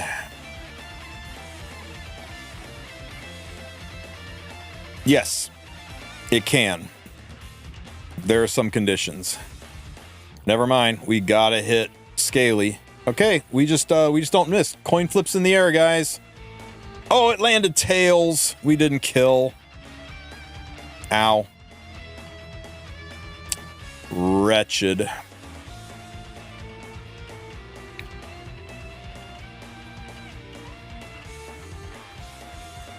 Sealed up and show me dead. Okay, Ross is dead. We'll burn this. Let's we'll lap the free run. Let's kill the Scaly.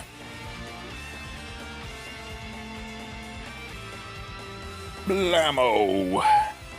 And this will kill the free run. Chop, chop. And this will kill you.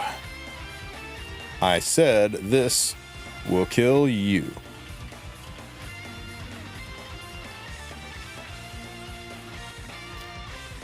So here's the things, right? If you're going into a speed contest, like you're playing it into a Renok, for example, then Zio's really good because you don't have to worry about getting outsped.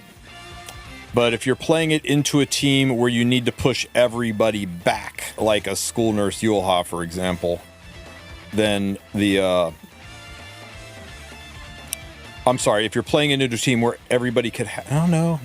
You know, let's just try it. I know there's a flaw with Zio. I played a bunch earlier and went, that's when we can't use Zio. So we'll just try this and see. Go.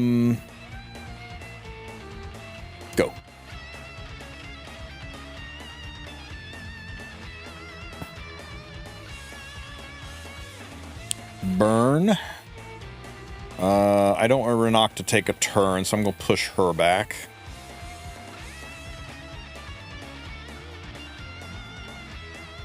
Good. Ooh, push up. And that's going to let her go next.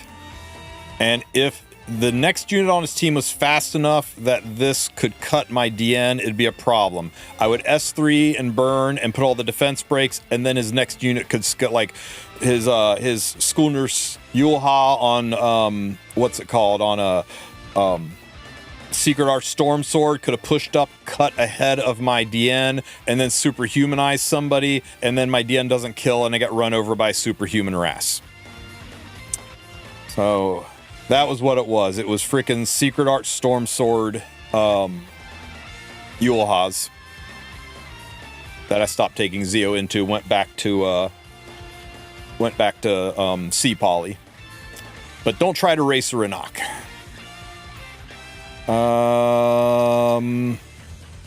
I don't think I kill Ross with the defense, but I really want to. So I'm going to try it. No defense break, probably doesn't kill, but it's going to hurt him enough that I think DN can get the kill in. We get the seals, it at least kills the Renok and the free Rin.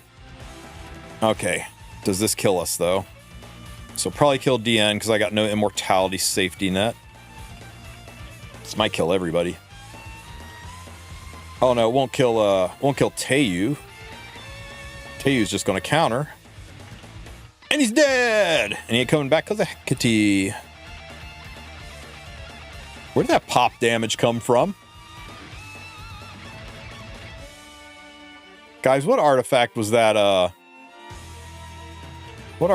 Ras on?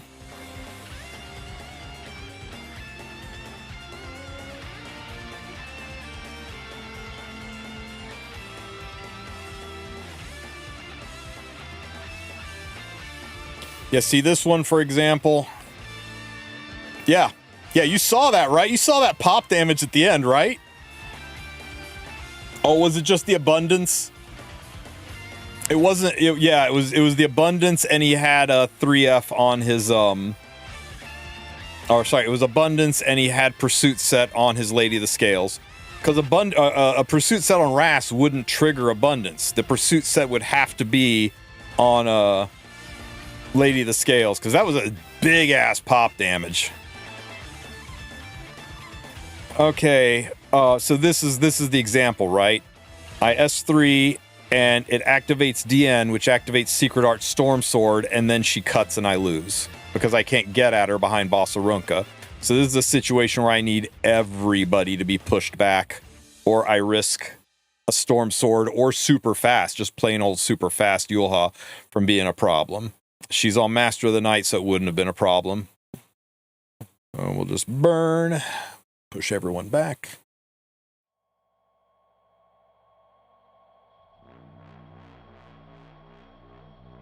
Ow!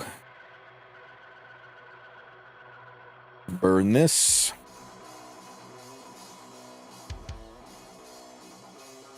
It's a double-edged sword, right? Running DN with Hecate, but it's kind of necessary for this specific cleave. Oh my god, I missed. Oh my god, I missed.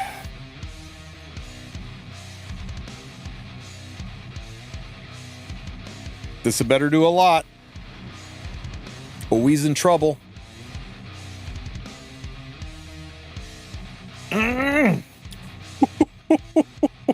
Holy shit, guys. Hecate on Warfare set, man. Being able to, DN being able to S3 and nuke like that, and then Hecate on Warfare set to get greater attack buff and drop in the S3. Absolutely crazy damage. Let's hear it for a Rage set DN. Can we get a little round of applause for the living dead girl and her wolf? I found a funny thing that you can do with the Opera browser.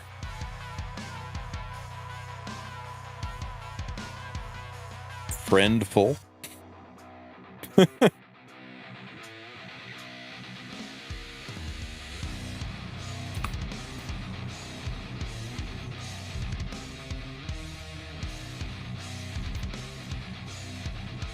You know what? No Setskas. I'm about it.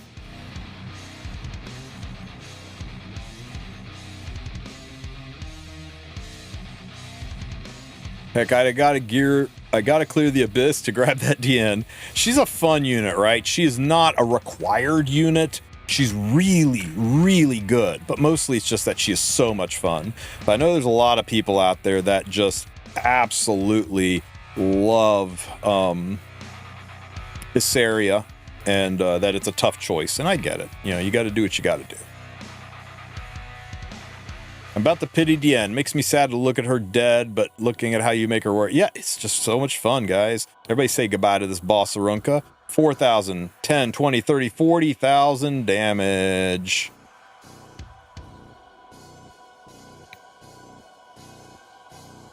Blammo!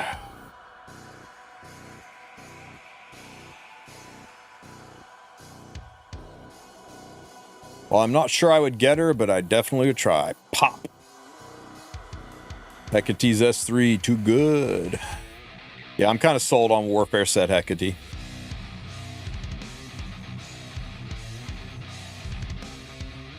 Man, look at all these free-rin Setska defenses. Guys. Little bit of variety. Little bit. This looks horrible to deal with. Evasion, Renok. I'm not a fan of this one. This one, kind of plain old. Renok versus Freerin. That's the other thing too. If you go into a Renok and you soul burn that S3, you will get the push up on your DN, but that might not be enough to cut the Yulha. And if you don't get the pushback because you miss with that Soulburn S3, then your Teu sits there like a lump on a log and you don't get to kill something. So that's another, that's another place where Polydus is better because you're guaranteed the pushback, but now you're racing your Poly versus this girl. And I don't recommend ever racing Renok.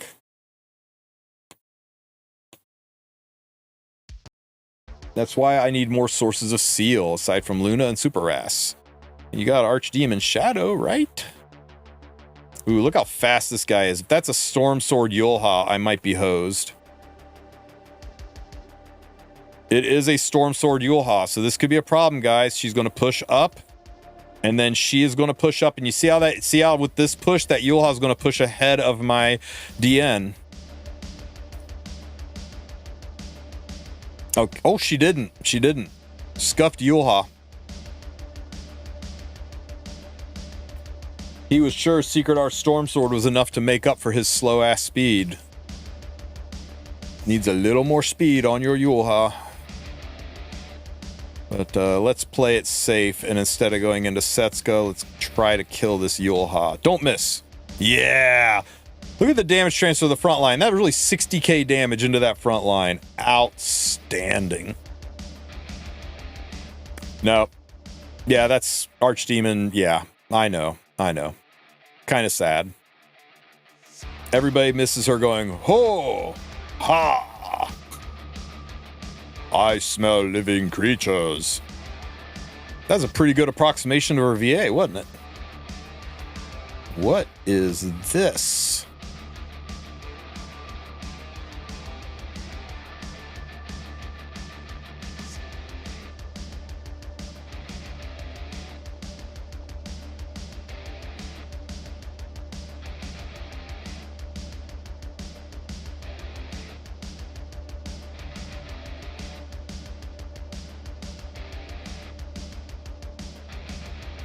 This is a bad idea, but I'm going to do it anyway.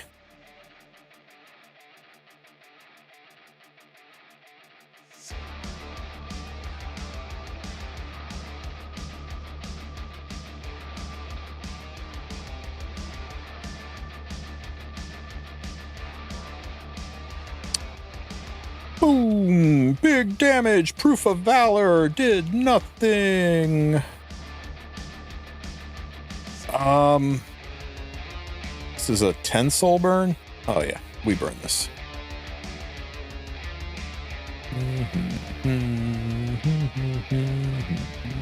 Lamo! Okay. We S3, and that pushes my Aram ahead of his Bossarunka, right? Surely. And then my Aram uses her S3. Wait, oh, he's already ahead. But if I S1, is she going to cut? I think if I S1, Boss might cut, and that could kill my strays. So I am not going to fuck around and find out. I'm just going to S3 over here. and make sure my strays gets to do strays-like things.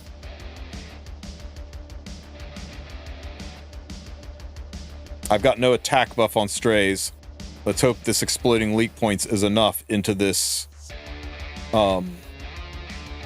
Empyrean. This could go very badly, guys. Get him!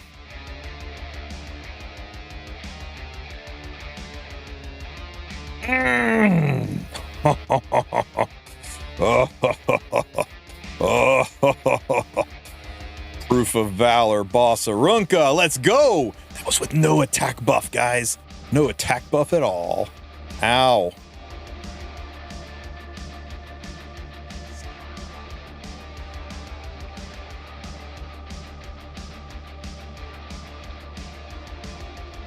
Pop.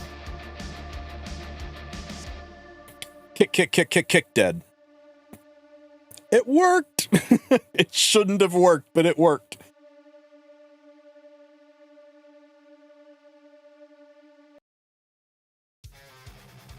What else we got here? Same old boring Setska fights. I guess we just kill this one.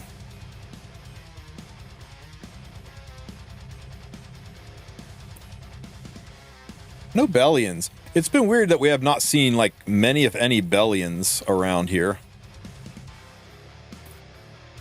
Okay, another risky one. Potential Secret Arch Storm Sword fast Yulha. Ooh, that one is fast. Hopefully she's not on Storm Sword. I didn't look and see.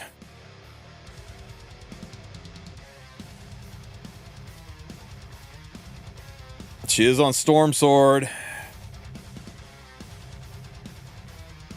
It's gonna be tight.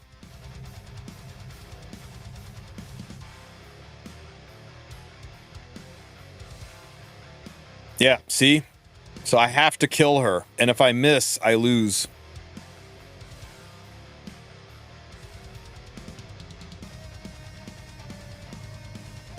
So this is a situation where Zeo would have probably been better. Don't miss. Don't miss. I was never worried. Were you worried? I was never worried.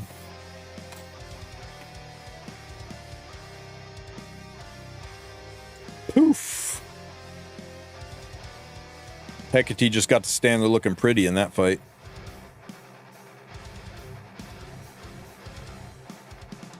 Oh, which is another one that could be a pain in the ass.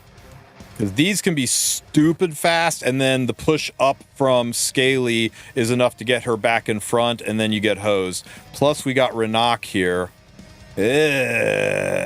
Ooh. I don't like this team. We can't do this one because this nerd just shuts everything we're doing down. This one looks terrible. You know what, this top team? We just cleave the shit out of it is all.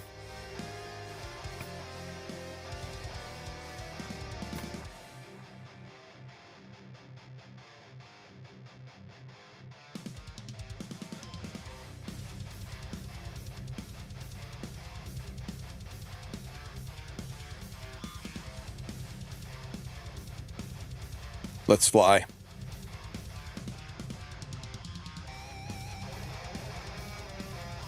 By the way, how do you deal with her? Yeah. You go first and kill her. Okay, so here's this. Pushes us up. Oh, god damn it, it's a Secret Arch Storm Sword Yulha. Is this enough to cut? Please let this cut. Shit! Who's she gonna superhumanize? Don't be Boss Arunca.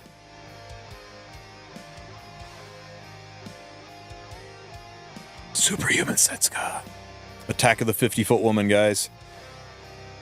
You cannot escape my sword.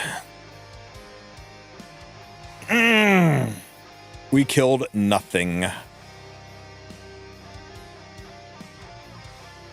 We killed nothing.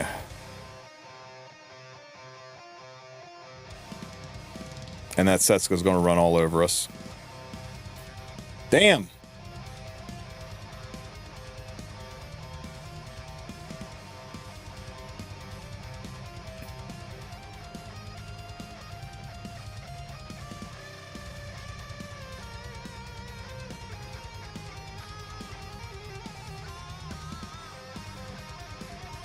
How much health you think that Setsuka got?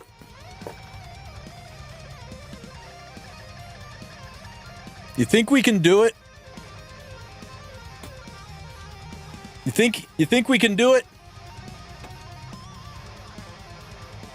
I think we do it. Greater attack buff. S3. We don't miss. We miss. We get countered. She heals a little. Lethal Blister proc. She heals more, and that lets her survive the explosion because fuck you. That's why. Shit. Okay. This is fine. This is fine. Kills on a miss. Oh, Jesus Christ. I don't feel so good, Mr. Stark.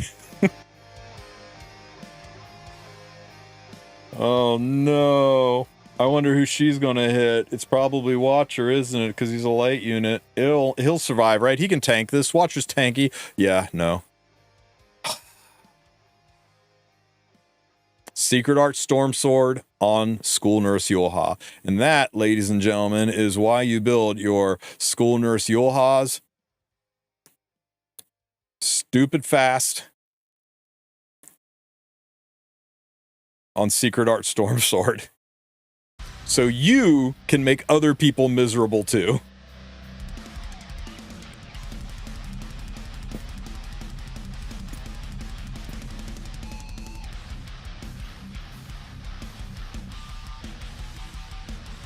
Told you to kill Hua. I think that Setsuka would have 1v4'd us, even if I had killed Hua. I don't think we had a way to kill a superhuman Setsuka. She's an HP scaling DPS, and we were all blind, and she was on a freaking counter or riposte, just ripping us apart.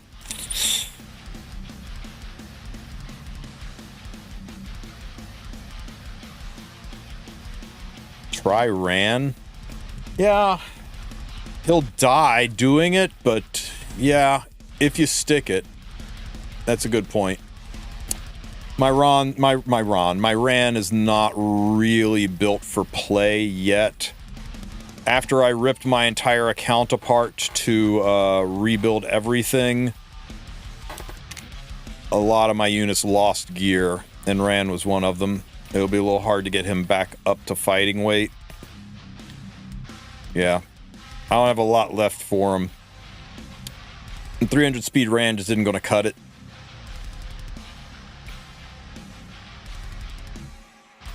Especially after building stupid stuff like, have any of you guys had fun with this yet? Opener Lethe into Bellions, she gets a free soul burn. So you can still use your DN into Bellions.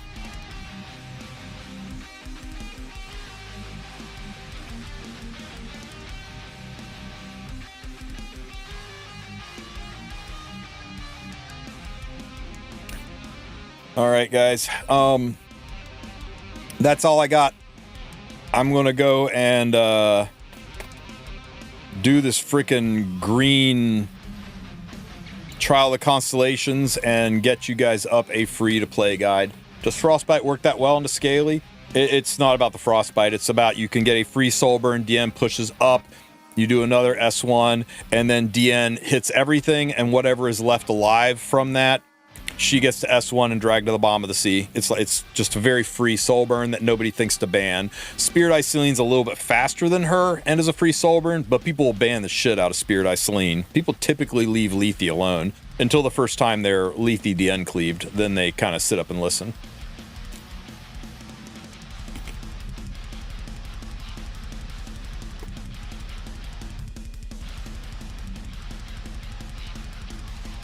All right, guys, any other units you want to see, any questions you have, anything you want to do before I send you down the road?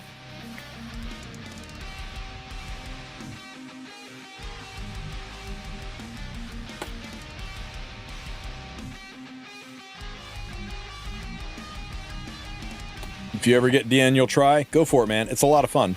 All right, guys. We'll be on tomorrow morning. We'll do a little bit of raid. I got some summons to do first thing in the morning, so I'll have us a little Saturday morning raid stream, and then Sunday we'll do Sunday night fights and open up a room, and we can beat the other 11 crap out of each other with our new sets and see how much fun it is. So thank you guys for being here. I appreciate all your support. As always, you guys are the best chat ever.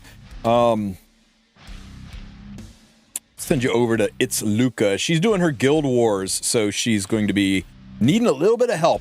I don't have a lot of mystics. Pity Diesel or wait for Asteria. You definitely pity Diesel. Here's the thing. We don't know anything about Asteria. Anything at all. You do know what DN does. Look at the way people build her. Do you like the way she's being played? Does that resonate with you? Does that look like fun? Because you downloaded this game to have fun. And if DN looks like fun to you, grab her. But if the way she's being played, you know, you're a slower turn 2 player, it doesn't feel like the way you want to play, or you don't have the gear for it, wait for Asteria, because this game has never made a bad version of Asteria. But we won't know her kit until DN's long and gone, so you're going to have to make a, you know, go with your gut kind of a decision. I can't make that decision for you.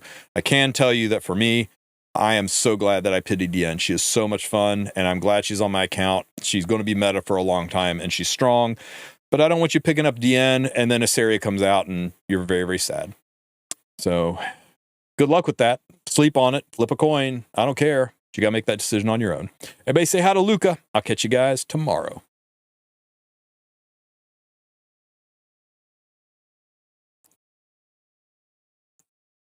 Yeah, Asteria is a Moonlight 5 unit. She is not an RGB. She is a Moonlight 5.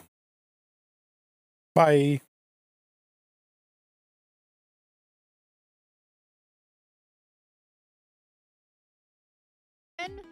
My own free rant.